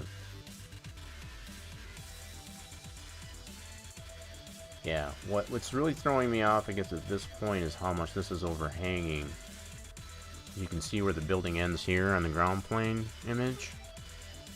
That's the only thing that concerns me, I guess, at this point. Now, it might be because this whole thing is shifted. I might have to move the whole thing over, because I see where this ends over here. So I might have this whole complex here needs to shift this way. I can see the edge of it here. So if I was to shift this over so that this lines up with that, this will probably line up over here if I move this all in tandem here. Okay. Yeah, I think that's probably what's going to be the case. So what I'll go ahead and do, with that said, is I'll go ahead and move this out. I didn't think I was going to need to do this much adjustment, to be honest, but it's obviously proving itself to need to be. So let's get the X on this here, which is this value. Copy that. So we want to flush this part of the building up with that wall on that piece. So I want to do an effect pivot. And snap this over to here. Alright, so we got that there. Now what I want to do is go to, with that pivot where that is there, I'm going to turn the snaps off. And I'm going to paste what I copied on this piece to here. Oh crap, that moves the whole thing. My bad. I did that wrong. My bad. I don't want to move the whole thing. That's only if I want to move the whole thing. I only want to move these edges here. I can leave the pivot there. That's fine. I need to grab all these verts right here and paste that to this. That's what I want to do. So just to flush that all up with that edge here. Okay. So now we're flush there, flush there. I think we're still good there. Now what I'm going to need to do, this is going to be fun. Now that I know I've got the proper spacing here, or landing here, or whatever you want to call it, that's where it needs to be, as far as, that's where, yeah, we just needed to adjust based on that roof line and what have you. Now what I need to do is take this whole thing and shift it so that this edge lines up with here. And that'll also make this land in the proper position based on this side. So this the whole complex here, this whole thing. I need to group this back up and shift it over to the right here. And then we should be golden. So with that said, let me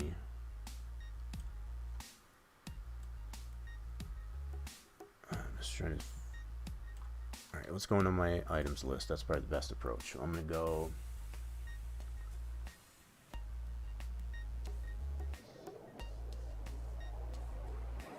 the only thing I don't need to include in here, I think, is the ground plane. So I'm going to hide that. Yep, let's hide the ground plane. I need to move this over too, actually. Let me move this over really quick too. That's in the wrong spot. Let's move that to get it out of the way. So we'll move this over this way. We'll get this all lined up here surely. So if we go like this. For right now, I'm just going to put that right there. I'll probably adjust it later on to make sure that it's flush up to that wall, because I know it probably isn't as it sits there right now, but that's okay for now. So everything that I have in the scene here, I want to group this up. Yep, everything that's in here, I want to group this all up. So do a select all and group it, and we'll just call this feed mill, like so. And then what I can do, bring back the ground plane.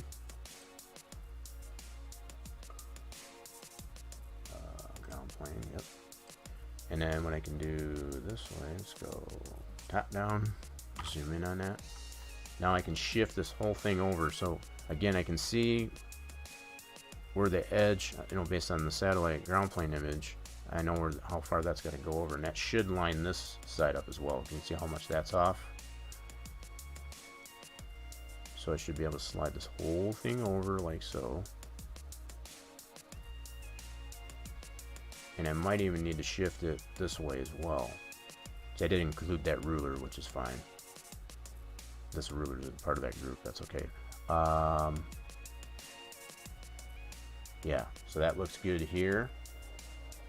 I might even have to shift it this way too, now that I look at it. I might have to extend this out now too. You can see this is not lining up. So here's the outside edge of that canopy, or that overhang. So I need to adjust this as 2. Okay, no problem.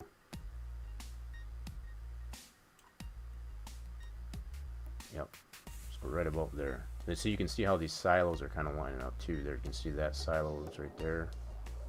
This building. There's like a stairwell or something like here. So yeah, this is actually much closer lined up than I had in the first place. I still need to adjust the peak on this building. Because remember, I shifted that over so that peak is off. So that's something else. I'm going to see how it's skewed. So I'll have to change that. Yep, then group that. Okay, let me hide this ground plane now that I know that's in the right spot. We'll hide the ground plane, and we'll ungroup all this again. I really don't need this ruler anymore. I think we're all good on that. Okay.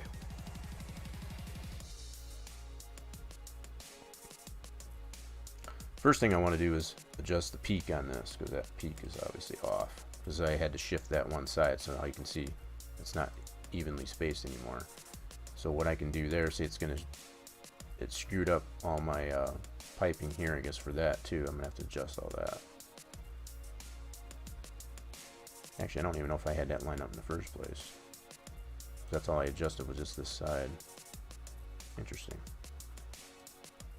I might not have had that pipe lined up. These two are still lined up. That's fine. This one, I think it says I'll still just had hanging.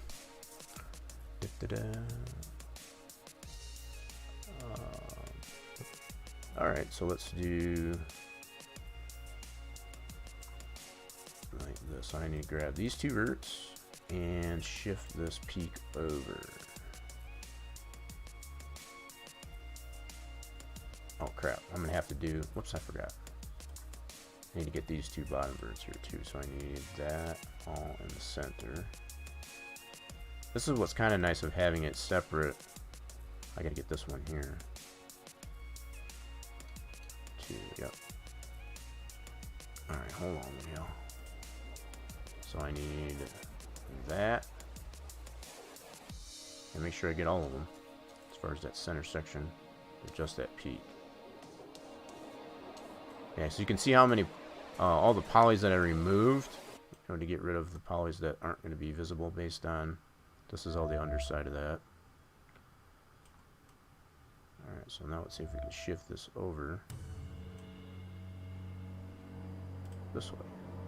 So It is clear that it must begin from two experiences on which our visual world is based. now, I can get really super picky on And now we have constructed the X on where this is at and where that's at, and see if I got the same distance between the peak to that and the peak to this. That's probably what I'll do, just to kind of get a that. square OCD's getting better at me, so I'm gonna vision.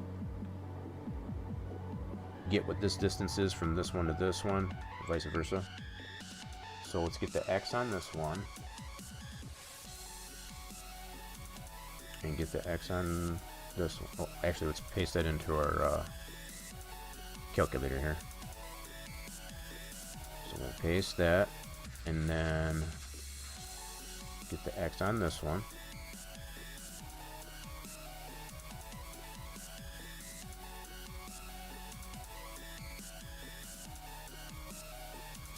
Okay, and then paste. We're gonna do minus, and then edit paste and equals. So that ends up being 5.492 on this side. So not quite 5.5. So now we get it from here to there, and see if how even we are. So again, I'll copy this.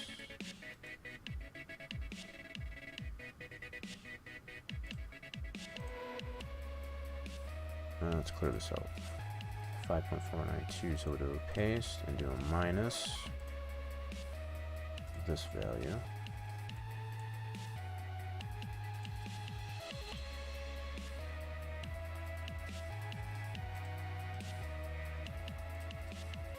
Okay, so we're 6.046 on this side and 5.492 on this side, so it's still kind of lopsided. So if I take the difference of those two, so if I take this 6.046, so let me clear this, 6.046, and subtract out 5.092, that's a difference of 0.954, so I still need to bring it over this way 9.54. Okay, in order to get that not so lopsided. So let's take let me see how I want to do this. Whoa, stream kind of burped there a little bit. Guess it's okay now. Ah, what's with the cheese there, James? I guess I just haven't noticed on that. Just catching up on it. So you did get I just happened to notice. So you got shot 0, so it's kind of still 1 for 3. Still kind of 1 for 3. Alright, so I'm trying to figure out what my best approach is. So I need to add 9.54. I need to shift it over that much that way. Okay, so from where this is at, I need to make sure I get all these verts actually, and shift it over. I need to subtract 9.54 from this value. That's what I need. So this value, let's go like this. I'm not sure if I need to subtract or add. I'll have to try it both ways. I think I need to subtract. Alright, so if I do a paste and subtract 0.954. So this is what I need to have that peak at.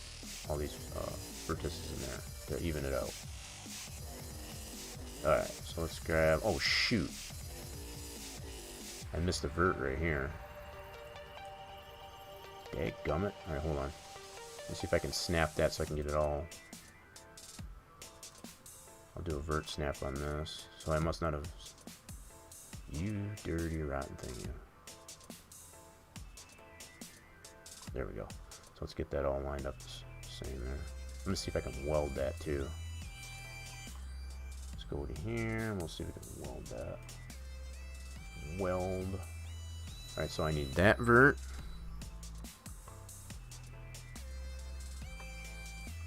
these two, and then that one that's on the other side. Right there. Hello? Okay, so that should be... I don't know how the heck that ends up being 9 vertices, but okay. I guess I have 1, 2, 3, 4, 5, 6.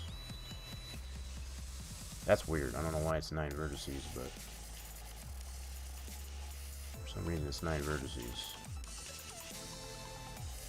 In any case, let's try and shift this over based on this value now. So I'll copy that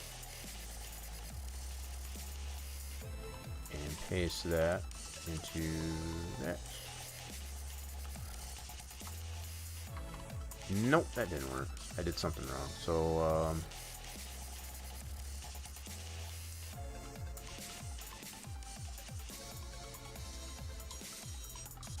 there we go. That's actually, nope, I must have to subtract it from it, not add it. Or, what did I subtract? No, I subtracted because I need to add it, so it shifted it the other way. Alright, so let's undo that. So from the 188, I need to add it to, not subtract it from. Okay, fair enough.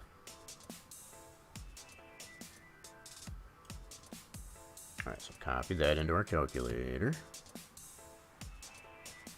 Do a clear, we'll do a paste, and then, wait a minute.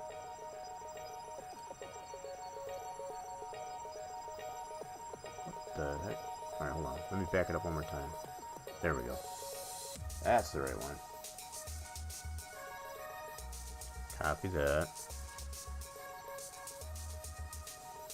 Paste that in there, and I need to add 0.954. There we go, so copy that. Paste that in. Alright, now is that correct? That still doesn't look right. What the heck? Almost looked better the other way. Interesting. When I did the measurement, it was saying it was 6 point whatever on this side and 5. Huh, that's weird. Actually looks better that like that.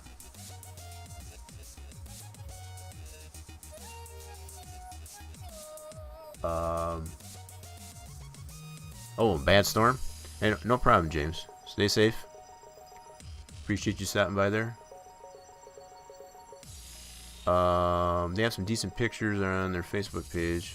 You haven't seen the page? Yeah, I have. If you're considering, I guess, that particular co-op there, yeah, that's where I got a lot of the images from.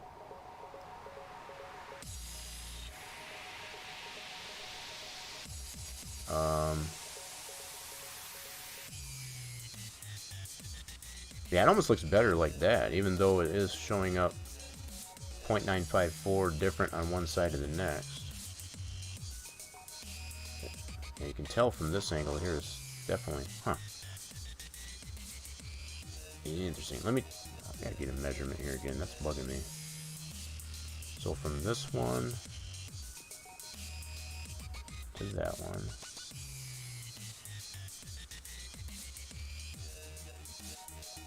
Check it out here. Let's go.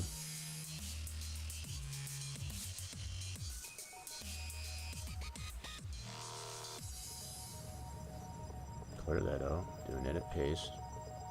And then this value.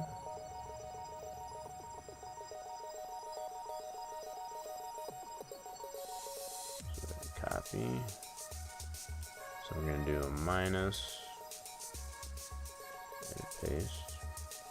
Equals 6.046. That's the difference between there to the peak. Okay. And then from that one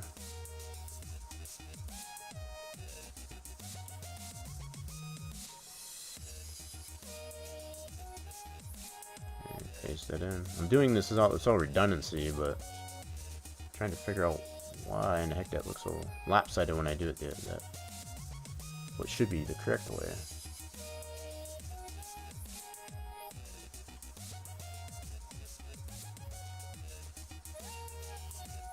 .4, yeah, 5.492. So if I do this Wow, that's interesting. Yeah, there's obviously a difference from peak to here and that to there, but when I shift it that much, that looks super lopsided then. Don't know why that is though. Huh. Alright, so let me grab all this.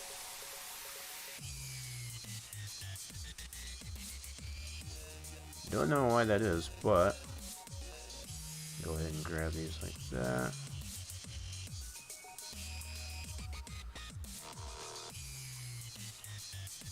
Okay, let's put it on a side-on view. Zoom. And let's try to shift this over like so. Aw, man, come on, it's not getting all the verts. See how it's splitting there? Doggone it. I had 9 vertices, so yeah, so I got the same 9 vertices, cool.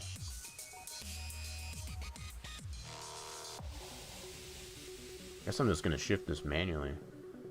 Because obviously if I do it like it should work, it was totally lopsiding it out. That's no good. I think I'm just gonna leave it like that. Yeah. So something else I did miss as far as when I grouped that up there, I still had that object that I hid. I think that was box 10. I think. Yeah, so that was box 10. What's this other deal? What is this one? What's box 4?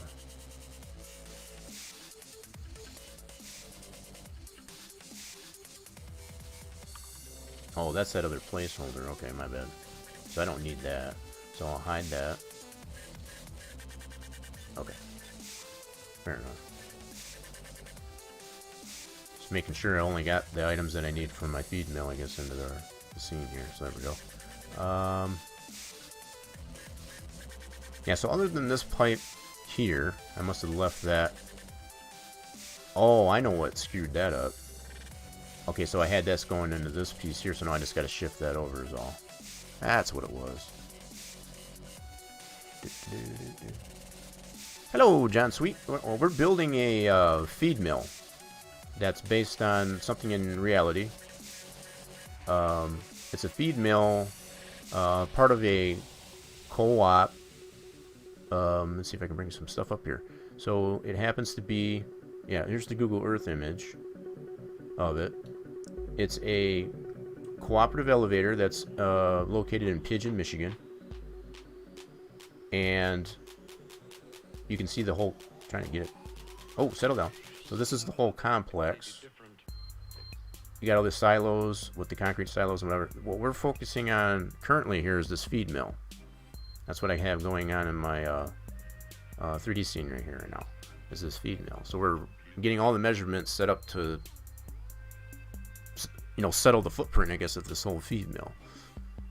And right now, this is just a rough schematic of the overall thing here. We've got several of our elements already applied to it, to include the silos that go with it, canopies and overhangs for it. When I'm basically adjusting on this based on a ground plane, let me bring my ground plane back in. So if I unhide the ground plane, which is right here, this is based on the same satellite image that I get from Google Earth. I've got this set in my 3D modeling scene here. This is the same thing that I get from Google Earth to get where that footprint of where the placement of that feed mill is, so you can see all the individual silos and such. The gas station. The primary focus, like I said, I'm doing right now is this. Most of all these other elements are already done. The feed mill is one of the last elements there. So like I said, all these silos and the catwalks and all that stuff is pretty much already done. I haven't finished this up yet. That's what I've been focused on for the majority of the stream. That's to put it in a nutshell. Like I said, it is a very rough draft here. So what I'm doing at this point, we had to shift some, and adjust some things to get things to line up. based on not only the SAT image, but as far as just the footprint of it. So now I'm needing to move the separate elements that I have in my model to line up where they need to go. So I need to bring this over this way. Hey, no problem, Torch. I appreciate you sticking down as long as you did. It's been very insightful. I hope you did get a chance, I guess, to learn some things other than the technical difficulty that I had there with the enter key getting stuck. That was a whoopsie, but yeah. Yeah, you definitely have a good night, Torch. I will hope you have a good night. Yeah, thanks for that, John Sweet. I appreciate that. This has been a very long. It's taken quite some time, I guess, to get a majority of this complex done, and it's pretty large and in charge too. As you can probably tell from the footprint, as far as the satellite image. This overall, and that's some of the things that we were doing, was taking measurements in here. So you have the ability in Google Web, Earth Web here, to take measurements. So just to give you an idea of how long this thing is, how big of a footprint it has, I'll just kind of set this in motion here. So this is from one end to the other. This is right to the street, to the end of the oops, my bad, I scooped up. Hold on, let me redo this. So just to get from one end to the other, so like from here to the street, we have a little over 265 meters, which I have this in meters, but 265 meters ends up being, that's why I got my little conversion tool here. 265 meters is about 870 feet long. So it's pretty big. So you figure not quite 9 football fields or 100 yards, however 100 yards. It's pretty big. And it's, like I said, it's been quite an adventure, I guess, as far as to get it all laid out. I have a lot of pieces that are hidden currently. Like I said, what you see in here, I have a lot of this already done. Let me, now that I say that, let me go ahead and group this stuff here, and I'll bring some of the elements that I have done, the other elements that I have done. That's something that I'm considering, John Sweet, is to make this into a placeable, so that you can put this on a map that will serve as a co-op, that'll have a gas station, the feed mill, which is I'm working on to get food for your animals, as well as to be able to put your grains into the silo, which has 2 different points based on the types of trailers and stuff that you have. That's the way this complex functions in reality. It has the ability to do end dump as well as like a side or a grain door. So they have 2 different, and that's what I'm going to show this here. I'm going to group this up here really quick, and I'll kind of show you what we got. Yeah, let me select all this. I just want to group this together so I don't lose all my pieces here. So if I group this here, I'm going to label this as feed mill. Just give me just a second. So if I go like this, so now I have this all in a group. Now I'll bring in all the pieces. Oops, my bad. I want to unhide. Select all. Like this. So here's all the pieces that I have used. This is my initial feed mill that I had put together, and I didn't like the whole way that turned out, so I started over from scratch. But these are all the other elements that exist in the model overall. So here's the 2 drive-throughs, the 2 pit areas. This is for like a side dump. This one here is for an end dump type of trailer. And by side dump, I guess I mean you're able to dump this from the side. I guess it's kind of hard to explain, but it gives you, and this is how the elevator operates in reality, as far as to accommodate the different types of dumping trailers in trucks and whatever that you can use.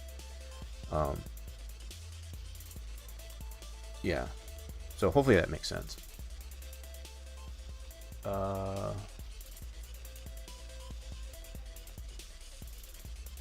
Bottom drop, I guess. What did you mean by that?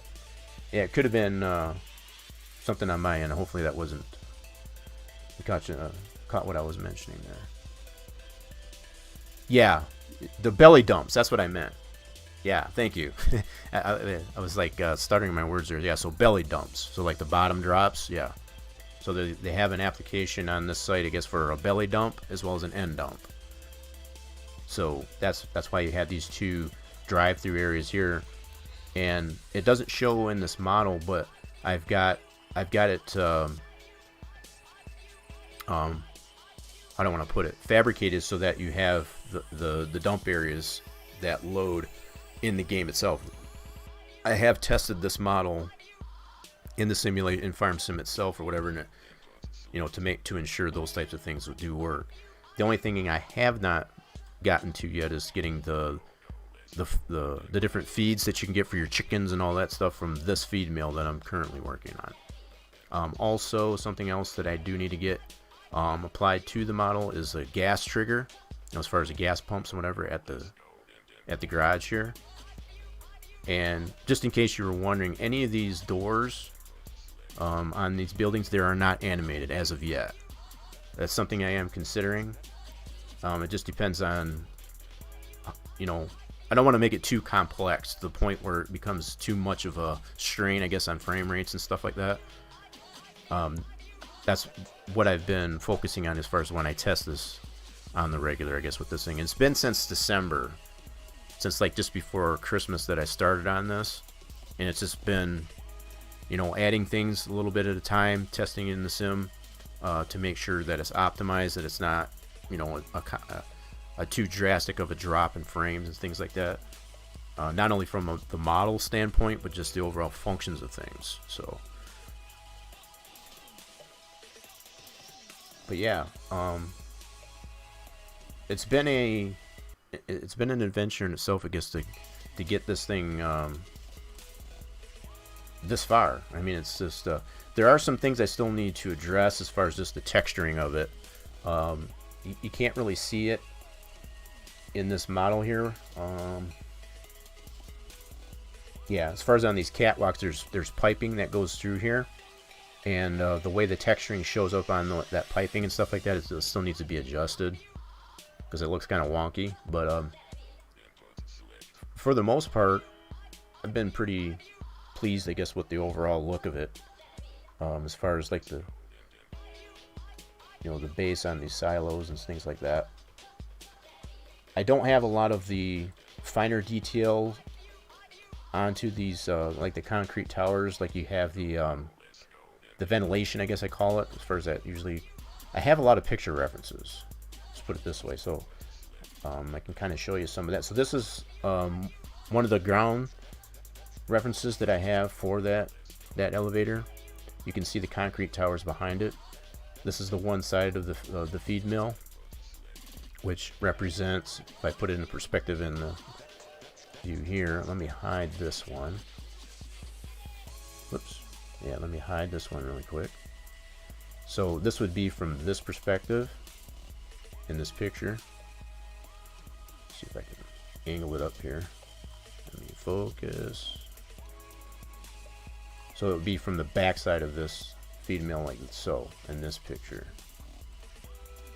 So that's got the concrete silo in the background, and then that's this side, for example.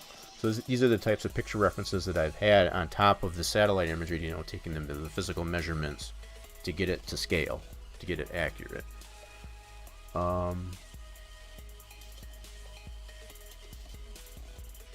it would be cool on a big map, and that's kind of what the idea that I had as far as the construct of it. So there's a lot of people that like to play like 4x maps and or even the 16x, which is kind of crazy in my mind, but if you really wanted to have a really nice size co-op elevator, I guess, on your map, that's the thought behind, I guess, the creating this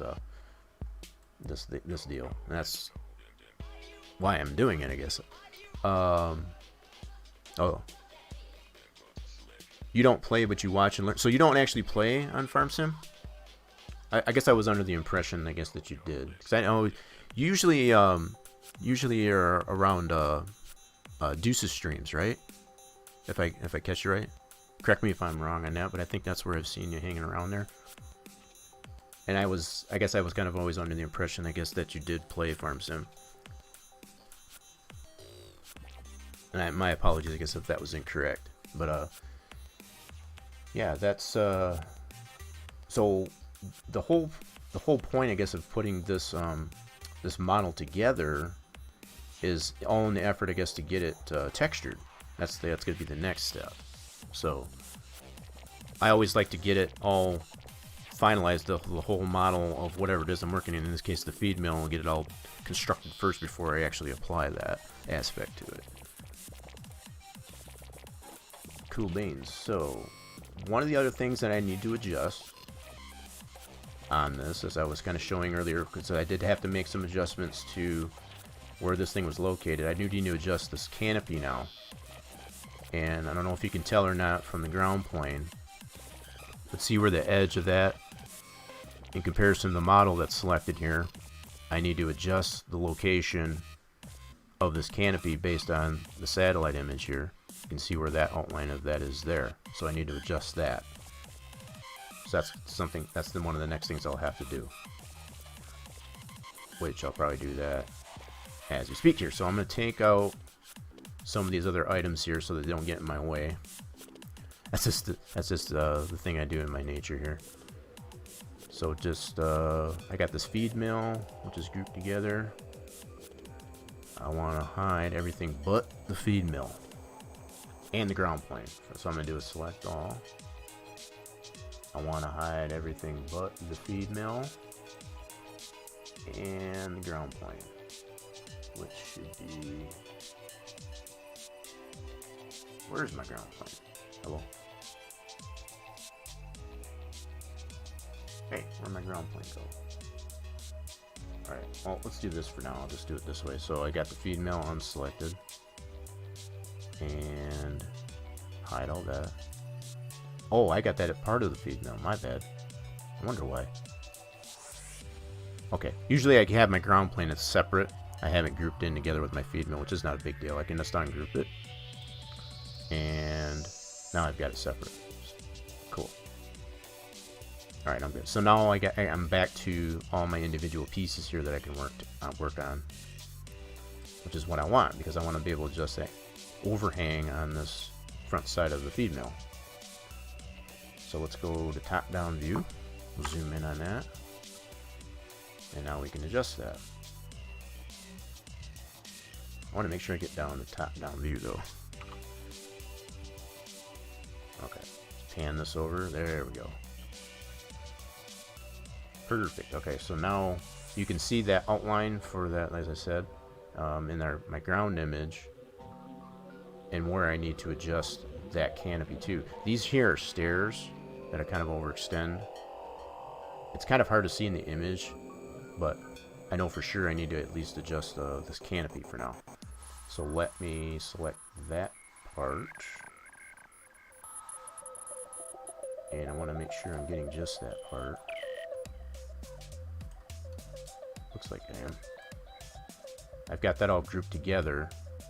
This is what's nice with grouping. See, I've got all the supports and stuff like that for it. The problem is I don't want to shift the whole thing over. I just want to extend it on this part here. So I want to ungroup this so I can do that, because you're not able to adjust it with it being grouped. So I can do I'll do an ungroup, and let me see here. This is something I was showing earlier as far as how I keep it together, as far as what I need to reselect to group this back together. This is how I do that. So in my items list, I can see everything that's selected. I take a little snapshot of this. I need to close this other one, actually. I'm going to close that one, and I'm going to take a snippet of this one. So if I go like this, There. Now I'll have this to use later on when I want to regroup this together. I know exactly what I need to reselect so that I can group that back together. And I'm going to put this on this, minimize that so I can use that later on. So just to get at the piece that I need to ungroup that, like I said. Okay, so I'm going to grab this part right here and all these vertices that are on this end here. Actually, I'm going to go back to my top-down view like this. Okay. Now, granted, I'm looking at it from a different way, but I can still see the outline for that and where I need to adjust it to. So from here, I can grab all the vertices on this end and shift this out like so. Now, I'll probably have to adjust my stairs and all that stuff out. I'll have to re-verify that, but I'll leave that alone for now. Turn that down just a tad there. Alright, so that's adjusted. I think that's really all I need to do on that, is just adjust that. I think we're golden on that now. And that's all apart. Earlier, what I was needing to do is everything on this side of the feed mill, I had to shift it over to this side because it was offset there, which was not good. So now it's the footprint of this is actually landing right where it needs to be. It all started when I was building. This is the way the stream started, was building this platform for this back side of the feed mill, which is this picture. So we were building this, and we came to find pretty quickly when I tried to build this, and we got the measurements from the Google Earth website, that when we built this to scale, when we tried to put this into position, it was way off. And it was probably a good 3 feet off, maybe, give or take. And we had to, it forced us to have to shift this whole side of the building based on where I initially had it over to the left, I guess about 3 feet. So that's all been done, and that's been corrected and fixed.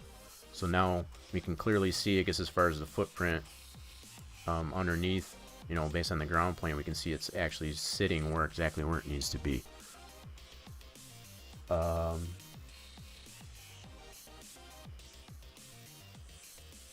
Danford. That's cool. Yeah, I'm glad you like that. I mean, that's I can understand as far as watching from mobile, especially too, as far as the phone wants to put words in your mouth. That happens. That happens. It's understandable. But yeah, it's been an adventure, and I mean, we're already as the uptime shows there, it's like we're 5 hours into the stream there. That's where we started with. Is just we started off with this drive-through part. Now for this feed mill, just to kind of explain this a little bit, the way this feed mill works is there's a couple of spouts that are in here based on, and it draws from these silos potentially, and it's got different types of contents into it to where you get certain types of feed. So be it if you were looking for feed for your chickens or your sheep or whatever, if you've got particular types of feed, that's what this thing serves for. And it's not necessarily just grain. And I do have several other pictures that kind of show. Let me see if I can bring this up here. So like this one's a pretty good one here. This is that side with the canopy that I'm currently working. I can see the spout coming out there from one of the silos on top of the roof of the drive-through. That dispenses a certain types of feed, and these are sacks of feed that are pre-made. I guess that the farmers can necessarily buy those from this feed mill, as opposed to just driving their truck through. They can buy bags of it as well. So there's a couple different areas that you can actually get feed dispensed. There's a truck over here, as you can see, as well as through this drive-through. So that's just another angle. So this perspective here is basically this side right here. So that's that canopy. That's this side here. So you can see that drive-through right here. That's what that perspective represents. this is what you're looking at here. So it's got this ledge here, that canopy with the supports. That's all this right here. And I know I got it all in, it's all gray. There's no texture to it, so it's kind of hard to tell. That's understandable. But here, let me put it at this angle. You can kind of get a better idea. So you can see that ledge right here with the steps on either side. Whoops. Let me picture back up. So yeah, it's got steps on either end of this platform here. That's the same thing that I have represented in this model here. And that's all to scale, as far as the width and the length and so on of it. Some of the other finer details I don't have to this yet is like the railings on the steps, as it shows here. I don't have that applied yet. That still needs to be added. I played SketchUp a few times, laying a roll bar. Oh, that's pretty cool. SketchUp, you know, I kind of tinkered with that before too, as far as the SketchUp goes. You know, I've come to find that the SketchUp, it can make some pretty sloppy models when it comes to applying it to Farm Sim, because the way you texture it and stuff like that is totally different, kind of in an unoptimized fashion. And that's not to discount against SketchUp at all. I'm just there's a big difference between what type of 3D modeling program that you use, I guess, to create something like this, I guess, for especially Farm Sim. So I tend to take the approach of optimizing things quite a bit by making sure there's not as many polys, for example. So like polys meaning, and I'm sure you probably have seen this before, you see a lot of games you play and the frame rates just get like ridiculously low. A lot of times what that comes down to is just having way too many of these faces, as I'm showing here. When you have too many, when they're broken up into little triangles and things like that, that's what causes that. So I try to make use as many how do I want to put this, so it's like use less necessarily means more as far as quality. So like when you add more polys, I guess, to something to get all the detail into it, as far as like the roundness and shape of it, that actually hurts, I guess, overall performance in a game. And it doesn't matter what type of game it is. So the approach that I've taken to building this, it doesn't necessarily mean that it can only be used for Farm Sim. It can be used for any other type of simulation out there. I mean, it's like, regardless if you want to put it as an asset in a different game, as opposed to something that's actually functioning like in Farm Sim, that's the approach I take when I build these types of things. So I like to expand on the usability of it, as far as the universality of it. Alright, so I got this adjusted here. Just kind of backtracking a little bit to see what I still need to fix here. So that's adjusted there. I want to see if those supports, I'm going to hide this ground plane here really quick just to see, because that ground plane kind of gets in the way. So let me deselect that, hide this. This gives me a better, you know, being able to go underneath it like this. So what I wanted to make sure are these supports on here didn't get thrown out of whack. So these supports still look good, even though I extended that out here, as you saw me do. These supports still look in good shape here. And I know they're hard to see probably, but these supports right here, yeah, you can kind of see them right there. So I just want to make sure that those were still reasonably lined up there. Okay, something else I was working on before I grouped this all together there is I was trying to line up this pipe here, because I had to shift some things over, as I said. So this pipe here doesn't line up to this this little house on top of the peak anymore. I do need to get this lined back up with the peak. So for me to do that, I need to get this coordinate of this midsection here. Actually, I need it from this building, my bad. So I need to get this vertex here, I need to get that coordinate here on the X. Okay. And then what I'm going to do on this set my pivot on that midsection, not the center of it. So I'm going to go, actually that should be good just like it is. So I'm going to go ahead and copy or paste that X coordinate that I just copied and paste it here. And that should line that right up. Let's see if that did or not. No, looks like it's still off. You can see where this line is right there. It's not lined up with the peak right here. Now I could manually adjust that if I wanted to, but I tend to do like vertex modeling, and by vertex modeling basically involves selecting a vertex and these little blue dots. Those are what are considered vertexes, and I can copy that coordinate. In this case it's the X that I need, so I copy that value like so. And just to make sure that this is centered, I'm going to do effect pivot and center. It is cool.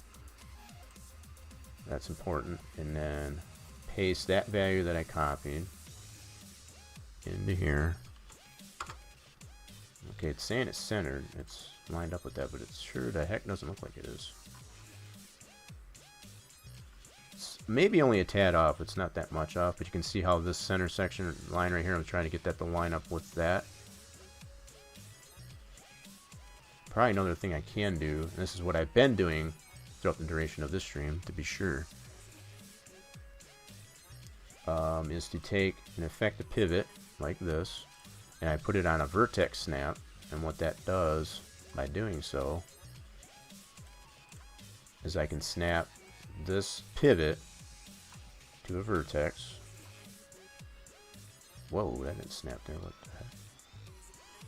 Alright, hold on. That didn't do what I thought.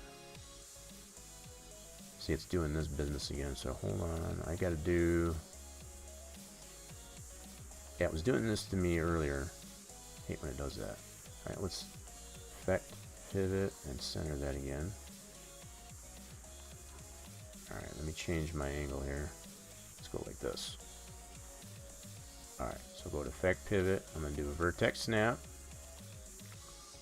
And I'm going to move this whole thing like this, snap it to that vertex. So now I know that's the center section. Now I can do it on any one of these that are in the midsection of this little house here. But that one's fine. What I'm trying to do is get that lined up here so that when I take this value that I copied from here, which I'll copy it again, it's probably still on my clipboard. I can still use that value. I'm going to go ahead and copy it again just to reassure myself. And with that snapped at this point, that should put it more lined up. I guess that's what paste like so. Alright, so it's still the same thing. So I get the same result. So apparently that is lined up. Okay, so I'll leave it at that. That is lined up, centered on either side of that peak of that building. That little house there. Now what I need to do is adjust this pipe right here so that it lines up with this little building, this little house on top of this peak. Let's do this. So we want to go into here. I think this is grouped. Yes, it is. So that feed mill towers, I have this grouped together. So I'm going to ungroup this so I can get at what I need. And now I can select this pipe itself. And probably what I could get away with doing, I got a little section in here that I can bend this if I need to. So what I'll do for starters is grab the vertex, all these blue dots, the vertexes on this end, and bend it up this way just to get it over to the building, and I can bend this joint as well so that it doesn't have this kink in it, to make it, kind of straighten this out here. Yep, that should work pretty good. Yep, so it's making sure that this is into this here. It's not hanging over anything. Looks pretty good.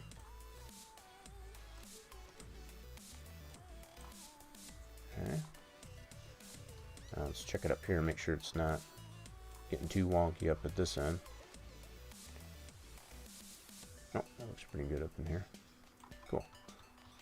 Yeah, so I just had to adjust that pipe so that it's now going into that. So basically, how this works here is from one tower to the next, and actually this tower will feed into this building, a particular type of feed, and then from this one here, it'll actually dump into this drive-through based on this, you know, because it goes inside of this drive-through right here.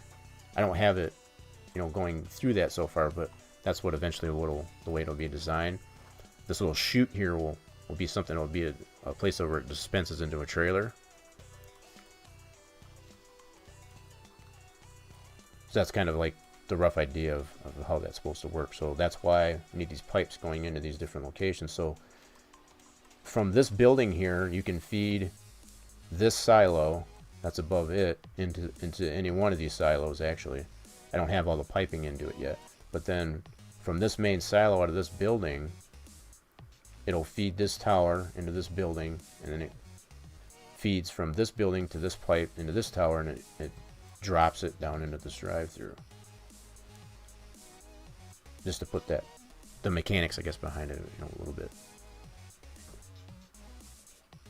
Understand how that works anyway. Okay, so that looks good. I do have some texture on these, and these were, I borrowed this, I created a dust collector, I guess, for another part of this whole complex. So I just reapplied, I guess, a different texture for this feed mill application. So that was kind of nice. It removes, I guess, some work for me, I guess, later on. So like these are all textured. These are in their own group. So that's so as far as this feed mill is concerned, this is the only thing that's textured so far, are these individual silos. And these individual silos, I have a picture for that too. You can kind of see one of them right here. Let's see if I can find a picture. That would be all these. Here's a view of this. That's all these individual silos right here. So that's one angle of it. You can see a truck actually putting into these silos so that it can feed into these towers. These are the towers that I got here that I was just showing. So you got the two towers here, and you got the one feeding into this little house, and so on. It's really hard to see from this angle too, as far as how that creates a dispensary, I guess, in this part. You can see that spout that I showed earlier on the other end. But there's one angle for those individual silos. Here's another angle. Shows that truck here. So there's all those individuals. I don't have like these little pillars in here yet for the, you know, to protect the silos. So these little details I don't have in, they're just quite just yet. But you can see where that pipe is feeding into this little house. I might have to make an adjustment on that now that I look at that. So it feeds into this. It's not into the roof. It's actually into the side. So I might have to adjust that a little bit more. Got that picture.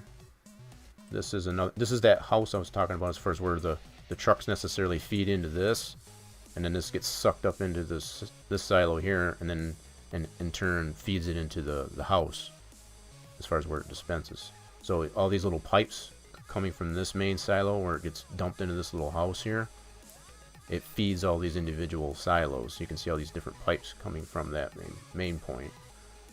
And then here's another angle of the towers. And like I said, by any stretch of the means, it's not 100% complete, but I got the general idea of it down here. This is that little house here I was showing. This is where most all the feed from like the truck that was parked in there, it'll feed all these silos, and then from these silos it feeds into the house and so on. There's another dispensing area that's on this side. I think I got a picture for that too. Let's see if I can show that. So on this side, that's another angle here. That's the feed house for all the silos. That's another one. Let's see if I got, that's that side. I thought I had one of, yeah, here it is. So there's another place that the trucks can feed. There's a little pipe right here on this side. I don't have that in there yet. I do have this overhang. I need to put another set of stairs on this side with a door. I don't have that in yet. That would be this side right here. There's a door here with some stairs, and there's a feed pipe on this side too. So there's multiple different areas that this feed mill, I guess, dispenses from, I guess, to service feed mill trucks. So trying to get it all in there. It's just one step at a time. There's a lot of detail, a lot more detail in this this feed mill building than I thought there was. That's for sure. But it's been a challenge for sure. I like the challenge somewhat. So this stairways, this was what started the stream, as I said earlier, as far as where we started as far as to build this up. So I had nothing on the back here, which led into me having to make all the adjustments to the placement of these individual aspects of the feed mill. Everything's in place now, so it should be all good to go. So this, let me go back to that picture. For that one is, there's one angle, this angle. This is the best angle here. This is that little platform that we did at the beginning of the stream to get that into position. What I will look into getting applying next would be these doors, and whether or not these will be animated, I'm not 100% sure yet, but I know these doors need to be here, these sliding doors. So I'll probably make cutouts into these areas, I guess, to accommodate that. The one thing I wasn't sure, and this was something I was discussing earlier when I was at the point of creating this these stairs, you know, with this platform and the supports and so on, I was trying to determine with this truck in the way, it's kind of hard to tell, and I guess that was another reason why I guess I went to the Google Earth image. Here, let me close this out. As they don't have a street view on this side of the feed mill that I need, so there's no way for me to get the location of that other sliding door that doesn't have the stairs next to it. So that was kind of a bummer. So here's the stairs. You can kind of see the stairs right here. This is that drive-through. You can see the truck coming out of that. But here's that landing that I created. You can see the steps and the landing here. There's a landing of sorts here. There's like a cellar door. Actually, I take that back. It's like a cellar door that goes into the basement of this feed mill. And I think you can see that in the, whoops, in this ground picture here. If I can bring that up. Hello? I need to go over here. Yeah, so right here there's like a cellar door type of thing right here. And then beyond that is where you have this other sliding door, which I can't tell the placement. The only best orientation that I can come up with is it's just like a couple feet off of where this this roof elevation changes. That's really the only closest I can tell. It's probably what I'll use is kind of get a short guesstimate as far as to be 2 feet off of where this elevation changes here on the roof line. So basically, like right around in this area is where that is. I already know where this one is. This is why I put this landing where it needed to be, so I know exactly where that door needs to go. In fact, that's kind of where I'm at right now. I can create a cutout for where I want that door to be, so I can put a texture for a door and or an opening, whatever direction I tend to want to go with it. So, alright. So that's what I'll do next here. That's why I kind of highlighted this area, because it was really tough to see because it was all one color. I wanted to add some contrast in here, so now you can see where the stair and the landing is. And now I can create a cutout for that door based on this image. So I can make that opening basically the same width, you know, the same dimension, I guess, of this landing. And then the height of it would be, that's something else we were discussing earlier, as far as just to make it a standard, like an 8-foot door, for example.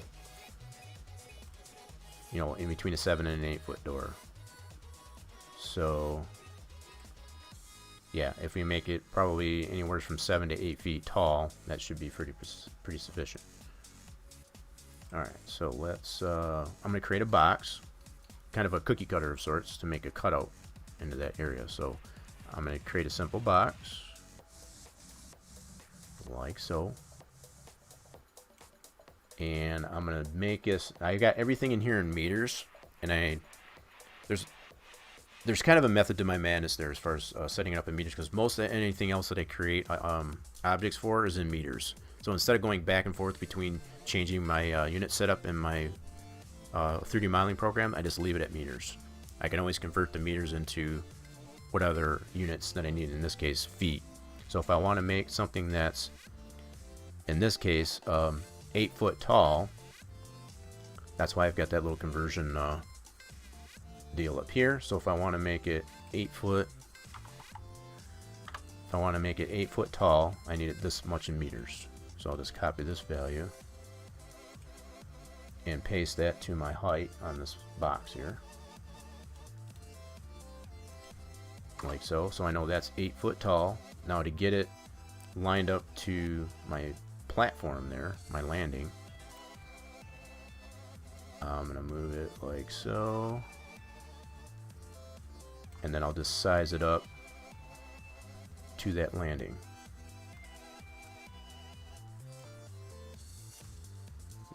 Kind of see where I'm going with this. So if I line it up this way, now I can go ahead and go to here, and I want to adjust the width like so, and I'll have to reposition this obviously, and just line it up with that landing basically.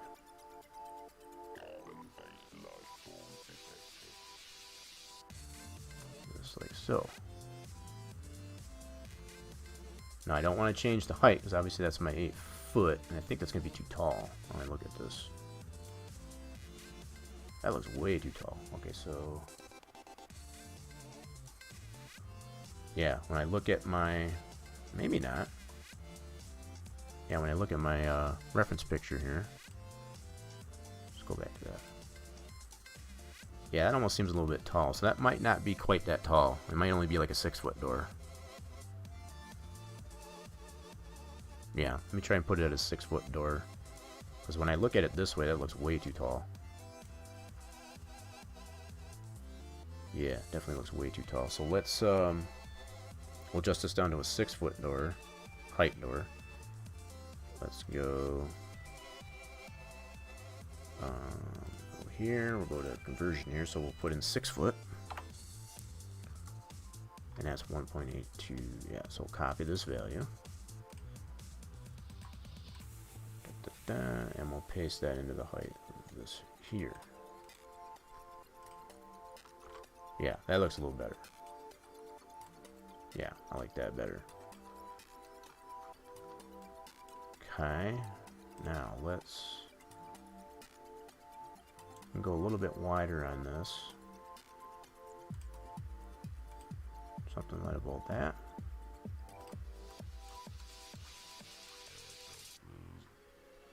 Doesn't look half bad.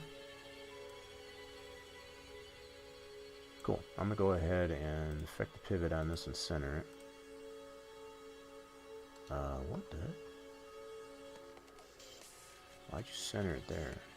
Oh, I see what it did. I forgot I got this still pretty thick yet. Alright, so let's move this out a little bit.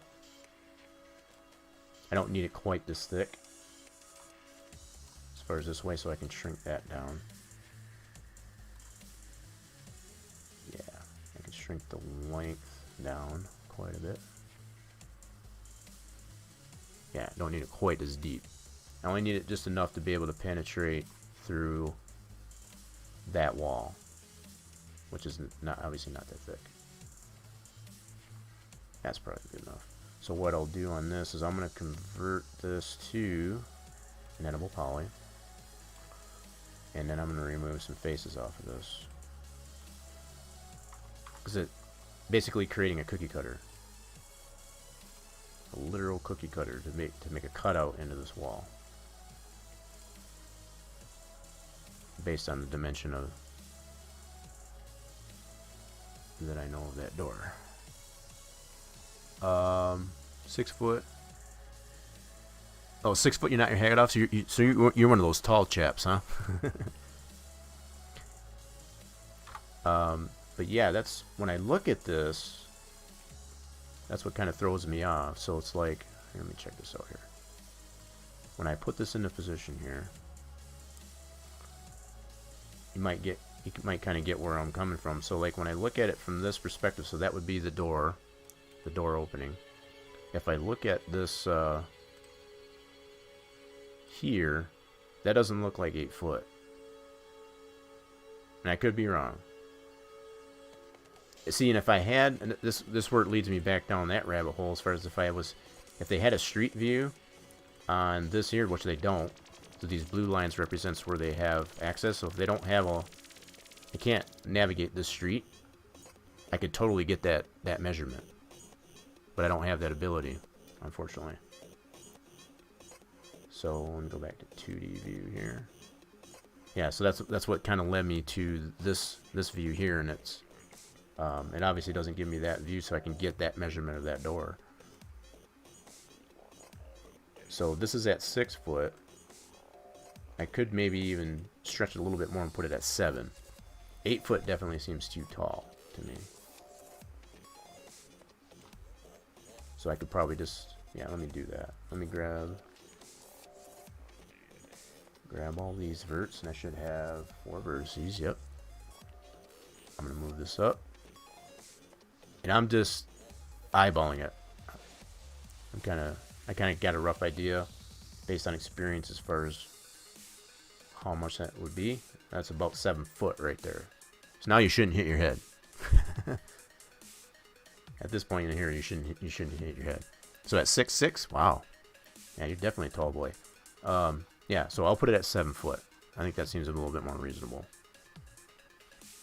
7 foot seems to be a little bit more reasonable. 8 foot just seems way too tall to me. So that's going to be the size of our door. Now, the only other thing is, let me go back to that picture.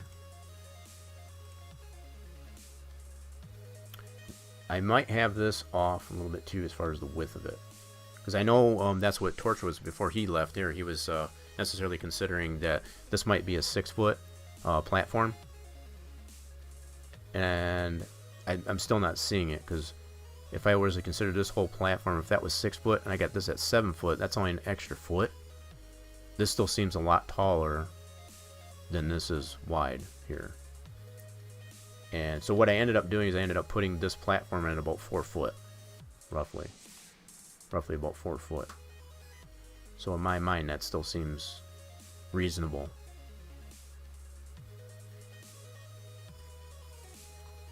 And I can always adjust the size of this opening once I cut it. So it's not set in stone or whatever, even if I do cut it just the way this is, and if that ends up being too small, say for example, I can always adjust it once I cut it. So that's not really an issue. So I want to make sure I got all the polys off of this. So this is my cookie cutter that I'll use to make that cutout into my door, into this wall. Alright, so just to make sure I don't affect this landing here, I'm going to hide it. Sometimes that'll happen. When you have items around it, when you're using it as something as a cutter into something, sometimes it'll affect other things around it. And that's just by nature. Sometimes that's what happens. Alright, so what I need to do is select this piece here. And I'm going to do what's called a boolean cut. So I'm going to go into compound, boolean, and then I have some options here. My number one go-to thing is to do a cut refine, which basically that means is whatever you're using as a cutter, which in this case is going to be this brown box. What that does is it just cuts based on the shape of whatever it is you're using, which in this case, like I said, is this box. So I need to pick that as my cutter, and what that does is it creates a cutout. So now what I can do here, if I deselect this and I'm going to convert this back to an editable poly, what I can do here now is, at least potentially, whether or not I'll keep it out, I don't know, I can take this poly and remove it. So now that creates an opening. I think I'm going to leave it there for now, but I have the ability at this point to be able to not only texture that independently, because that's a separate poly, as you can see, but I can also remove that completely to make a doorway if I wanted to, that you can actually walk through. I probably won't make this that detailed as far as to where it has you know, where you can walk into it. That's why I'm debating whether or not I want to make it that the doors are animated, because that would immediately create the necessity to have to model the inside of this. And I'm trying to keep it optimized to where it looks like there's something in here, but there won't actually be, if that makes sense. So that's my one door. So now if I bring back my landing, as far as my stairwell, that's where'd it go? See if I named it right. Yeah, back staircase. I was trying to remember what I named it. So it's on the top, and it puts everything in alphabetical order in my list here. So there's my landing. So now I have my landing with my door opening. And then,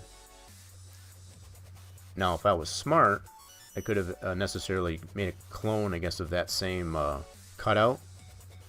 I could probably still do that, actually, just to go backwards.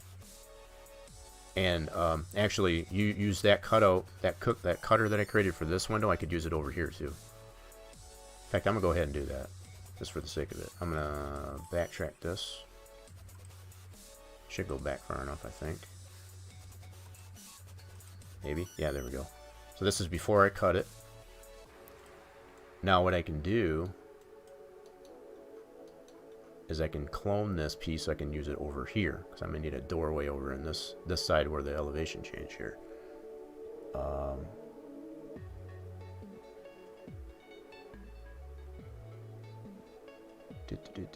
Yeah, no tomato mister. No, actually there's not. I'm sorry, I missed some of your what you're mentioning in chat there. So in the photo itself, it's kind of hard to take a measurement in the photo as far as the still picture. Yeah, that's not really as possible. So I kind of usually what I'll do when I'm in a predicament as such like that. Whoops, my bad. Clicking on things I don't want to. What I do in those types of cases, I use things that I know the measurement of. Like, say, for example, the wheelbase of this truck or that truck to determine, I guess, as far as, you know, what the dimensions of things will. And if any case, it just what makes sense, you know, as far as based on common building practices, say, for example. Roof height to top of the door looks too big. Do you think so? So, if, like, from the top of the door to here, I could probably look at that too. Yeah, so as far as being able to take a measurement from here, you know, in the still picture, it's not really possible. And that's why I was relying on, hopefully, at least on the Google Earth Web, which doesn't give me access to that street view in order to get that, which I was hoping I would be able to get. So let me take a look at, I think this is what you're referring to as far as the distance from here to here. That could necessarily be off. I won't 100% deny that. So from here to here, you're thinking?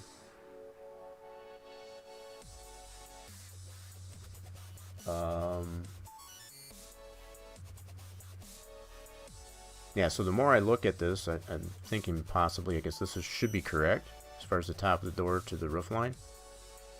I think that's what you meant. Please clarify, I guess, if that's the case. So from here to here, you think maybe on my model it's too much? I mean, I could probably reduce that, actually. Now that I look at it again, you might be right. I think I got too much here on my model. There's too much space here. So I might have to bring that down. And I think part of the reason I did that was because when I built this drive-through, when I did the slope, I just based this roof line based on this slope. If that makes sense. That's the way I built this. So this slope that exists here, when I built that, I just built that roof line based on the height of the slope on this drive-through part. If you see what I mean there. So once I established this slope here, that gave me the means, I guess, of knowing where the height of this was. And it could be... Let me see here. Let me look at this picture.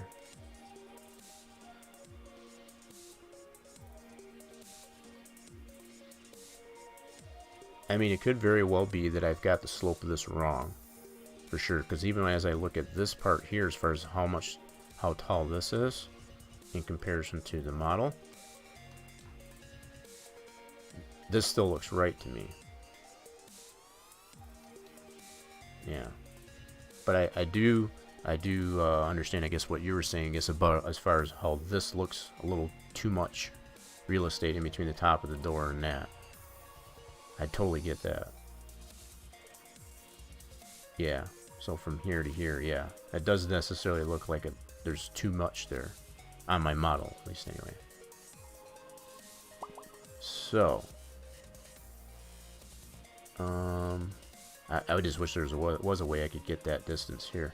I mean, I could probably visualize as far as if I was to put one of these doors on top of each other, that's almost the same amount of space. So like if I was to create, I guess, a visualization, I guess, of this door and put it on top of that, that's probably about the same amount of distance. So it's probably another good 7 foot above that door to the roof line. Yeah, you'd probably not be wrong. So let me alright,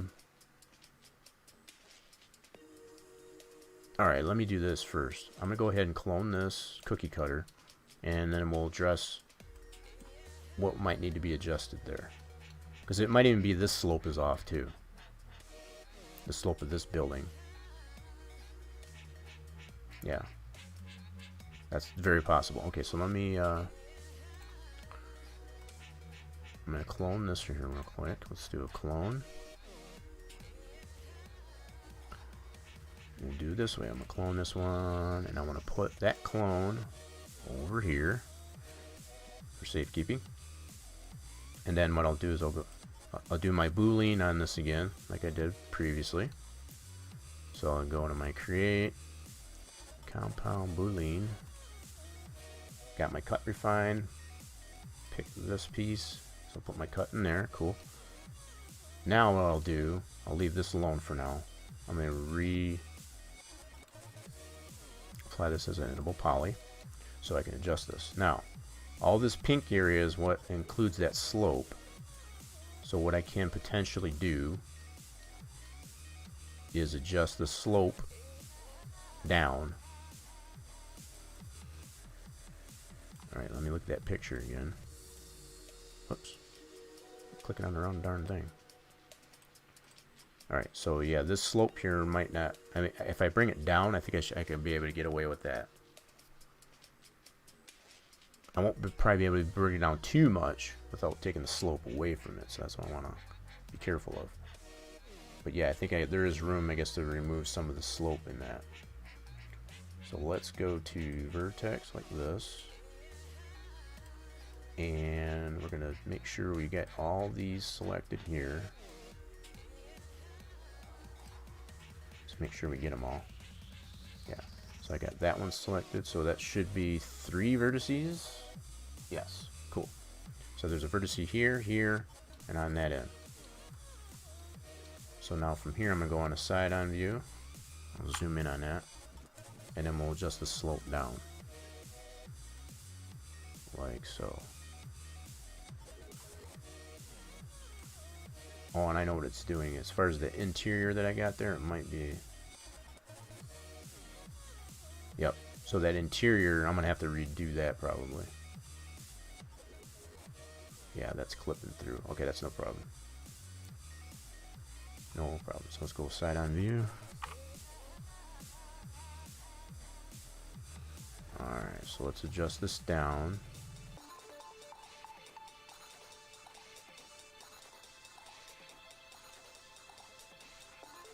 So that's not really going to make that much of a difference there. I may have to bring this up more, to be honest. And I can do that. Even with this cutout here, I can adjust those.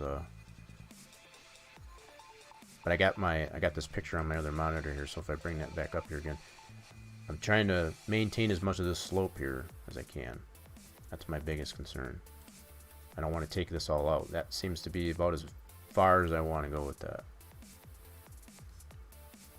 And what's happening, which is to be expected, the interior that I have on this... Oh, I see what it is. It's this edge. I didn't select that edge. So I'll have to adjust this edge here on the front side of this drive-through on both ends. Okay, I'll do that after the case. So let's do that. Let's go into here. Actually, I need to get the Z on this vert. Let's go to the Z on this vert. Copy that value. Go into here. Whoops. Go into this gable side. Go to this vertex and paste that to here. Whoops. Got a couple of verts in there. Go. Alright. I think that's got an interior to it too. I think that's why it's... Oh wow, that's going to adjust... Okay, that's no problem. I can see that's I'm gonna have to adjust quite a few things once I get this to where it needs to be. So I got to get this inside vert here too. Alright, what the heck? Huh, that's interesting. Let me do that. The heck? Huh, what is that? Alright, what did I do? Screwed up something somewhere. Why is it not moving? I know I got an inside and I got a back face on this here, and that's why it's not adjusting the whole thing. But why is it not? Alright, hold on a second here. Let's back it up. Alright, let me see if I can do this. I should be able to, in theory, be able to grab it like this and adjust that down. Like so. Why isn't it moving? Interesting. Why is that not? Alright, hold on. Huh. What should happen is it should move that whole thing down, but for some reason it's not. Okay, let me try it this way then. Alright, I'm going to see if I can just snap that. So I'll put it on a vert snap here. And snap it like so. Not sure why I wasn't wanting to go down there like that, but okay. Now we got that where that needs to be.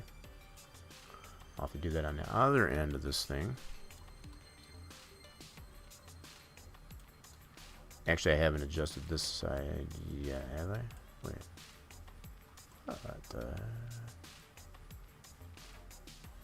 Did I not have that selected when I moved that down? Uh-oh.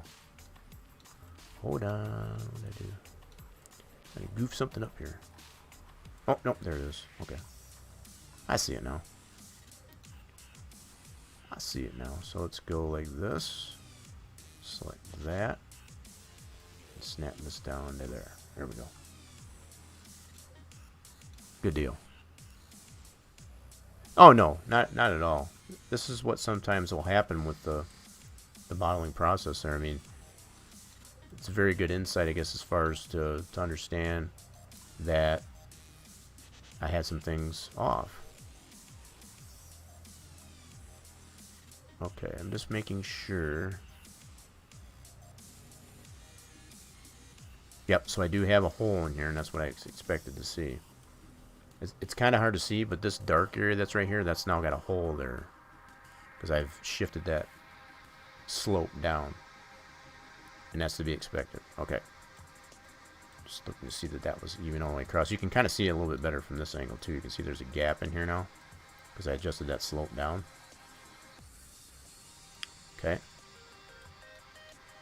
So once I adjust this side, which I'll do next, I'm going to grab this Z. And that vertex, I'm going to grab that Z value. And I want to adjust that over here. So I'll go to vertex. Whoops, that's on edge, my bad. So I'm going to grab that vertex and paste that in there. I'm doing it one at a time just to kind of show how to adjust it. So that's adjusted there. I kind of get in what I consider to be hold your hand mode. So now that's adjusted, that's even all the way across. Okay, from this point over to here. That actually isn't quite too bad. So even if I had to adjust this down over here, I don't think that looks too bad there. What I will probably do as well, again, just to kind of split the difference of how much space we have in between this rough line and there, and the top of the door, is I'll just move the top of the door up some more.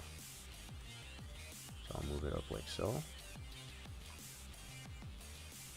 And that should get us closer to where, how much distance we have between the top of the door and the roof line.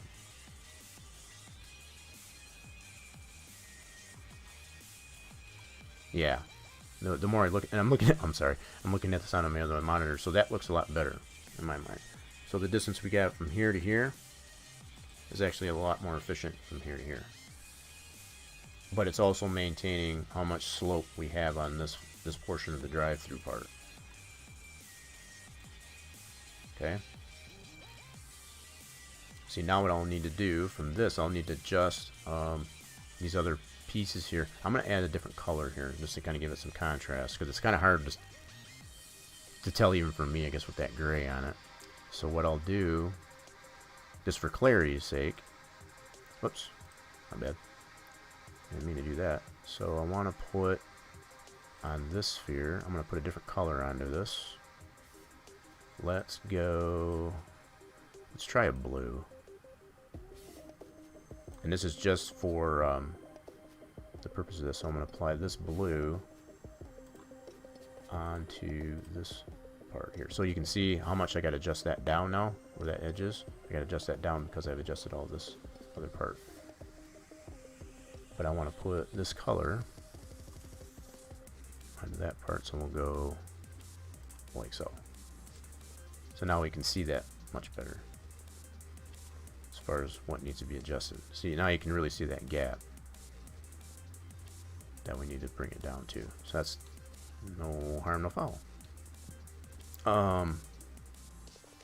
What I can do is grab, let's see here. Whoops, I need to deselect that, number one. I need to get the Z value for any one of these vertexes on, you know, this part here that makes this L around where this blue part is. So I'll copy this Z on this vert, for example, and that's the value that I know I need to put the Z values on all of these, so that it butts that up, butts and flushes it up like so. So I'll just grab these all independent, and again, I'm in hold your hand mode. I can't necessarily select all these verts together and bring them down all at once, but just to kind of show how much this is adjusting things to where we need it to be is the only reason why I do it this way. So now you can see how that's flushing it right back up to my new roofline position. Okay, so all these different verts here, to get that gap out of there, I'll just select these and paste that Z value that I copied from that. So there's that one. There should be one, yep, just on this other end here.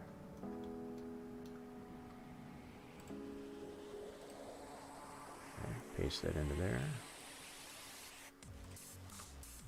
Ta-da! So now we should have our new roof, our new slope. Now I'll have to adjust this this pipe here coming into that slope there down, because you can see that has a gap in there now. That also could be adjusted independently, just much like everything I have in this model so far. So let's do that next. We'll select this pipe going into this, and I'm going to grab all these bottom verts here. Okay, and just scoot this down so that it flushes up with that, the new slope of that roof. Now eventually what I'll probably end up having to do I haven't gotten to that point yet, but I'll have to probably bring this way down so that it comes into the inside of here, so that it actually has a dispense, you know, so that's actually poking through the ceiling in this thing. Right now I'm just going to leave it like that. So yeah, for right now I'm just going to leave it just like that until I get to that point where I'll need to do that. Let's see, now we're to the point where, you know, we've made a little bit more, you know, we fixed some of the issues that we potentially had with this now. So now we have a better representation of this doorway. For example, oh crap, okay, I gotta adjust this here too, it looks like. Yeah, because I moved this down, and I obviously adjusted this too, so I gotta adjust it. I got a gap right here. Yep. Okay. I'll see you. Actually, I think that's my interior. I think that's my interior. I think that's my interior. Let me hold on. Whoops, that's not what I wanted. Let me see what I got here. So this piece here. What did happen there? That's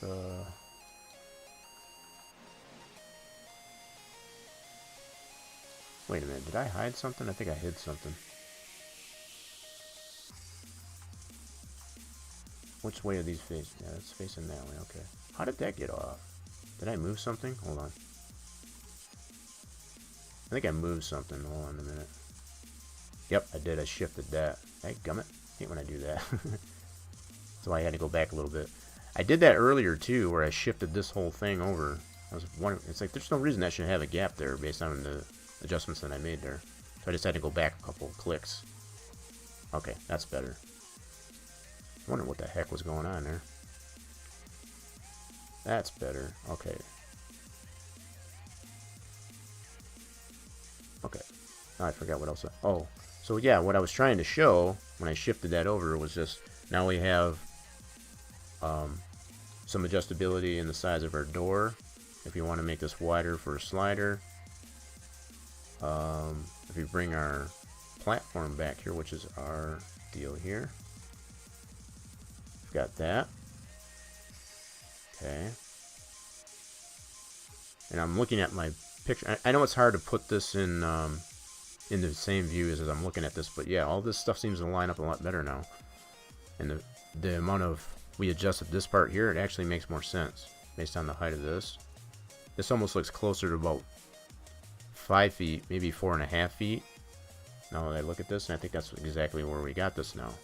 So if we go look at it from here, that looks more accurate to me. The height of this roof change here. I like it much better. Cool. Turning out pretty good, I think. Now what I'm going to do, I got this other cutout here. We know, like I said, it's only like a couple feet off of where this roof elevation changes here for this part. I think it's pretty much at the same level as this door. It's just over farther. You know, like I said, basically about 2 foot, which is about where I have it. 2 foot from where this elevation changes. Right here. So you can see that spacing here. So it's roughly the same level, from what I can tell anyway. That's probably where I'll put it, at least for starters. And I can always adjust that if need be. If more information comes to me later on, I can always adjust that positioning of that. But from what I can tell in this picture, these are both at the same level. It's just it's about 2 feet or so off from where this roof elevation changes. So let's apply that. That's about it. I might move it just a little bit. About right there. So then we'll select this piece, and I want to go into compound, boolean, and I got my cut refine, my go-to, and I want to pick what I want to use to cut that with, which it'll be this piece. So that puts that cut in there. So the same thing as like this other part that I did earlier. I have the ability of being able to not only texture this independently from the rest of the poly, but also to potentially remove that if I want to. I want to reapply this as a normal poly. So I can select this as a poly, and I can remove that and make an opening if I wanted to. Or I can apply a specific texture to that, like if I wanted a particular type of door texture to that, I can texture that separately from the rest of the object. Two main benefits, I guess, for doing that. Okay, so that's done. I don't think there's anything more besides this cellar door deal. That's something else I could probably apply. It's got like a 3-tier type of design to it. It's got like a main base here, which is a little bit lower, and then a higher step, and then it's got a slope door kind of business here to it. And that's in between these two here. Now I don't know how long it is. I don't know if it goes all the way up to, I can probably look at my in fact, let's look at that. So if we look at the Google web image, see if you can zoom in on that, you can kind of see where that ends here. So here's the shadow for where that that roof elevation changes, so it's before that. So it's probably a good 2 feet or so, I guess, from where that roof change is. So here's that cellar door business right here. Now I can get a measurement, at least to find out, because it's not too far off. It's only about a foot or so off on where that landing is, so I can go from here. Whoops. My bad. Sorry. Measure. There we go. So that's about,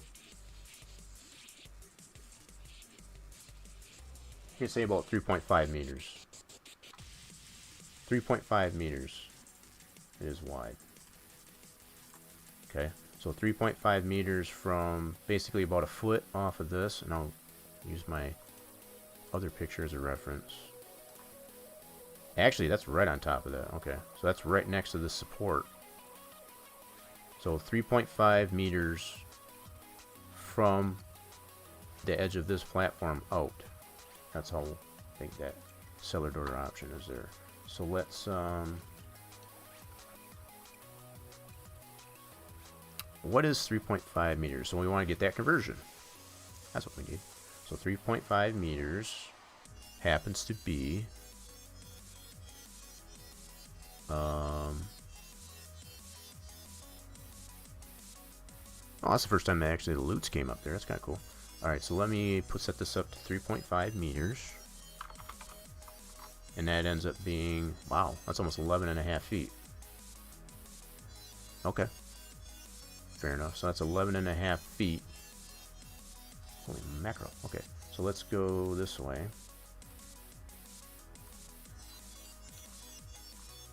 We got everything in here in meters, but I just wanted to get a rough idea of actually how big that was that way. How far out is it? That's the other thing. That's what we need to determine. Oh, one other thing we need to determine. So we are, oops, let's go into 2D. No, don't do that. Alright, so let's take another measurement from, it's kind of hard to tell where the, alright, let me take a measurement here. So from the outside of this to here, we're going to say 1.5 meters. Yeah, let's say 1.5 meters. This thing is weird as far as how that works. Let's get out of that. Cool. 1.5 meters out. 3.5 meters this way and 1.5 meters this way. That's a little over 3 foot. Not quite 4 foot, actually. That seems reasonable. Okay, so let's make a box here to make a base. So we'll do, using some simple shapes here, we're going to make a box. Like so. We're just going to lay this out here really loosely for starters.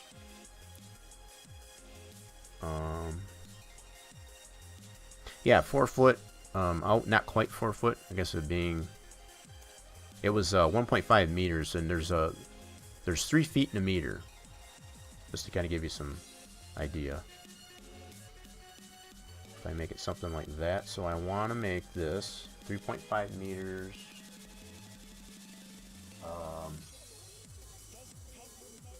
Be this way, so 3.5 this way. Holy mackerel. Yeah, and that's like almost like 11.5 feet is what we said. Wow, that thing's a lot bigger than I thought it was. Yeah, but it is still just before. That's the other observation that we made. It's definitely, it stops. It's not, it doesn't go all the way to this roof transition. So that would be reasonable. Yeah, that totally makes sense. I would not have expected it to be that big, to be honest. But yeah, that's where we're at. That's how big that thing is. All right, so I don't think the thickness of this is quite right. I'm going to take some of the thickness out. What? Wrong way.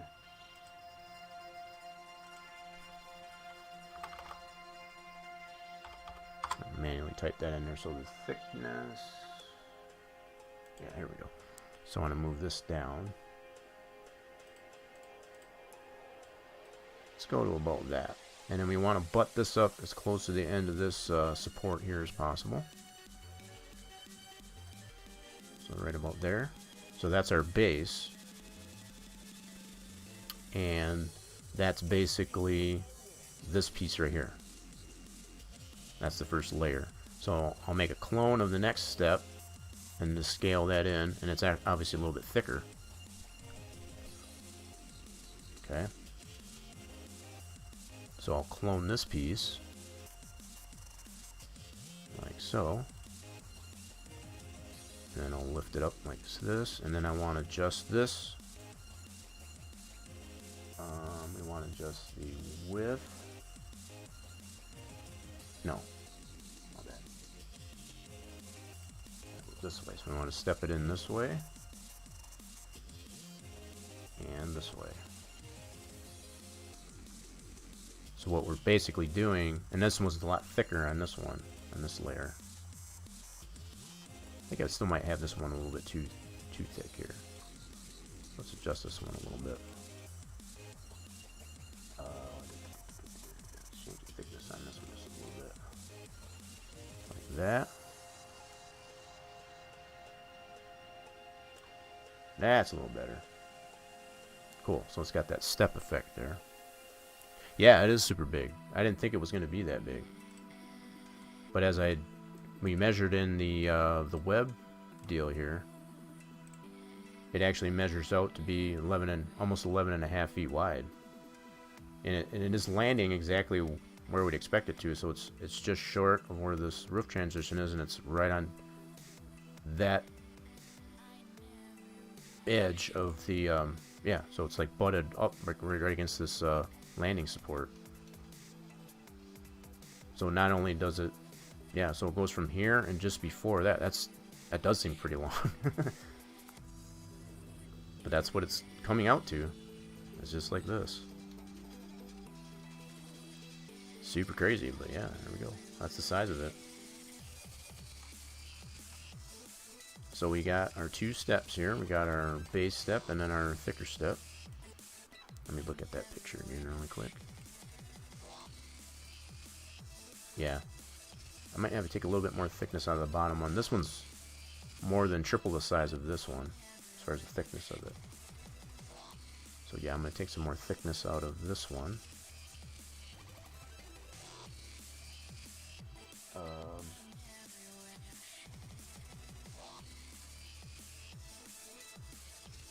One more tick. Yeah, something like that. So let me bump this down here. There we go. That's a little better. That looks about right. Oh yeah, cool.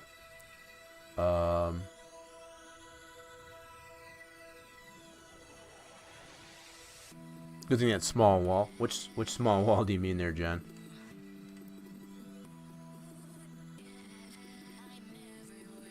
Which small wall did you mean?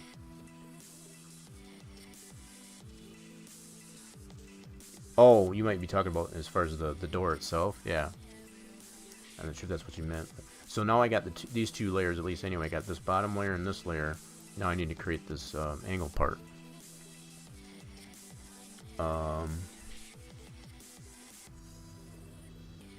Okay. I gotcha.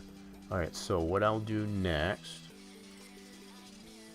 is I need to create that slope part. There's some polys on this that I'll necessarily remove once I get this all done, but for now I'm gonna at least just follow through with this. Okay, so probably on this back side it's probably all flush because it's right up against the building. I'll fix that too once I get to that point. Yeah. In fact, I better do that first before I add this slanted part. Okay, let's do this. Let's do this. I kind of got another idea, though. Let me look at this. No, I'll do that as a separate piece. Never mind. Never mind. Because it's got some, yeah. What I need to do is level this off in the back here. So what I'll do to do that, I'll go into this. I'm going to create a editable poly modifier. And then I'll go into vertex. Grab all these verts. Whoops. Let's grab all these verts here. And push these in. And actually what I'll do, even better, let's add a poly modifier to this.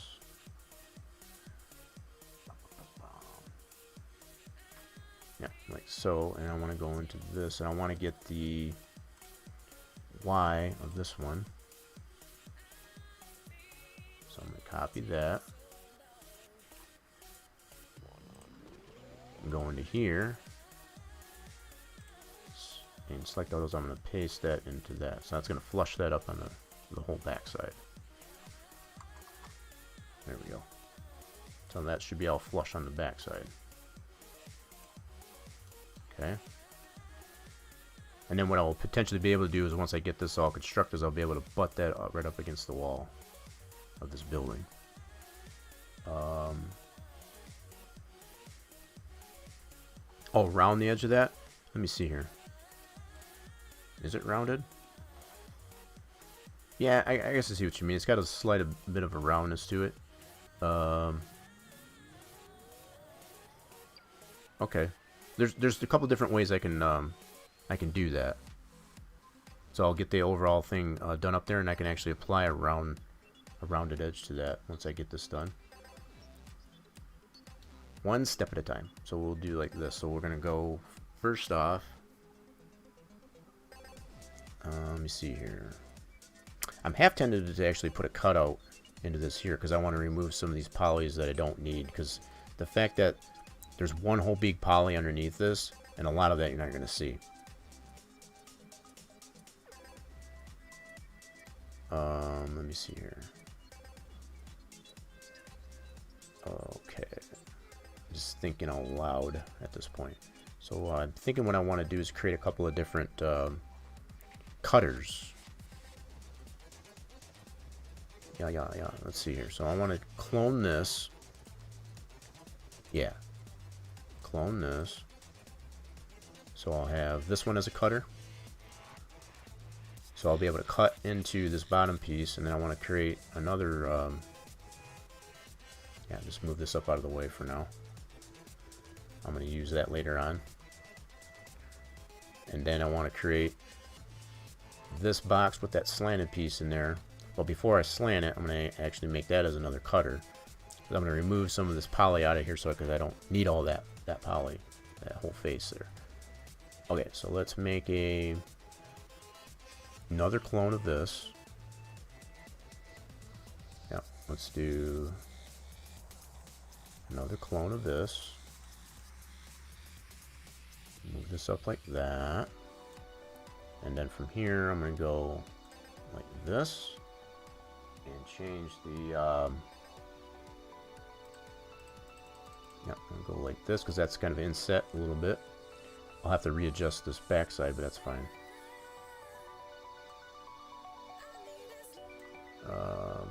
how much of a lip we got there. Let's see. This lip here between this slanted part and that there, I just want to say it's not that much. Maybe a little bit more. Move it this way, actually. Probably something like that. That should work. So let me line up. Let me go into this one. Vertex, and grab that vertex.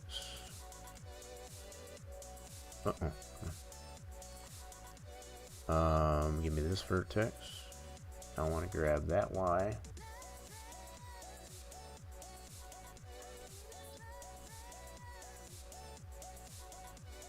How often do you have to save? What's nice about this program is it saves every 15 minutes automatically.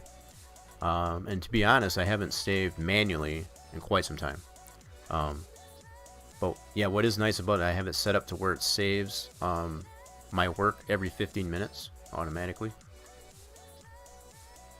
So in the event that I do have a major breakdown or whatever like that, I have at least the previous 15 minutes I get saved in most cases. And trust me, I've had to use that on occasion. Alright, so again, I want to copy this Y. I think I already copied it. I just want to make sure I got that. I'm going to go back into this one and adjust all the vertices from here to here with that Y I just copied. So paste. There. Now I know that's all flush again. Now from here, what I want to do is make another. Actually, I think it's got. Yeah, let me check that picture again. So I think there's a little bit of a lip on, yeah, that side too. So I want to bring it in that way too. So let's go to here. Yes, I'm going to hold that. So I want to change the width. Like so. Okay. Perfect. So now what I want to do is make a clone of this and put that up out of the way. So I can use that potentially as a cutter. Okay, so I'll just move it up out of the way here for a second. I'm going to use that later on. So now what I can do on this is I can create the slope on that by grabbing this vert and this vert and then angle that like so. Now I don't know how much angle is actually on this, so I'm totally guessing, but the fact that it's got this angle on here like this. Alright, so that's what I'm. In fact, there's not a whole lot of. Hold on. Yeah, so I'm just observing, I guess, as far as how much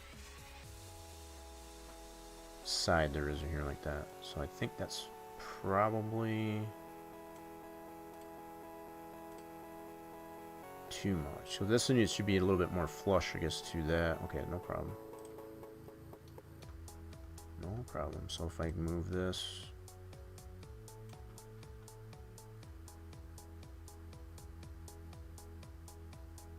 Yeah, let me grab all these verts here. So I got those two already selected. And I'm going to move this all down. So with all four of those, I'll bring this whole thing down. Like so. Something like that.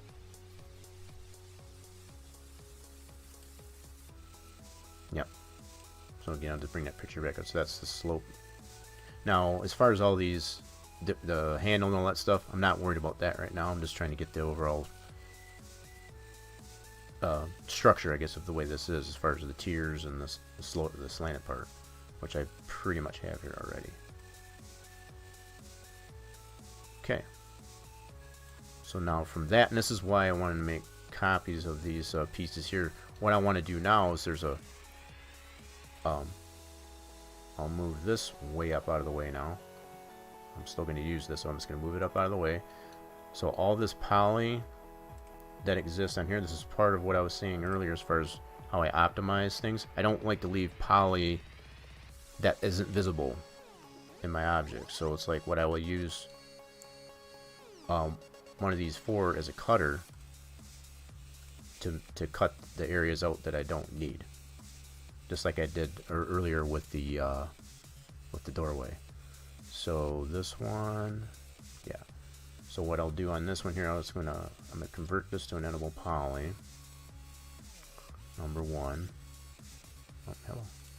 And now I'm gonna remove some polys off of this to create myself a cookie cutter like this. Now what I can do with this cookie cutter, deselect that. I'm going to cut this out like so. So I want to make sure I select this. I'm going to go to my create, compound, boolean, do my cut refine, pick my piece I want to cut with, which is this one. So now that cuts that out. Now I can remove, convert this to an editable poly. I can remove that poly that's not going to be seen. Like so. So it's you're only going to be able to see this right here. Now when I bring the slanted part down, for example, that's going to line right up. That's all I did was move it up on that part. Now all that poly that you won't see, as far as the texturing and all that stuff, it's only going to have what you can actually see. And this is part of what I like to do as far as to optimize the model, so that I'm removing anything that isn't visible. And that's just the part of optimizing. And I'll do the same thing on that base piece. That's what I cloned this piece for. So I'll move this up out of the way again for a moment. And I'll hide or move this out of the way. And I want to move this. I'm going to modify this just like I did the other piece, and I'll cut into that one just the same way. So I can cut into that like that. So let's convert this to an editable poly. I'll remove these polys to make my cutter. Okay. And then I'll move this down like so. Now I'm making sure that I'm buried into that, I'm clipping into that piece that I want to cut, because it's just like a cookie cutter works or whatever. You want to be able to press into it. So I want to select this piece, go into my create, compound boolean, and I want cut refine. Pick my piece that I want to use to cut, and just like that.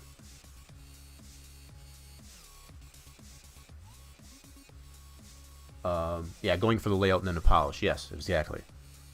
Yep, that's exactly the approach I take. So I'm going to convert this back to an editable poly, and then remove that poly that I don't need, like so. And there we go. And I can probably get rid of this backside poly too, because that's going to be up against the wall.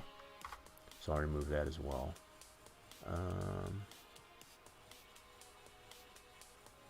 Yeah, so it's still got the bounding box for... Yeah, so I'm removing that poly. I don't need that. Actually, did that cut... Just double checking this here. Did that leave a little sliver there? I think it might have. That's okay. I can always remove that if I need to. Yeah, I think it did. So let me get on the polygon here. Yeah, it's got a little sliver right on that. That sometimes happens. Let's see. That's a bummer. Okay, let me try this. Vertex. Yeah, I don't want to remove that vertex. That'll screw that up. Let me see here.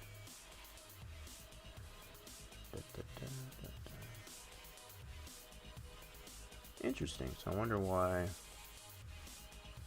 Is that on the back side? Hold on. I don't like it's got that little sliver there. That's bugging me. See this little sliver right there? I don't want that.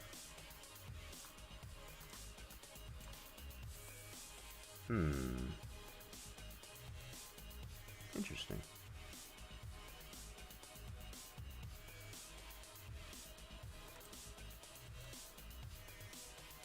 That is interesting. Okay, one thing I could probably do... See, what I didn't ensure when I did the cutter, I didn't make sure it extended past well enough. I could probably back this up if I wanted to. But I think what I will do in this case... There's a couple of different ways I could go about it. I could go backwards and just undo that and start over again. I think what I will do here in this case is just go... as an editable poly, I'm going to go into cut. And apply it this way. I don't know if this will work. No, it's probably because it's too narrow. Okay. Alright. So what I will do probably is see if I can go back and recut that. Because I probably did the same thing on this piece too. Let me check that out. Nope, that one's actually cut it nice and clean through. So this one doesn't have that little sliver on it. Okay.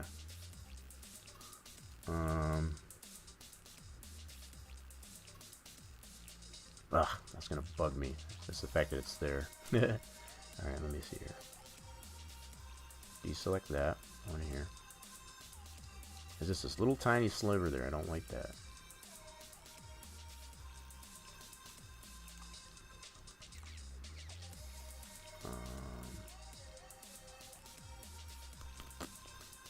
You dirty rat. So,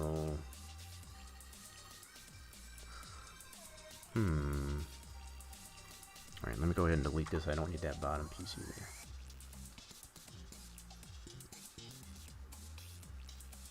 That is gonna irritate me now, as far as having that little sliver right there. I might just go ahead. Let me try this. I'm gonna do a simple plane. Yeah, let's do this. I'll make a simple plane here.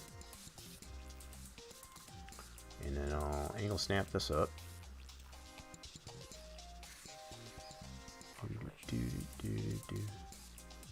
Mud Wars, how are we doing there, buddy?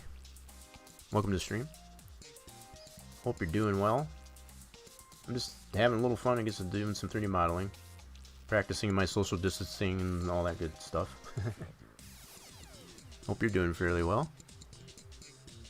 It's nice to have you. Just in the process of trying to remove this little sliver when I did my cut into my piece here. It didn't remove all the what I was trying to remove there, so I'm just creating a little knife here of sorts, I guess, to be able to correct that problem. Just to put it simply, anyway.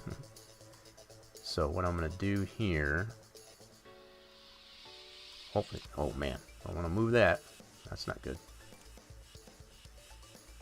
Alright, so I want to move this here. I actually want to get really close here. There it is. Trying to get to where it's clipping through that. Now, in order to get this where I want it to be, I want to get that vertex here. I know I'm getting really critical on this part here, but let me get this. Zoom out a little bit. So get that X, for example. And then I'm going to move this little knife tool that I'm going to use here, or what I'm going to use as a knife, and paste that. Alright, now I know that's butted up to that. Now what I can do is apply a boolean to this so I can cut that right there. I'm actually going to clone this. Clone this, I can put it on the other end too. Yeah. So let's copy that. I'm going to put this so I can use it on the other end too.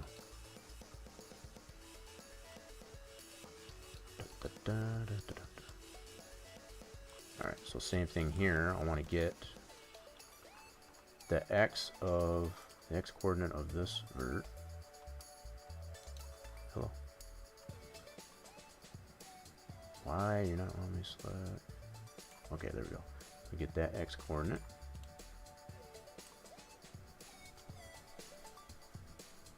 Alright, so that X coordinate, and I want to apply that to this piece. No, not that piece, this piece. There we go.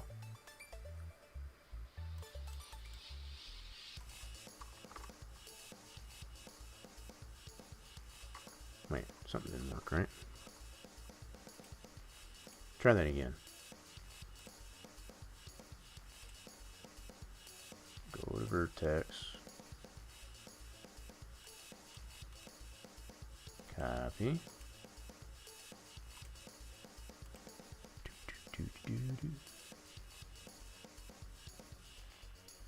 I can't help you remove that. That's no worry. I'm slowly working on it. I know it's the fact that it even left that little sliver there kind of bugs me. So it's just, that's why I'm kind of. Why is it not moving that? Huh. Oh, maybe it's already there. My bad. Okay, that's why. So it's already where it needs to be. It is from this angle. It didn't look like it was. I'll be damned. Okay. So I'm just gonna slide it over here a little bit, so it doesn't interfere with that wall. Okay, I'll do the same thing over here. So like that.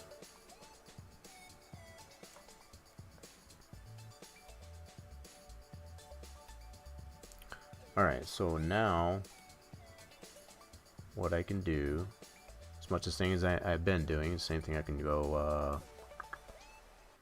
let's select this. Oh, and my playlist stop? Uh-oh. There it goes, cool. Cool beans. Alright, so now what I can do is select this, go to create compound boolean. Got my cut refine. Use this piece right here. Now it should, in theory, I'm gonna do this to the other end too. It should create a cut right there where that piece butts up to that. So I need to go convert to editable poly. Alright, and then do the same thing over here. So I want to do create, whoops, my bad, compound boolean, cut refine, pick this one, boom, convert, and convert it back to an editable poly. Now, what I should be able to do now is select that little piece and get rid of it. Boom, hopefully. There we go, now it's gone. All that for that little sliver, I'm telling you. But that makes me feel much better now. Okay, so now that I've got all these pieces, I can just put them into position now.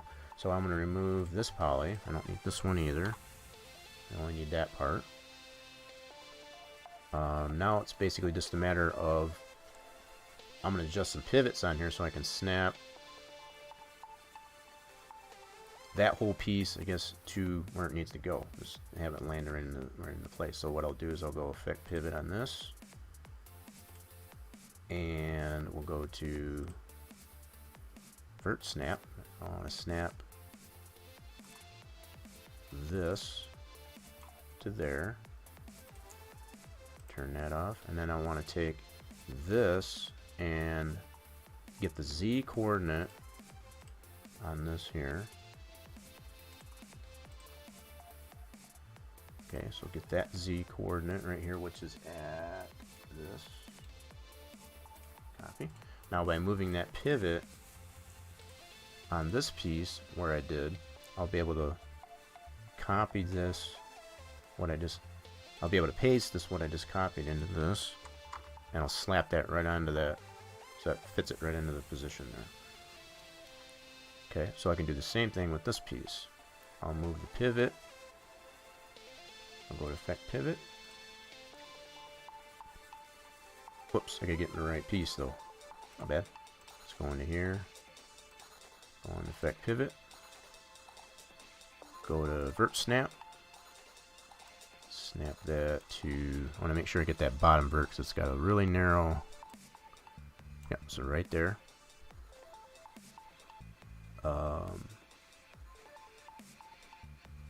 What was it paying there, John Sweet?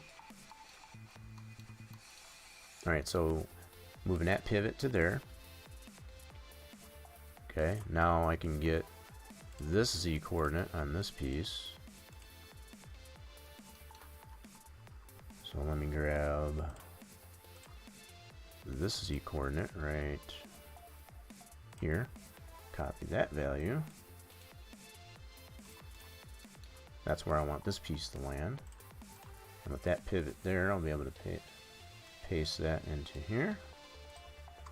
Slap that in the right position. So now everything's right into the position where I want it to be. So now this whole thing here, I can group this together and actually butt that up against the wall here now.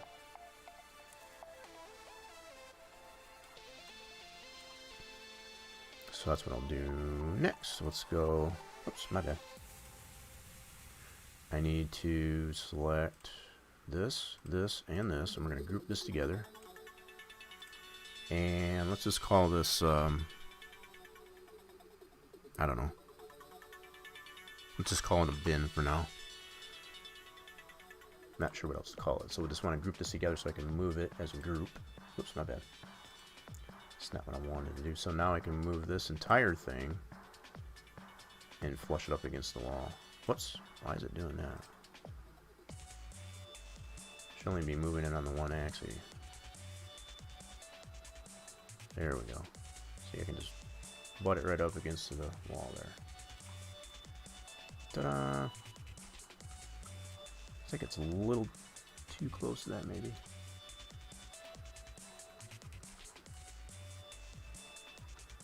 Yeah, let me back it off of that just a little bit. Just a little bit. There we go. There we go. So that's where that is. Yeah, once I do apply some texture to it, yeah, I'll be able to apply some color to it, just to get the basic, you know, the basic structure of it. That's all I was going for right then and there. Everything is going to eventually get textured.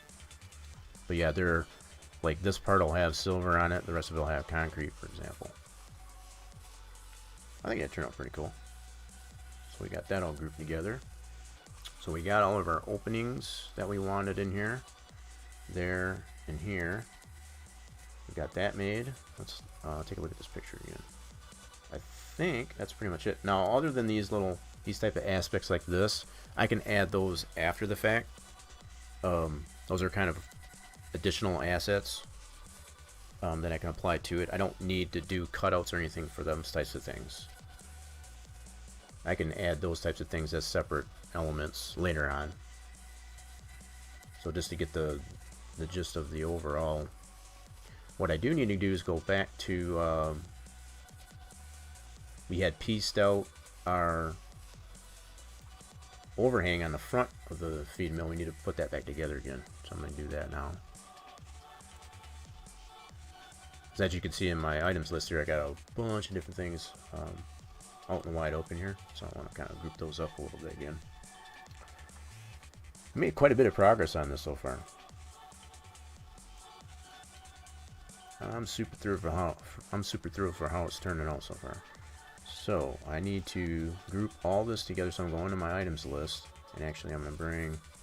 I got box 18 all the way to 44. All right, so let's get that first. This is my little snippet I took earlier that's just coming in handy now. So I need to go into my items list here and go from box 18 so from here all the way down to box 44.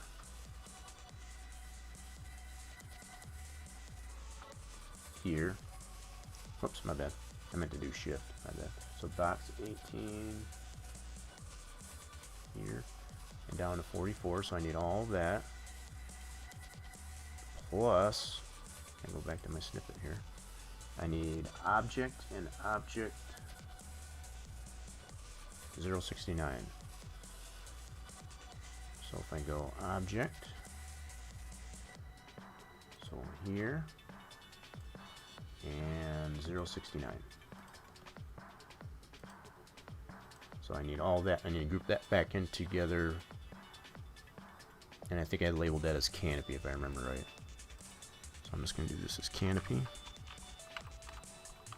And it doesn't really matter the name of it. I just want to apply a name to it, so when I go into my items list, I can see that clearly instead of it just being a generic group or object. I want to be able to pick it out easier. So that canopy, that's good there. So now I can hide this if I wanted to, if I can hide that if I need to, as far as I need to texture it later on. So just unhide that canopy. So now from my list here, I can see I got canopy. I can select that and bring it back. Okay. Alrighty then. Man, this thing is looking good. I like it. I know it doesn't have any texture on it yet, but I can picture it in my head as far as like what it would look like with texture on it. That'll be another stream. I'll be perfectly honest, because that's a whole another process. As far as that goes, I still got to create the texture for it. So based on once I get the model built, I'll have the wireframe for it. So I'll have a better idea of how to lay that that texture out based on the overall construct of the model itself. So it's definitely important, I guess, to get the model built first before you can actually apply the texture. I do already have an idea as far as like how big the texture needs to be, which is usually in a compliance of 2048 by 2048, which is a common texture template size. So that's not so much of an issue. It's just where I want to put everything. I need to have this overall wireframe of the completed model first so that I can so I can lay those out onto that texture template. So that's one of the last things that I'll do. So what else do we have here? I'm going to be perfectly honest, I'm getting super duper hungry. Oh, my stomach's been growling here for the last half hour. And I've gotten quite a bit done here so far. I'm super pleased, I guess, with what has been completed here so far. And I think it's gonna turn out pretty good, I guess it's like that. But as much as I really hate to end these things, I do need to get myself some food.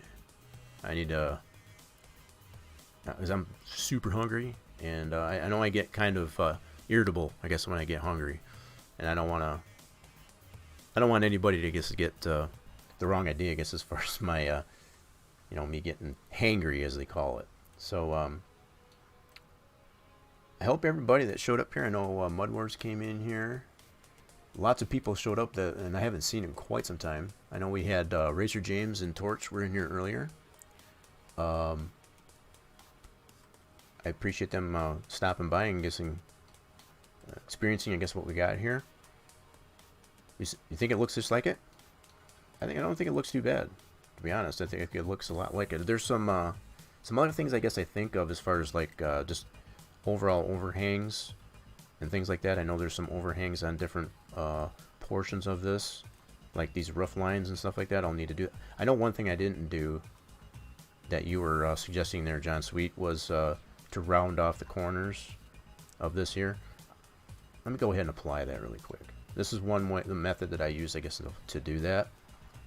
Let me ungroup this here really quick. I know I did say I was going to do that. So let me ungroup this. My bad.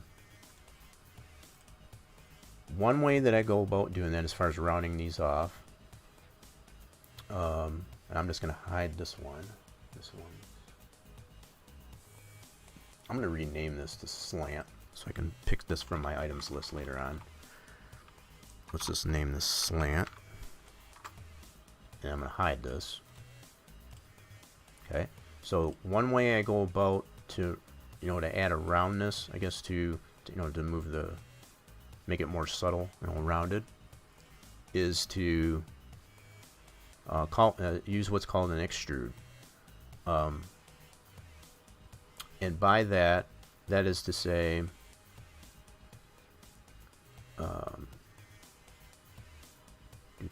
just a minute here. Got to collect my thoughts here. So I need to. I've been applying a lot of this to something else I've been working on too, and basically what an extrude does is it allows you to. Let's see if I can do it from. There's two different ways you can do it. So one of them is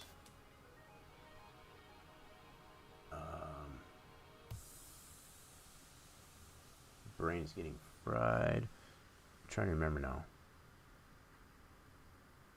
Why can't I think of that? Holy crap. Extrude. I know what it was. I can go here.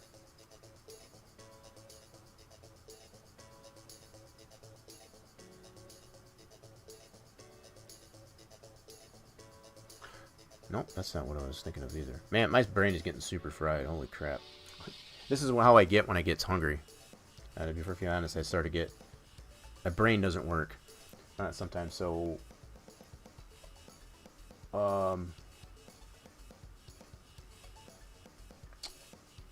Man, why can I not think of that? Where's my extrude?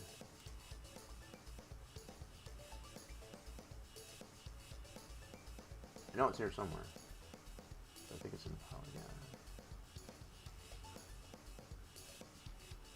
Why am I not seeing it?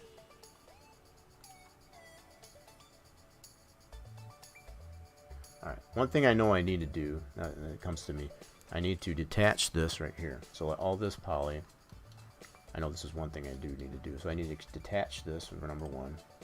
And I'll just put that into an object. Okay. And then from here,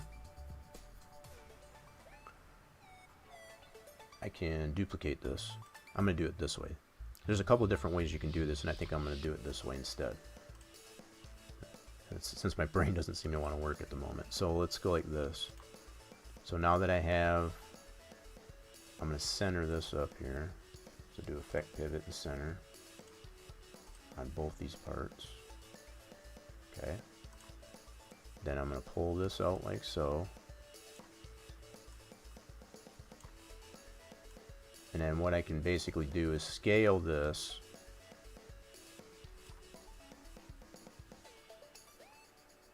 This might not work the way I thought, actually. Dang it.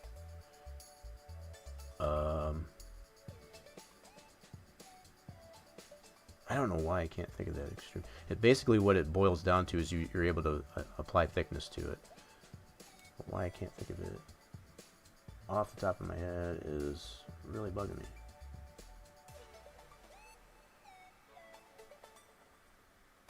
Normally, why don't I have that option? That's what I don't get. Here, let me delete this one.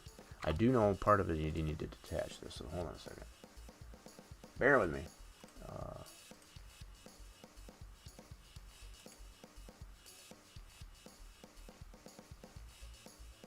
Okay, so if I go to polygon, maybe that's what it is. So I got to select the poly, and then I do have an extrude.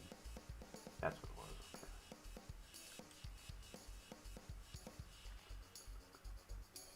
Yeah. That's what it was. So yeah, you gotta select the poly after I detach it. It's coming to me. It's working with me here. So I gotta go to extrude. And then from this point here I can just like this. Okay. And then after I extrude here, I would basically scale this. Like say, whoops, my bad. I want to back this up. Go to scale and then scale it like so. So because I got two different directions here, you can kind of get the idea. I might have to do it a couple different times. Here, let's do this. Let's back this up. I'm gonna do it once on, oops, I gotta select the poly again.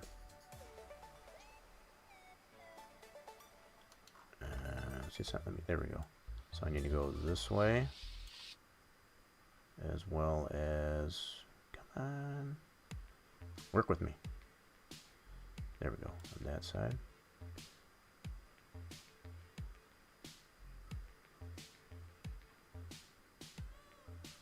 Kind of don't like the way that's turning out, but you see that's creating like a slant onto that, so that's part of the extrude.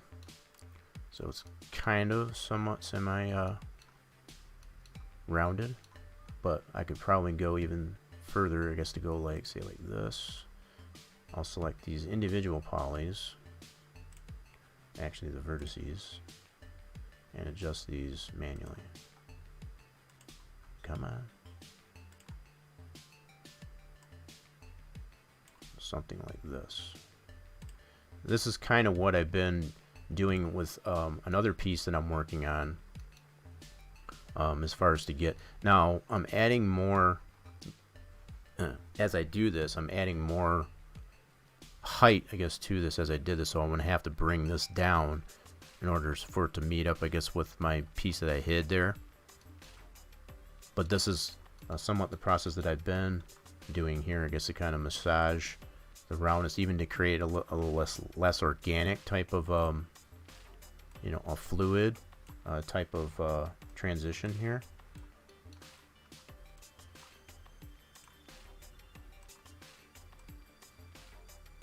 So I need to move this down like so.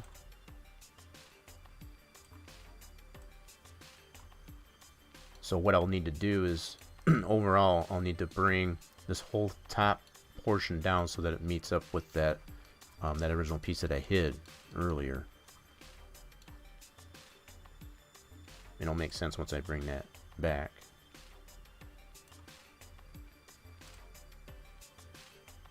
Alright, hold on here. So let's bring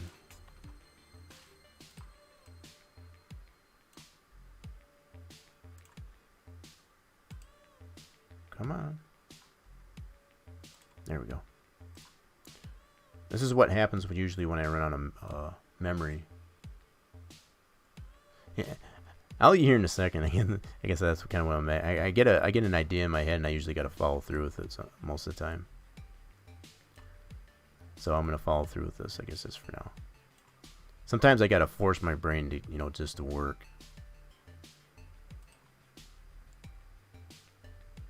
But I'm not gonna lie, I am super hungry. But so you can kind of get an idea of the roundness that existed here, and I can, from this point, I can scale that all down. You know, because I got it in going in different directions, that's what makes it a little bit tougher. I could probably do. Here, let me try something here. Let me try this here. So if I grab all these polys. I've already gone this far. I figure I'll just round it off on an even 7 hours. I got another 4 minutes as far as on the uptime. I got another 4 minutes in me. So let's take all these polys here, and I'm going to scale this like so. So you got to get a sense of, let's scale these down just a little bit.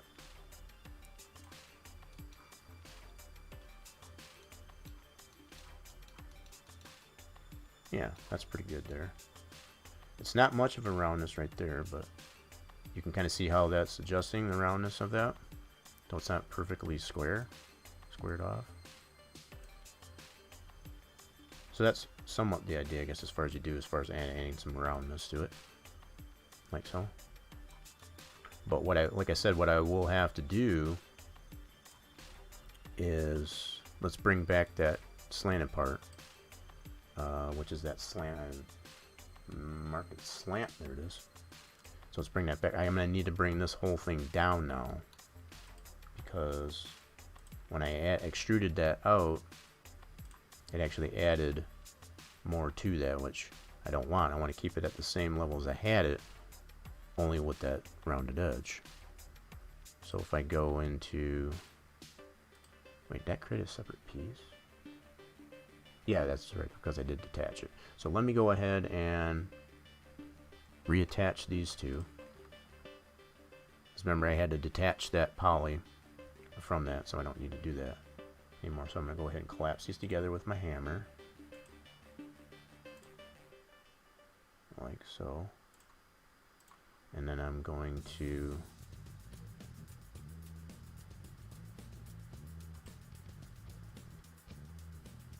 grab, okay, what I need to do is get this X on this vert, or Z, I'm sorry, not X, Z on this, and then I want to go into this, and all these vertices that are on, let me see, I actually want to put, That might not work though, because that's gonna put that right back to where it was. Okay, hold on.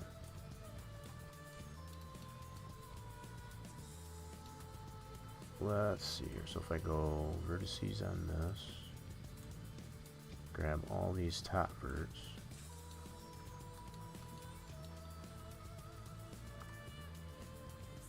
like so, and I should be able to move these all down.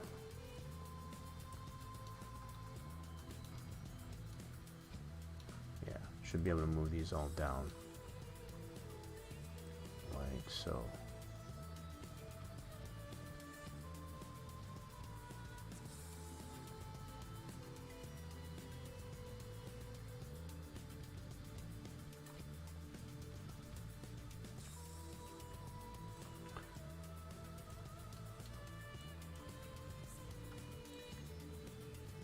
So something else that I got goofed up there was the fact that it changed that dimension, I guess, on as far as on the edges here. So I'll have to fix that.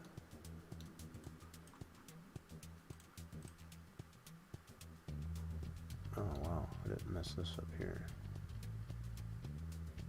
Got a gap in there now. See, must have been the way I scaled that. Probably didn't have those 100%. I probably won't go with this, but it kind of gives you somewhat of an idea of the extrude, and that's just my brain not wanting to work 100% there, but that gives you an idea of how you're rounding that off. So I just kind of wanted to show that a little bit. I'll probably go back over that again and just redo it the way I need to.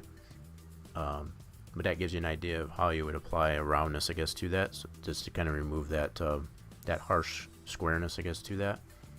That's basically what you do. You'd have to detach the piece that you want to extrude, and then just sometimes you have to do it in multiple layers of an extrude to get the level of roundness that you want to have on the edge. So I'll kind of leave it at that for right now, because I know I need to get something to eat, but I want to at least show that I'm always one, I guess, to be a man of my word, I guess, to kind of apply, I guess, what the chat necessarily wants to see me do, but that kind of gives you somewhat of an idea of how you would apply a roundness, I guess, to the edges like that in the form of an extrude. So with all that being said, again, as much as I hate to kind of end these things, I'm a little bit over the 7-hour mark on that. I think that's been a solid stream. Got a lot accomplished here. Again, I want to thank everybody that did show up. We had Razor James earlier. We had Torch. They graced us with their presence there. Obviously, John Sweet, you've been a pleasure. I appreciate you stopping by and keeping me company, I guess, as far as to assist even, I guess, in the creation and build, I guess, of this feed mill. I do want to remind everybody that coming up next Saturday, April 4th, you can feel free to mark it on your calendar. There's a formal invitation, I guess, to the 2-year Twitch anniversary for the channel, for myself, much included, I guess, as far as being a part of Spline Design Studios, as well as a Twitch affiliate. Next Saturday, April 4th, lots of festivities going on for next week on April 4th. We'll have some giveaways of some limited edition 3D modeling type of aspects. You will need some units of fluid, I guess, to participate in those types of things. So be on the lookout, I guess, as far as when I go live next. I will sprinkle in some other streams prior to the next week's stream for that event. And so, like I said, if you haven't hit that follow button already, make sure you do that to get the notifications for when I go live. And also check out I'm sure the bot may have necessarily put it out there already, but feel free to check out all the social media links as far as the Discord, Spline Design's Facebook group page, and my Twitter. I will keep everybody informed as far as like when I will sprinkle in those additional streams up until next week on April 4th. I do look forward to seeing all you lovely people, I guess, next time. I hope you have a wonderful rest of your weekend. Stay safe. And we'll see you next time. Goodbye for now.